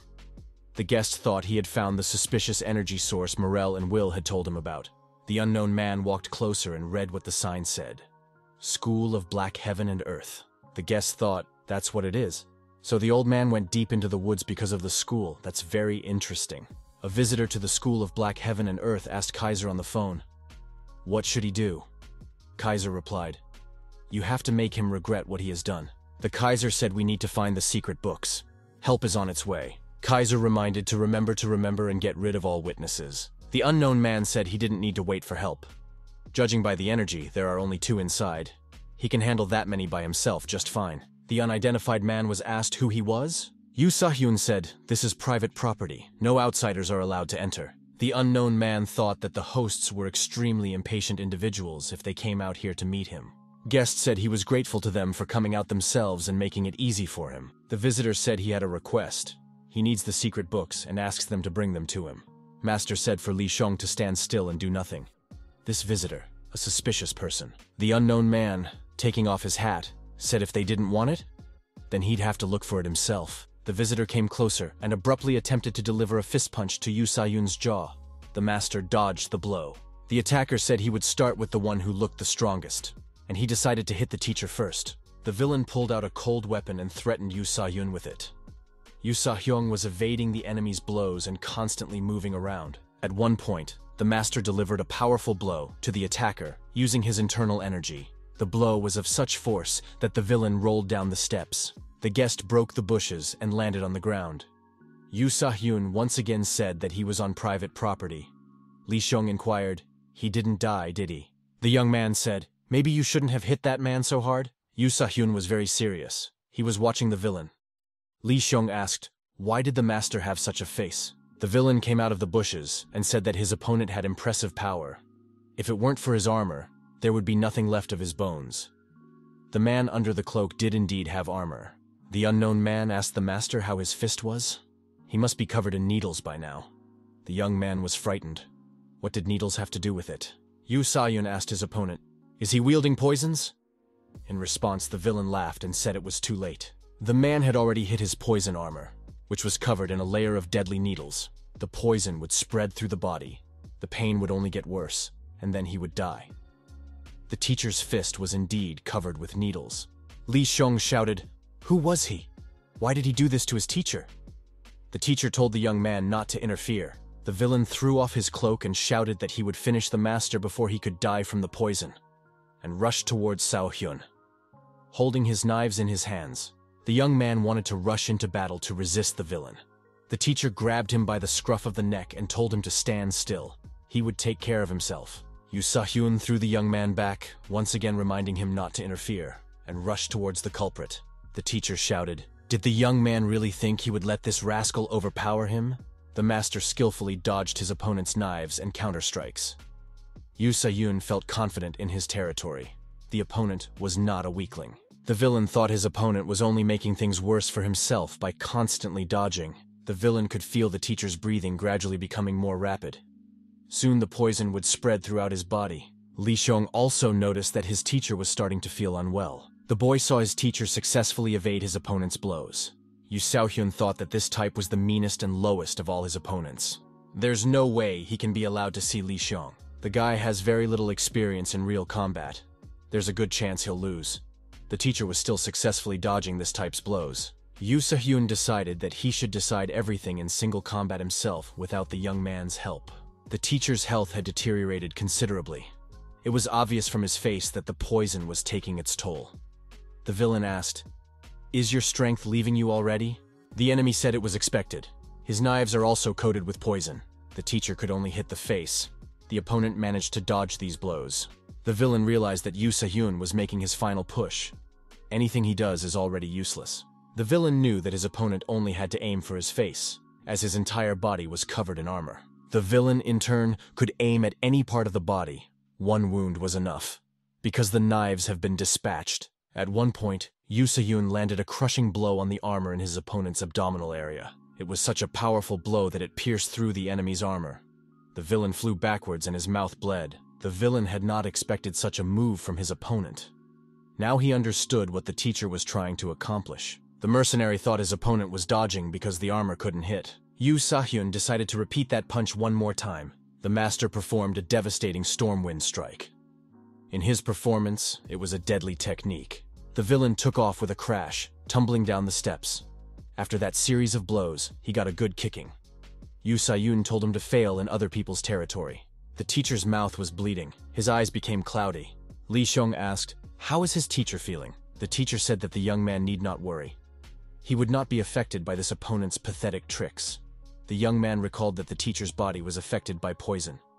Yu Xiaohyun said that he would now banish all the crap with energy circulation. The boy told the teacher to show him his hand. The young man said the teacher's hand turned blue. Yu Xiaohyun, looking at Li Xiong, thought. However, he was glad that he was able to keep the young man safe. The young man watched his teacher lose strength. His face turned pale. Bruises appeared under his eyes. The young man's teacher was being watched by young men who came to the aid of the villain with poisoned knives. The guy and the girl said the guy with the knives should have waited for them. He'd been warned. The young man looked at the new guests and thought, who are they? The wizards who had come to the aid of the head of the Federation were repelling the attack of the new mercenaries. The master told his opponent that he had an inkling of his power, but he was a real tough guy. On the outside, the guy really looked tough. The master said, then he's ready to fight seriously, and he would not pity anyone. Another elder was fighting a new mercenary too, who had a deadly spear in his hands. The master dodged the spear strike and noticed that his opponent had involuntarily opened up. He could be dealt a crushing blow. This blow was of such force that the healthy opponent flew far back. The master saw the girl who was pulling her weapon from the tree was going to help her comrade in arms. The man thought that this girl seemed to have fought the head of the Federation. The Federation head continued to repel the onslaught of the two mercenaries who had originally attacked him at the same time. The girl drew her sword from the tree and attacked the man. There were already two mercenaries against him. He successfully deflected their attacks. The master thought that these rascals wanted to restrain the head of the Federation, and the first thing to do was to get rid of them. The elder realized it himself. But for some reason, he pulled the two men back and didn't counterattack. The elder thought something was amiss. The two mercenaries stood there without taking any action. After all, they had already evaluated his skills. Why are they forcing the old man to fight with these young mercenaries?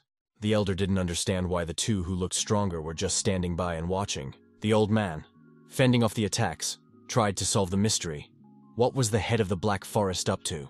The movements of the head of the Federation were repeated time and again. Kaiser decided that there was no way to find out about the elder's techniques in such a case. It would take much more data to mine the information. Kaiser thought the old man might have figured it out. He'd thrown Will and Morel in as bait, but even that hadn't worked.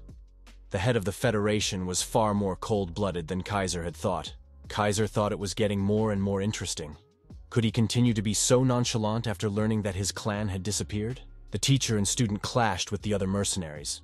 The young man with the long pole had a very peculiar technique, and he showed interesting attacking skills. Li Xiong successfully dodged the pole and gave the attacker no chance of success. Yu Xiaohyun also successfully dodged the mercenaries. At some point, the young man lost sight of the girl. Apparently, she was hiding behind the trees. Suddenly, the girl pounced on the young man from behind, wrapped her arms and legs around him, and restrained his movement. The teacher dodged and broke his opponent's long pole, without which the young man was less able to fight. The teacher, while in the tree, was choosing a position for another attack. The mercenary with a stick on his shoulder was about to attack Yu Sayun. The teacher said his opponent could try his attack again for an encore. He was preparing to meet him. The girl who was still trying to deal with Li Xiong told him to stay focused and pay attention to her. Her opponent said she could hug the young man even tighter so he could focus. Yu Sayun thought that these mercenaries weren't made from scratch either. They were very strong fighters. The teacher thought that there must be some way to get Cyan out of here, so he wouldn't be in danger. The teacher was getting worse. His nose was bleeding. He continued to lose strength. Li Xiong saw this. He was worried about his master. At some point, the master coughed and blood came out of his mouth. His condition was deteriorating drastically. The young man shouted for the teacher to be more careful. The young man was restrained by his rival and could not help his teacher. At some point, the girl squeezed Li Xiong tightly. A crunch was heard. The girl said that he was holding on pretty well. The guy decided to take action. He thought it was necessary to apply a seismic step.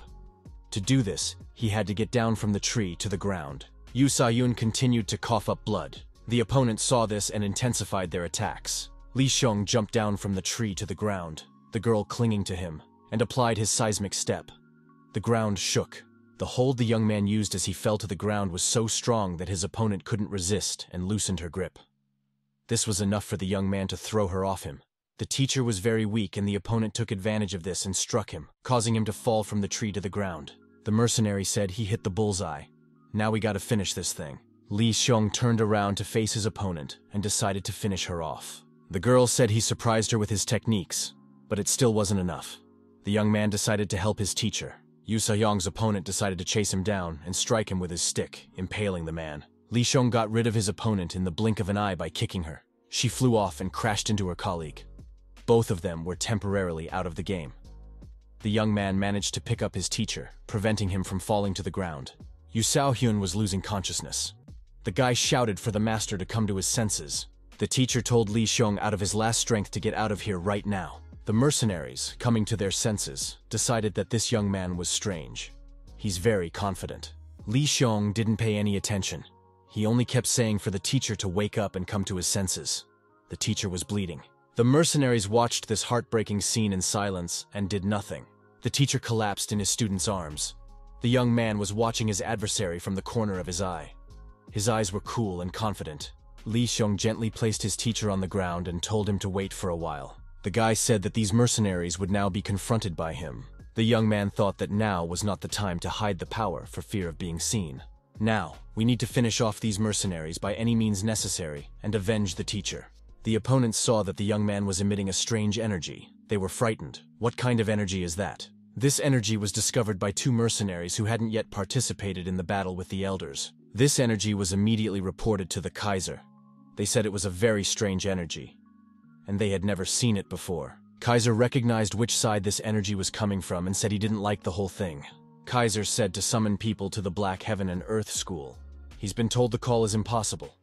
Some of them are unconscious, and two of them are already out there fighting. Kaiser asked who they could fight.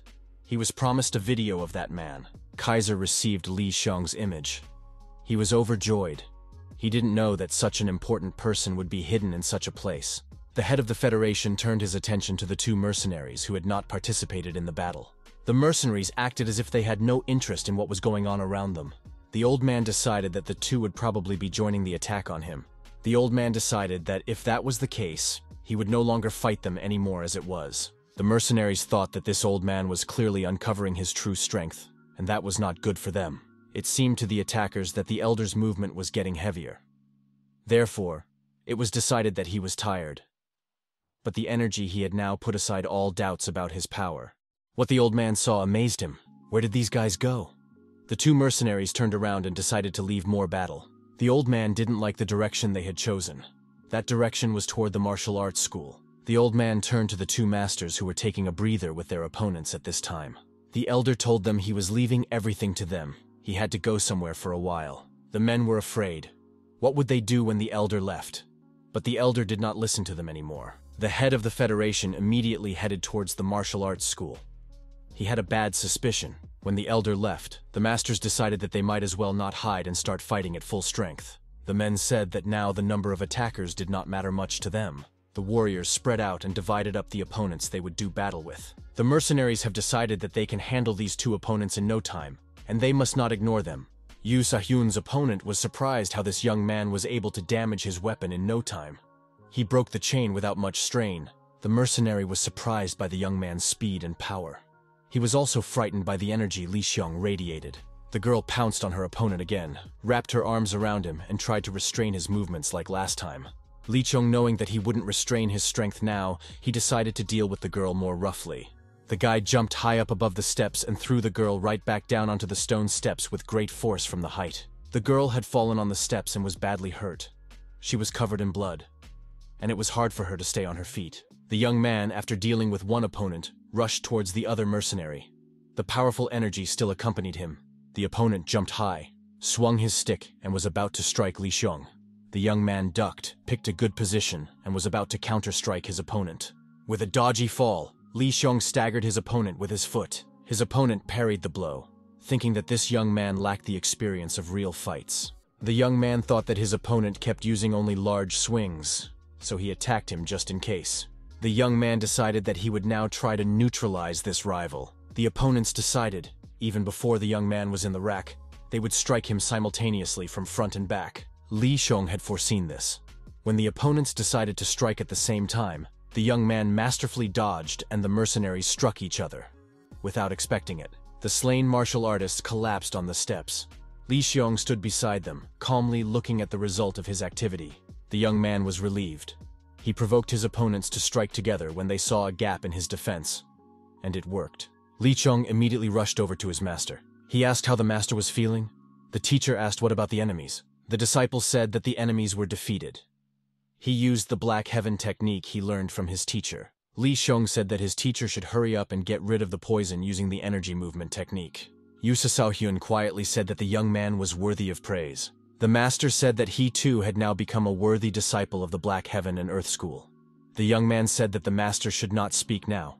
He should save his strength. Yu Sa-hyun said that he's not a master, but a sabek. The young man needs to remember that finally. Li Xiong watched absent-mindedly as his teacher fainted and passed away. An elder's assistant was walking up the steps to the school. The girl saw the neutralized mercenaries lying around. The girl couldn't believe it. Had they really broken into the main buildings? The elder, who was also rushing there to help, asked his assistant if there was any destruction. The girl said that there were guests here. The elder replied that he thought so. The girl heard some strange sounds in the tube that sounded like blows. Assistant Lee asked the elder what was going on there. The old man said he was fine. The elder added, "The girl should evacuate everyone there, because help is rushing to the mercenaries there." Assistant Lee asked, "Is elder really okay?" The girl took her time climbing the steps. She looked around carefully. Assistant Lee saw Yu Sa-hyun lying on the ground. His disciple was kneeling beside him. Assistant Lee noticed some energy forming near the young man. The girl decided to come closer. The girl asked the young man what he was doing now. Inari asked if Yu Sa-hyun had really been injured. The young man said that the teacher was hit by the poison attack. That's why he's pouring energy into him now. The girl couldn't understand. If the teacher was poisoned, why was he trying to cure him in this way? The man was lying there and showed no signs of life. The girl understood. Inari examined Sa-hyun's hand. The hand was all blue and poisoned. Li Xiong said, "The master was saying that it was possible to extract the poison using the energy movement technique. So if he has enough energy for this technique, he will bring the master to his senses." The girl told the young man to stop. The boy did not want to stop. Inari took Li Xiong by the chest and told him to stop. The young man didn't give up. He kept repeating that he needed to put as much energy into the master as possible. The girl said that the young man should come to his senses, calm down and pull himself together. The girl screamed, "Didn't the guy realize anything yet?" His teacher was already dead. Inari told the young man to wake up. Now the enemies will come running here. If the young man continues to do the same, not only will his teacher die, but he will die as well. We have to get out of here quickly. It was too late to leave. 2 mercenaries were already close by. Now retreat was out of the question. The girl said that the elders would arrive soon. They should hold out until then. Li Xiong shook his shoulders and cried like a child. He couldn't believe that his master had died. One of the mercenaries stepped closer and pulled the girl far back. The young man sat inconsolably beside the teacher and cried. Deputy Lee coughed from the effects of the heavy blow. She still managed to partially block it. The girl couldn't understand what had happened. She had absolutely kept her distance. How could this man strike her in an instant? Li Xiong continued to cry. The young man had to pull himself together and calm down. Danger was looming over him. The girl tried to attack her opponent by making a leg kick. The opponent easily blocked her kick. Without much difficulty, the mercenary threw the girl far back again. The mercenary thought that the girl wasn't much of a threat. He could handle her easily. The man decided that he could strike easily and slowly, and the girl had nothing to counter him. Assistant Lee couldn't understand who he was. How does he manage to strike like that? Inari didn't understand how the enemy could move so fast. Another mercenary approached the young man and threw the young man aside with a powerful blow. The man said the girl surprised him. She managed to understand his movements in a short time.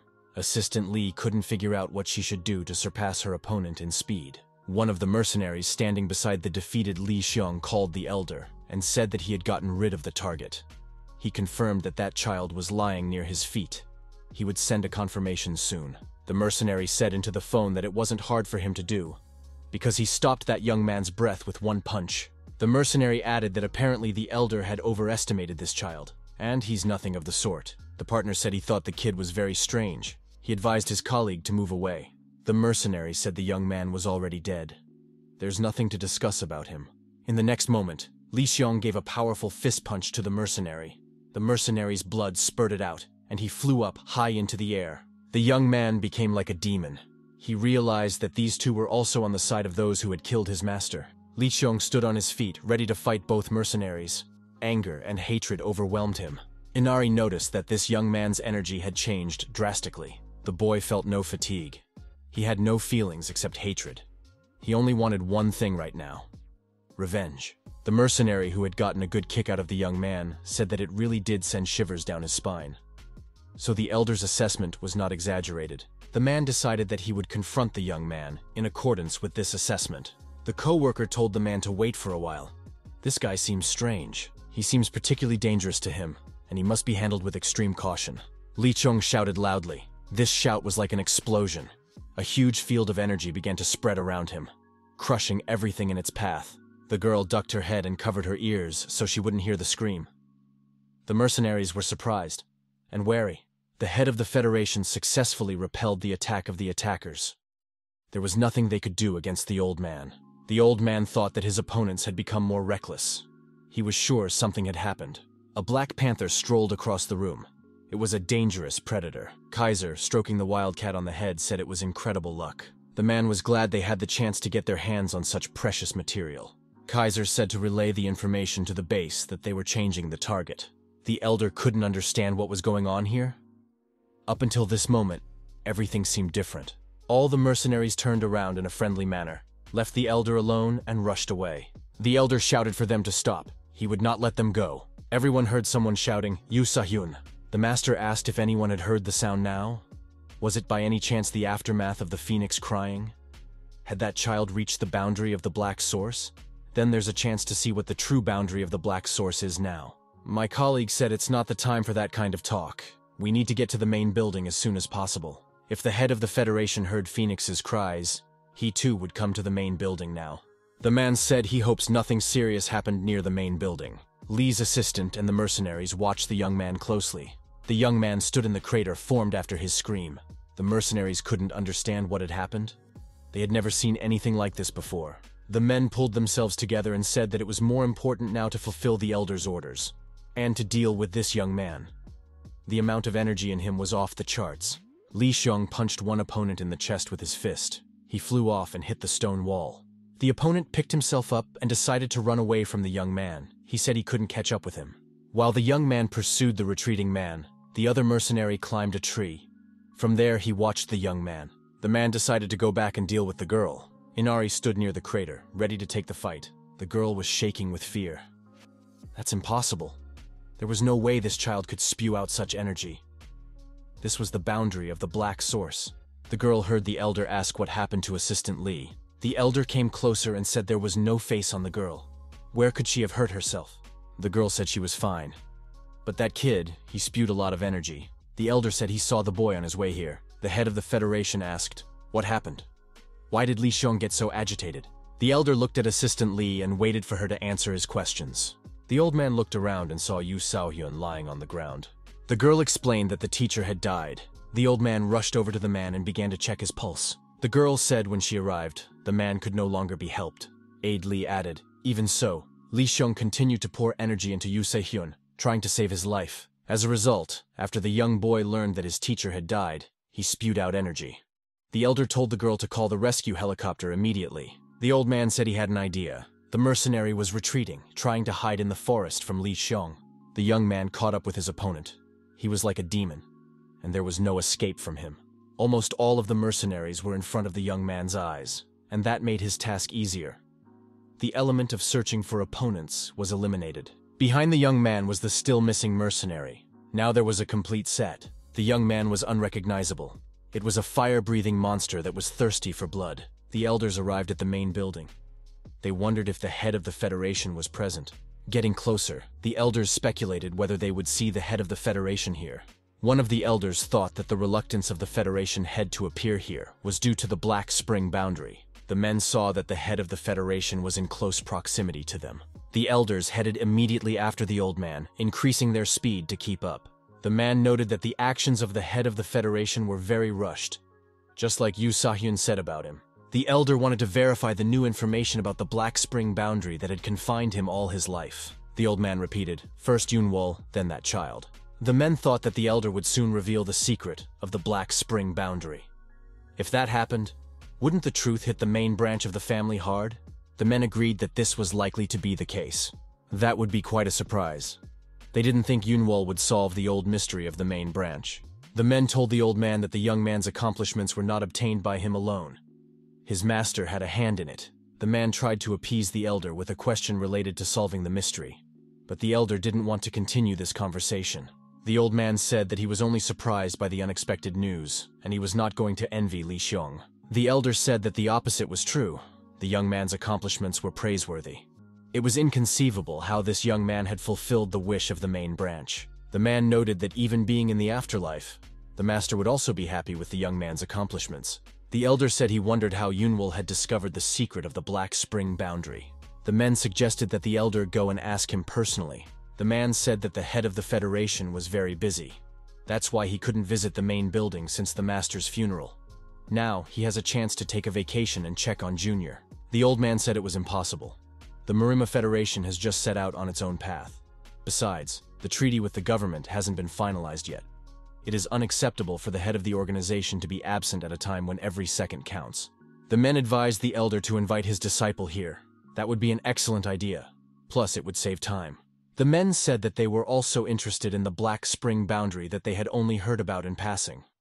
In addition, didn't the elder's master pass away after falling ill as a result of trying to solve this puzzle?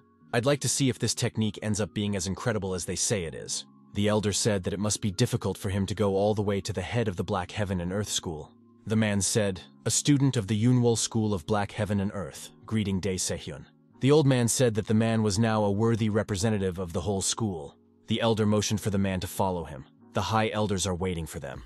The elder received a call that the head of the government was urgently requesting a meeting. The elder replied that he could not today, because he already had another meeting scheduled. After all the persuasion, the elder decided to agree. The old man decided that the meeting with Yunwol was more important to him, but it could be rescheduled. The elder said that he had some urgent business to attend to. He would have to meet with the head of the Black Heaven and Earth School later. The old man said he had a request. He asked the head of the school to calm down the angry elders. The head of the school said he understood the elder and would try to fulfill his request. The elder was the city, and the fact that there was a chance to show off their clan's techniques to the elders representing the Murim. Since joining the clan, he had never once imagined that he wouldn't be able to succeed him. For this reason, after the master's health deteriorated, he began to secretly study the boundary of the Black Spring, leading him to this outcome. At that time, he was sure that he would fulfill the master's cherished wish and be recorded in history as the head of the school who destroyed the curse imposed on him. But that place and the words ended up being passed on to the younger one. At some point, something serious happened. All the supreme elders were killed by the head of the Black Heaven and Earth School. Dae Se-hyun couldn't believe that such a thing had happened. It was a sad event. Unvol didn't know how to explain it. He was out of his mind. The elder thought he would not survive this. The grief was great. Junior cried and repented, but there was no going back. The elder put his hand on the younger man's head. His heart ached and was broken. He was very sorry. The man knew that this younger man was more diligent and kind than anyone else. The border of the Black Spring was too dangerous for someone like him to get close to it. His eyes were clouded with envy, and he did not even think of giving the young man advice. He knew better than anyone what the young man was like. The elders figured it was all because of that damn tech, the Black Spring Frontier. The elder vowed to be sure to get rid of this curse placed on their school. After that, Yunwoo became silent about what the secret of the Black Heaven and Earth technique related to the Black Spring boundary technique was. Now no one in this world knows her except that young man. He was afraid he was going to be killed anyway. The elder recalled all of this as he moved towards the Black Spring. The old man couldn't still understand why he had made such a choice. Probably the choice he made was also the curse of the Black Spring boundary. The mercenaries had no chance to deal with Li Xiong.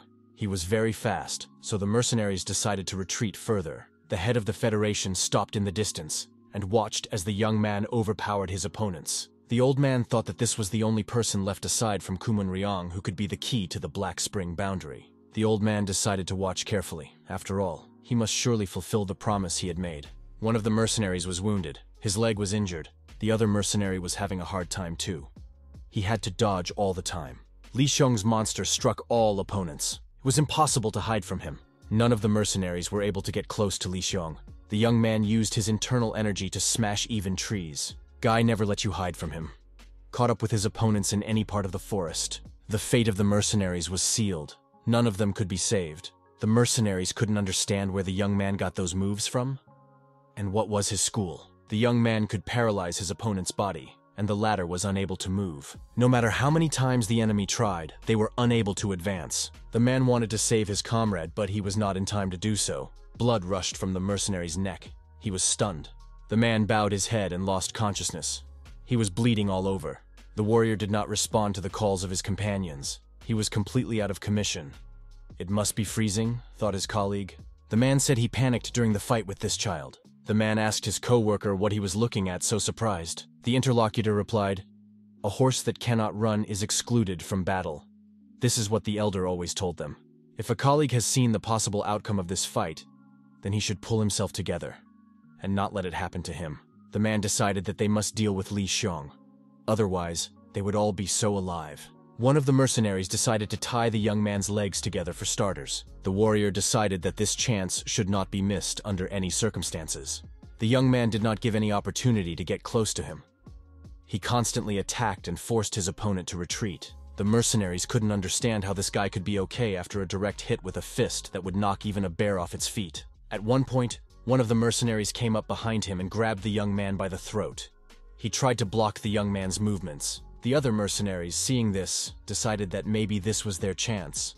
The man wondered what was happening to the young man. Instead of lashing out, he suddenly calmed down. The young man uttered, "Grandfather Elder Chan." The boy stood still. The mercenaries surrounded him, coming closer and closer. The guy said that's where they all ended up. The young man threw off the opponent standing behind him and found himself alone in the circle of advancing mercenaries. The young man once again said, "Grandfather, Elder Chong." The guy couldn't figure out where he was now, or what he was doing now. The young man gave a command, pulling himself together. The youth imagined Yu Sayong saying that the goal set for honing one's strength is to make that honing part of oneself. Combat has a form, and that form must always be a part of the warrior. It is as natural as the last breath. The master shouted for the young man to try, starting with the emergence of the Black Heaven technique. The first form of the Black Heaven technique is emergence. The young man is practicing this technique intensively. The master is satisfied with the result. The young man put it into practice in this case, and all the mercenaries were defeated in an instant and scattered in different directions. One of the survivors stood wounded and could not understand who this young man was. How could he become a wielder of such power? How is it even possible to parry in this way? Attacks coming from all 5 sides. The young man is pleased with the result, and he wants to brag about it to the master. The young man sees that his master has died. The young man is in tears.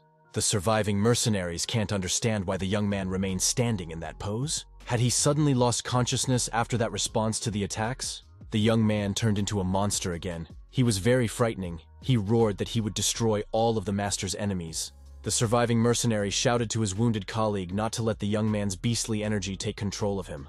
The guy was getting more and more ferocious. He had nothing human left. The wounded mercenary realized his days were numbered. The mercenary decided to try another way to resist the young man and try to fight back in some way. The mercenary began to lose his humanity, and transformations began to take place in him. Another grin appeared, eyes glowing demonically. The Kaiser was informed that this mercenary had entered berserk mode without authorization. The Kaiser said to leave it as it is. Kaiser told the surviving mercenary that he too could restrain himself, but only they both must not lose their minds. Kaiser said, "What a pity." He didn't think he'd have to unwrap a gift for Kumon Ryong in a place like this. He said he remembered the two mercenaries. He'd seen them once, when he'd gone to some lab on the Elder's orders. Kumon Ryong said they were both very strong.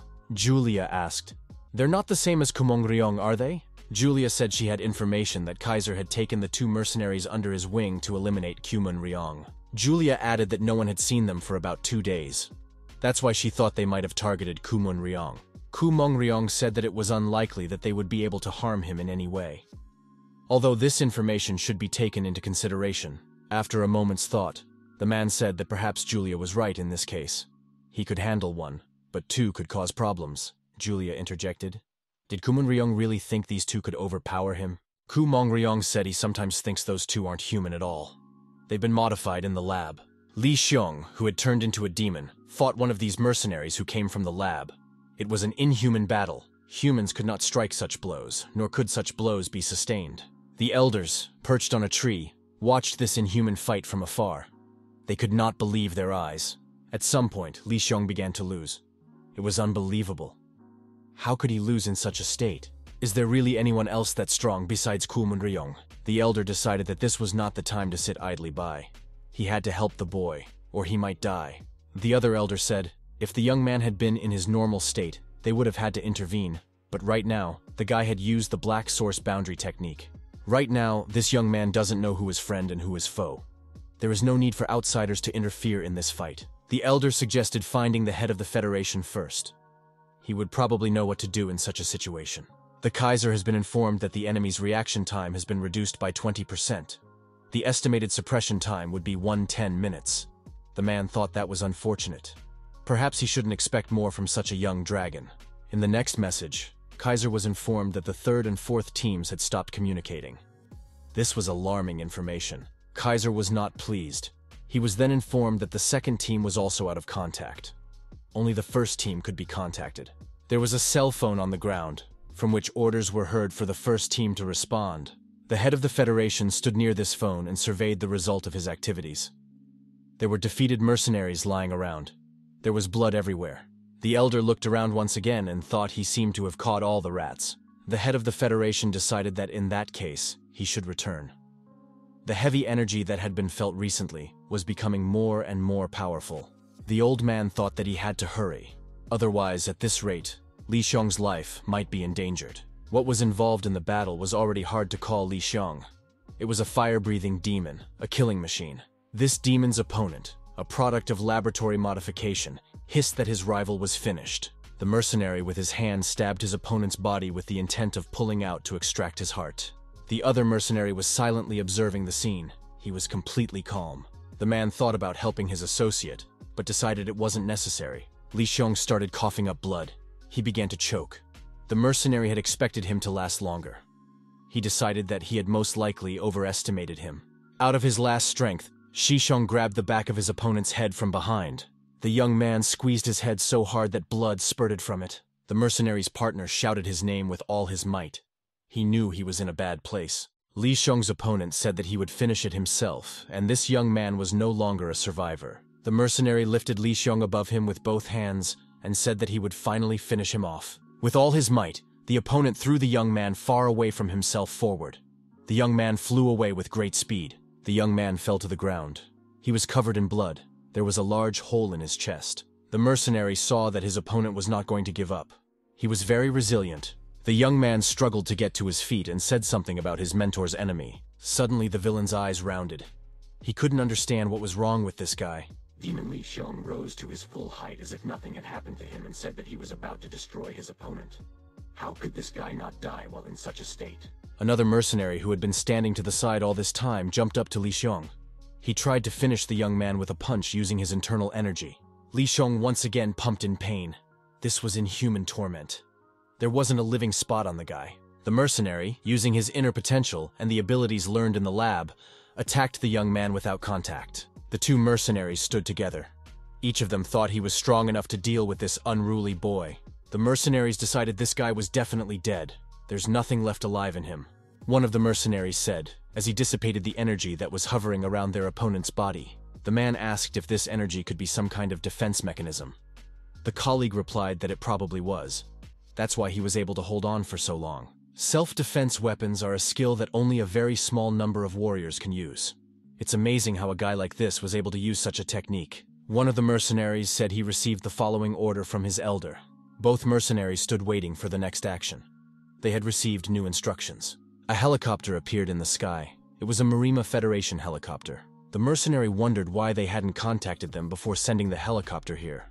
A colleague said the observation team was destroyed, and communication was cut off after headquarters was notified of the emergency. Now that they have been notified of the emergency, they need to move to the assembly point as instructed. The mercenaries decided that their enemy could be left where he was. He's already been dealt with. There's nothing to worry about. This guy is no longer a threat because he's dead. Li Xiong can't figure out where he is. What is this place? The boy thought that a memory unknown to him had reappeared. A man yells at a young man, "How dare he show up here?" And he thought he'd seen him in prison before. The guy hears someone asking for help. Some kid says if the young man isn't an immortal demon lord, then neither he nor anyone else can help him. The young man guessed that these are the memories of the immortal demon lord. The child says that he must become the successor of the School of Black Heaven and Earth. Li Xiong can't believe it, Schools of Black Heaven and Earth. The child continues, if he fails to become a follower, in that case, Dae Sahyun will die, the child says and starts crying. Li Xiong opens his eyes and sees 3 elders above him. The head of the Federation is checking on the young man's condition. He's extremely upset. The old man thought that he had managed to get his hands on the clue of the Black Heaven and Earth boundary, but he missed it at the last moment. The man asked Sahyun what he could say about the young man's condition. The old man said that the boy was dead. The elder felt that he had misjudged the situation and stayed away too long. Even Murim elders could not handle the Black Heaven and Earth boundary technique. His Black Heaven and Earth boundary technique is different from the techniques of Yunwol and Kumun Ryong. The elder knew that the boundaries of the Black Heavens and Earth. It was the last most mysterious technique for those who had mastered all martial arts. However, this guy's skills were definitely not at that level. This young man's accomplishments were truly incredible. Even though his abilities were initially at a level as if he had just mastered the basics. The elder said that the reason why the young man had mastered the technique was because Kumun Ryong had taught him martial arts haphazardly. The elder had to properly understand the young man's learning process in due time. The head of the Federation was very sorry that the irreparable thing had happened to the young man. It's a big mistake. The elder recognized that the young man was wrong about a lot of things too. The head of the Federation got a call from someone. He said he was listening attentively to the caller. The old man was alerted that a rescue helicopter had arrived and was heading towards the main building. The masters inquired who flew in this helicopter. The girl explained over the phone that he asked about the screens and all the circumstances. While the elder was on the phone, someone came up behind him and said hello. The old man put the phone down and said hello back. He turned around slowly. The elder met with the ghostly doctor. The head of the Federation said the doctor was busy as it was. He shouldn't have come here. The doctor said that pleasantries could be postponed until later. The old man was interested in something else entirely. Where is the young man now? The doctor carefully examined the young man's body. The others stood silently at a distance. Elder said that this is indeed a sad event. The doctor shouted his demand for silence. The doctor added, he is contemplating now whether to kill or save this young man. The elder cried out, could the doctor really save this young man? The head of the Federation noticed that the young man was already alive. His pulse feels great. The old man held the young man's hand and felt his heart beating. The old man couldn't believe his eyes. He had just checked the young man's condition personally. The doctor said something was bothering him, and his hunch turned out to be correct. The energy circulating in the young man's body right now simply couldn't exist in the Marima. Li Xiong opened his eyes. He found himself in a hospital bed. The young man couldn't remember anything. He asked the master where he was. What was the meaning of all this? The young man began to regain consciousness and remember what had happened. He remembered how his teacher had been poisoned, how he was dying. Li Xiong began to agonize. After remembering what had happened, he couldn't get used to the idea that his master had died. The guy couldn't find his place. How could he let this happen? The young man cried. It was reported to the head of the Federation that the young man had woken up. Assistant Lee said that the young man had woken up but was in an anxious state. The elder said that he was already busy and this circumstance would cause more headaches. The girl stated that the elder could not refuse the young man. The old man said that this child has long been attracting all the problems of the Murim. But now the immortal demon lord's domain, which is completely forbidden territory, is also involved. The old man said that he would take custody of this young man, not only because of the Black Spring border. The elder remarked that there were still some points to consider which he could not refuse to help the young man. Normally, troublemakers like Li Xiong could be used a lot of places. The girl couldn't understand what was going on in the young man's head right now. She wanted to go to his hospital room. The girl wondered if the young man had any plan, or was he just in a hurry? The doctor brought Inari in and said his room was here. The girl entered the chamber and was amazed. The walls were cracked and shattered. Apparently, the young man was thus venting his rage. The girl asked what he was doing. If he wanted to meet her, he didn't have to do something like this. The guy told the girl to stop pretending. The young man looked her in the eye and told her that Deputy Lee could have no more costume show. The girl asked, "Did he really know?" Li Xiong explained. When Master told him about the existence of the side branch, the first thing he thought of was the head of the Federation. The head of the Federation has spoken about his involvement with the Black Heaven and Earth School at many events. But in fact, the Master seems to have been completely unaware of it. The girl asked why the guy kept quiet about it all the time. Xion replied that he guessed that he had some personal reasons. The boy added that he didn't really want to know about those reasons. He cherished the time he had spent with the Master, and he was very grateful for it. The young man said, "If it's over now, it's okay to stop."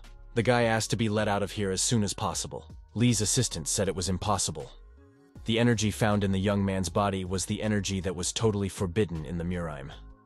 The young man asked if it was the energy of an immortal demon lord.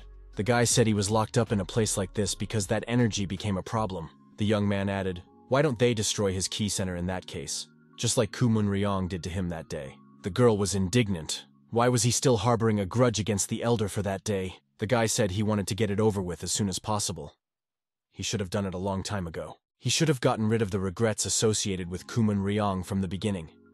Then his mom, Elder Zhong, and Elder Quan would all be alive and well. If he hadn't come to the Master wanting revenge on Kumun Ryong, the Master wouldn't have died. The young man concluded that in the end, everyone he loved was dead because of him. Aide Lee said she couldn't listen to it anymore. The head of the Federation appeared in the doorway of the chamber. He said that every person he met praised the young man very strongly. So he thought the young man was some kind of incredible creature. The elder added, "Now that he looks at the young man, he sees that he is nothing but a pathetic coward." The boy wondered if the elder was keeping him here because of his obsession with the Black Spring boundary. Li Qiong has promised to tell everything he knows. He wants to be released. The girl recognized it and was very surprised. Was it really true? Was he really being kept locked up? The elder's face changed. He became angry. The old man said that looking at the young man as he was now, he wasn't just disappointed, he was furious. And he added that the young man should follow him. The old man said, though he'd like to smash the young man's Kai Center and throw him out of the Murim right now, he thinks that before doing so, he should tell the guy what he deserves to know. The old man went to the closed door and said it was in here, and for the guy to look at it. The young man saw that the body of Yu Sao Hyun, his master, was in the room. The guy didn't understand what was going on. What did it all mean? The elder explained that his master, the head of the Black Heaven and Earth School of Black Heaven and Earth, was not dead. Li Xiong watched as if mesmerized. Is it really true? This is some kind of miracle. The elder added that in such a condition he could not be called alive. Li Xiong asked, "What does all this mean?" The old man said that this was only a small part of what he wanted to tell. The young person needs to know that even if they give up everything, these troubles will not end. The adversary the young man faces isn't just targeting him. He is just one worthless target out of many intended. The old man said that if the young man was going to take revenge on Kumun Ryong, he was going to take revenge on the wrong person. The old man added that Kumun Ryong was just a puppet. The adversary is the one who did all this to the young man's entourage, and threw not only the Murim but the whole world into chaos. The old man said that the real enemy of the young man was the one who planned all this. It was the head of the Black Forest Defense, a man named Kaiser. Kaiser said it becomes a quandary. Even though he's famous, he still belongs to the Shadow Warriors. Kaiser said he couldn't help if the man spontaneously ignored orders. Ku Mongryong was surprised by the question. Does the elder really think he needs help? Kaiser and Kumun Ryong looked into each other's eyes. At that moment, someone entered the room. There were two visitors, and they said they had come at the invitation of the elder. Kumun Ryong looked at the men who had entered. They were the mercenaries from the lab. Kaiser asked, Kumun Ryong, because he knows these people, doesn't he? Kaiser stated that these people could become competitors to Kumun Ryong in terms of ability level. Kumun Ryong, after evaluating the visitors with a glance, said that it was unbelievable. The man turned away willfully and said that if Kaiser had said everything, he was leaving. Kumun Ryong defiantly, paying no attention to anyone, walked past those mercenaries. One of them, as if offhandedly, said that not long ago they had fought some young man on the orders of an elder. The man added that this guy was pretending to have powers, so they just destroyed him. Later, they found out that the guy was Kumun Ryong's student, so they realized that Kumun Ryong was not much of a man either. Kumun Ryong stopped and asked Kaiser a question. If the elder believes their abilities are on the same level, what is that claim based on? Kaiser said he was once subjected to a physical aptitude test. Kumun Ryong noticed that it was about that place that looked like a research lab. Kaiser confirmed and said these guys were undergoing special training based on the data they received that day. Without taking his hands out of his pockets, Kumun Ryong sent one of the mercenaries with his right foot well enough to punch through the wall. The mercenary climbing out of the dust and pile of stones coughed. Kumun Ryong said that it was indeed about competitive personalities. The man remarked that he had been like this in the distant past. It's different now. Walking out of the room, Kumun Ryong finished. If anyone was interested in his current abilities, they could contact him anytime. When these capable warriors become like him now, Kumun Ryong will already be much stronger. The mercenary said if Kaiser orders it, he's ready to deal with Kumun Ryong. Kaiser said apparently it's a little early. The elder told the man to take his associate away for treatment. Kaiser didn't expect Kumun Ryong to suddenly show his claws that he had been hiding all this time. Kaiser felt that the death of that young man was a great shock to Kumun Ryong. The girl met the boss and asked what happened to him. He had a strange look on his face. Kumun Ren said he had a very important question for Sophia. The man stated that there was something he wanted to know about immediately. The elder asked, what exactly did his interlocutor want to know? Assistant Lee asked, why did the elder tell the young man even details that could well have been omitted? There are oodles of questions that should be asked to the young man soon, instead of talking about something like the immortal demon lord or the Black Spring boundary. The old man said that the young man was in despair over the death of his teacher, and he was finally ready to give up. The old man said that the young man was under their protection, so we should take our time. There was no point in rushing. The old man noticed that the place where the young man was now was equipped in such a way that even if one wanted to badly, it was almost impossible to escape from there. Besides, the young man saw the state his master was in now. While he would be busy finding a way to save the master, he wouldn't have time to think about anything else. The elder and his assistant didn't know how the body of a person who should definitely be dead by now could have so much energy left in it. And what exactly was the very energy of an immortal demon lord? The ghostly doctor said that he could help, so the only thing left to do was to wait. The ghostly doctor appeared at the hospital and asked where the room the boy was in was. The ghostly doctor saw the room the young man was in. The door was broken and mangled. The man couldn't understand what had happened to the door. How could such a door be broken down? The ghost doctor told the doctor to keep up with him. The young man walked over to the closed door and leaned his hand on it. He obviously wanted to do something. The ghost doctor and the doctor noticed the young man. The ghostly doctor called out to the young man and asked what he was doing. Li Xiong activated his internal energy, and some sort of radiance appeared around him. The men closed their eyes and lowered their heads. What the hell is going on? The ghostly doctor thought he wasn't wrong. He knew where this such incredible energy came from. The old man couldn't understand what this young man was doing now. Why is he standing in front of this door? The doctor in the clipboard noticed the patient's pulse response from that cell. He was sure that the pulse had been practically non-existent before that. The ghostly doctor asked who was in that cell. The doctor said that this young man's master must be in that cell. The ghostly doctor suggested that in that case, this young man was injecting his master with concentrated energy. The doctor didn't believe it. That can't be. Could it be possible to inject concentrated energy without direct contact? It can only be done by using the airstrike technique. This young man is being absurd. The men noticed that the young man had squatted down. He seemed exhausted. The ghostly doctor asked how the young man was feeling. The young man recognized the ghostly doctor and said hello. The doctor said that he had to check the condition of the patient in this room immediately. The ghostly doctor told the young man that he was amazed at the way he had just transmitted concentrated energy at a distance. The old man told the young man not to show this method thoughtlessly in front of other people. It might lead to unnecessary suspicion. The doctor came out of the room and said that the patient's pulse had returned, but he was still unconscious. The ghostly doctor said that it would be necessary to monitor this patient continuously. He has some questions for the young man and needs to talk, just somewhere else. The young man told the old man what had happened to him lately. The ghost doctor said, although he had noticed the immortal demon lord's energy emanating from the young man, he had no idea that fate was so ironic. The old man continued. Apparently the place where the young man discovered the corpse of the immortal demon lord was the blast furnace of energy. Li Xiong asked the ghost doctor what could have happened to him. The doctor said that he could only speculate. The doctor noticed if the guy survived after falling from a very high height, the energy density in that place was incredibly high. The elder continued. Most likely that place had become like this because of the energy stored in the immortal demon lord's body, and the energy of the earth hell of uninterrupted torment. If the young man had been a full-fledged Muraman, he would have been nailed to the ground by that energy and wouldn't have been able to even pick up his bones. But because of his naturally large volume of blood, he was able to absorb a huge amount of the energy of that place. And now, he continues to live with it. The ghostly doctor continued. The most interesting part of the young man's story was part of his memories of seeing this immortal demon lord. The old man asked if that meant that the young man could use his techniques, if he retained his memories of him. The guy said that in fact the technique he had used a little earlier on the wizard, he had also found by digging through his memories. The young man noticed that most of the memories had disintegrated into shards, making it difficult for him to understand their meaning. The old man said that he understood the young man. Besides, martial techniques combine many different factors. Li Xiong asked, why is the elder helping him? The guy said that he had no responsibility and no powers at the moment. In addition, he was connected to an immortal demon lord, and because of that, he became someone to be avoided in Marima. The guy said that despite this, the ghost doctor helps him too much. What's the reason for the help? The old man said that the young man was interested in nonsense.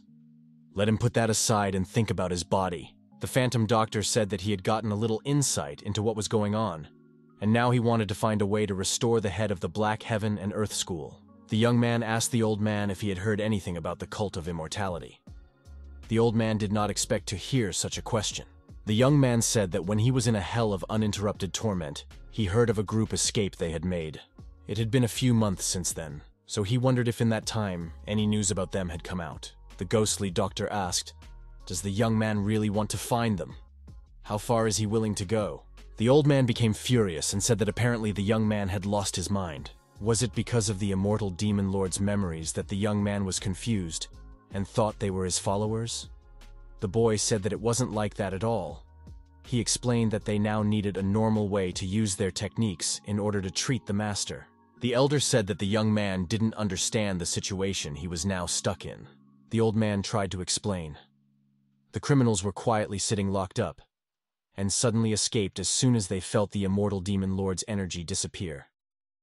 Knowing this, it could be argued that they were not locked there. Because the immortal demon lord's energy was too strong, they absorbed it slowly for a long time. Looking from their side, the young man was a thief who had stolen their jewel. If they found out about it, they wouldn't leave the guy alone. The criminals would try any way they could to take that energy from the young man. How could he not realize that? The old man said there had been no news of these villains until now. The ghost doctor thinks they've settled somewhere else, not connected to the Muram, or operating from a point that ordinary people can't even get close to. The patient in the ward began to regain consciousness. He was hooked up to a ventilator. Ma Young-shik appeared in front of the patient. He pumped his energy to the patient. Ma Young-shik stretched his arm forward, holding it over the patient, and tried to control this energy.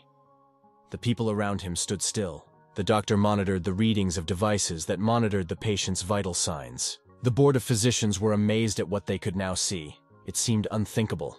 The doctors tried to personally touch the patient and check his condition. Doctor thanked the man for allowing me the honor of witnessing a miracle today. Ma Young-shik said that it embarrasses him. The fact that his abilities, which don't even compare to the former cult leader's powers, are called a miracle.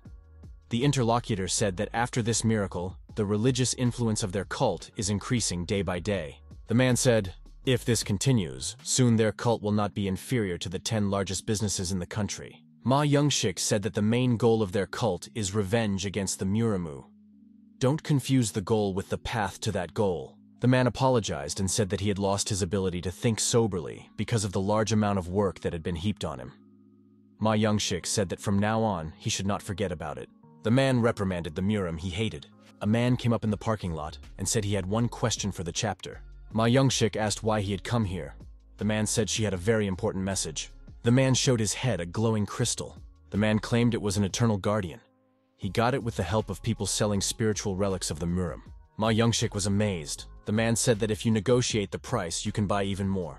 The man asked, "Isn't an eternal guardian only mined near the shrine of their cult? If that is the case, then how can such a thing be marketed in large quantities?" Ma Youngshik thought, was the disaster that happened at the shrine back then really caused by people targeting it? The man said he was a big rascal. How dare the scum look down on their cult and act so disrespectfully? The head turned around in anger and walked away. The man asked for Ma Youngshik to stop being angry.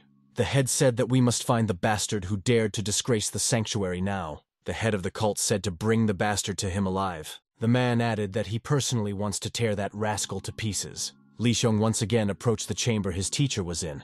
The doctors thought he'd gone back to his old ways. This young man has acted like this every day since the ghost doctor left. The young man kept replaying in his head what the ghostly doctor had told him the last time they met. The boy understood all this perfectly well, but he saw that there was no other way. Kang Soon spoke to his interlocutor, and the latter said that he had no other choice. The head of the Federation said it was heavy on his heart that he had to summon Kang Soon, even though he was still in the process of treatment. The man said he had plenty of time to recover. Kang Soon suggested that the cult of immortality was related to ordinary people. The elder said that recently there had been an increase in the number of people going beyond the borders of the Murim, and they too had found themselves in a difficult position. Kang Sun said that when he saw them in the hell of uninterrupted torment, it seemed to him that they spoke of Murim with intense disgust. Therefore they deliberately ignore the rules of Murim. The old man remarked that their Black Protection Organization and immortality cult was just an unnecessary headache. Lee's assistant came up to the old man and told him that the people from the treatment center were looking for him. Elder said he had an important business meeting right now and would be in touch later. The Federation head continued his conversation with Kang Sun, but he was interrupted again. The girl came back and said there was an emergency at the hospital after all. The old man was a little annoyed. What had happened there? What did they decide to contact about? Assistant Lee said that Elder received a call from Li Xiong, that young man. Lee's assistant said the matter was urgent, and he should be contacted now. The girl said that kid had just escaped from the treatment center. Deputy Lee reiterated they had just been contacted by the treatment center and were told that the young man had run away. The elder contacted the young man and asked what he had done. The head of the Federation explained to the young man that the young man was in great danger. He doesn't even know what is happening outside right now. The young man was in the forest. He told the elder that he should not persuade him. After all, he had not called to listen to his advice. Li Xiong asked the elder to take care of Master. As long as he's away, he would try to return as soon as possible. The old man was angry. Why is the young man behaving like this? Couldn't he at least give a reason for this behavior? The young man told the elder that he wanted to meet with the cult of immortality, and this matter is non-negotiable. The old man said that now the immortality cult's eyes are bloodshot because they want badly to catch the person who destroyed their sanctuary. They say that once they catch the culprit, they will tear him apart. The elder shouted that now it would not be enough for the young man to even hide, and he was going to deliberately climb the mountain to certain death. The guy said that was why he was going to take matters into his own hands. At first, he wanted to contact them with the help of an elder to find a way to cure the master. But after listening to the ghost doctor, he realized that it was impossible. The young man decided to meet them in person and find out who he was to them. The old man asked if it was true that the young man possessed part of the immortal demon lord's memories. If so, the old man continued, this is just a side effect of the KI transmission. A guy shouldn't do anything stupid by trusting such a side effect. The head of the Federation said that he planned to reappoint the young man as the head of the Sunu clan. The old man said that this plan was already underway to some extent, but it was necessary for the young man to come back and help him. The guy said that even now, the master's energy was slowly running out. If this continued, the chance to save him would soon be gone. The young man ended the conversation and threw his cell phone far into the forest. The boy told the master to wait for him and he would be back soon. Gina's eyes were surprised. What does all this even mean? The girl wondered if the head of the Murima Federation had kept Sion locked up all this time. Sarah Nuna had told her this information. She said that he was locked up in a place disguised as a hospital. Gina tried to find out where the young man was now. Sarah Nuna said there is no young man there now. She only found out about it thanks to the news of Li Xiong's escape from the treatment center. The girls speculated among themselves as to where the young man might be now. They had no ideas. Sarah Nuna said that wasn't what was important right now. She wanted to know how things were going in the Sunu clan lately. Gina said that the overall atmosphere in the clan had changed a lot. Gina asked her interlocutor. Maybe she wanted to find out if Li Xiong had contacted her. Gina thought she was right. Sarah Nuna made sure the young man didn't mess with her and immediately turned the topic of conversation to the Suna clan. Sarah Nuna said she did. The girl said that she was really interested in the situation of the Sunu clan at the moment. The elders have been taking more initiatives lately, and Mrs. Sosal has definitely become less involved in the life of the clan. The girls suggested perhaps Mr. Xiong would contact the clan through the elders. Sarah Nuna asked Ginny to tell her about it if it happens. Princess Sosal asked, "Why tell her about it?" Elder Yan asked, "Didn't it go without saying?" The man added that it was the duty of a servant of the Sunu clan to pass on the information the princess wanted to know. Elder Yan said that he didn't know all the details of what had happened during this time, but if the young man escaped, he could contact the clan head. Elder Yan bowed and said that he was leaving. The princess thanked the man for coming specifically to tell her this news. Elder Yang replied that he was not to be thanked, it was his direct duty. The man said he was really impressed. Although he had heard many rumors, he had no idea that his interlocutor was on such a level. The man said he would like to have another summit meeting with the chapter. The man already senses how quickly the religious influence of his interlocutor will grow. Even members of parliament are begging to meet him. The man smiled and said that with that kind of influence he would soon be nationally famous. Ma Youngshik replied that their kultu still had a long way to go. The head said that before rejoicing in the expansion of the cult's influence, we should put all our energies into finding the culprit responsible for the destruction of the shrine. Ma Youngshik said that he should be caught as soon as possible. The cult leader in the parking lot turned his attention to some person off to the side. The stranger said, "Here they meet again." The stranger was Li Xiong. He said that he had come to meet the cult leader Ma Youngshik. The cult leader looked at this young man carefully. Li Xiong stared intently at the man without lowering his gaze.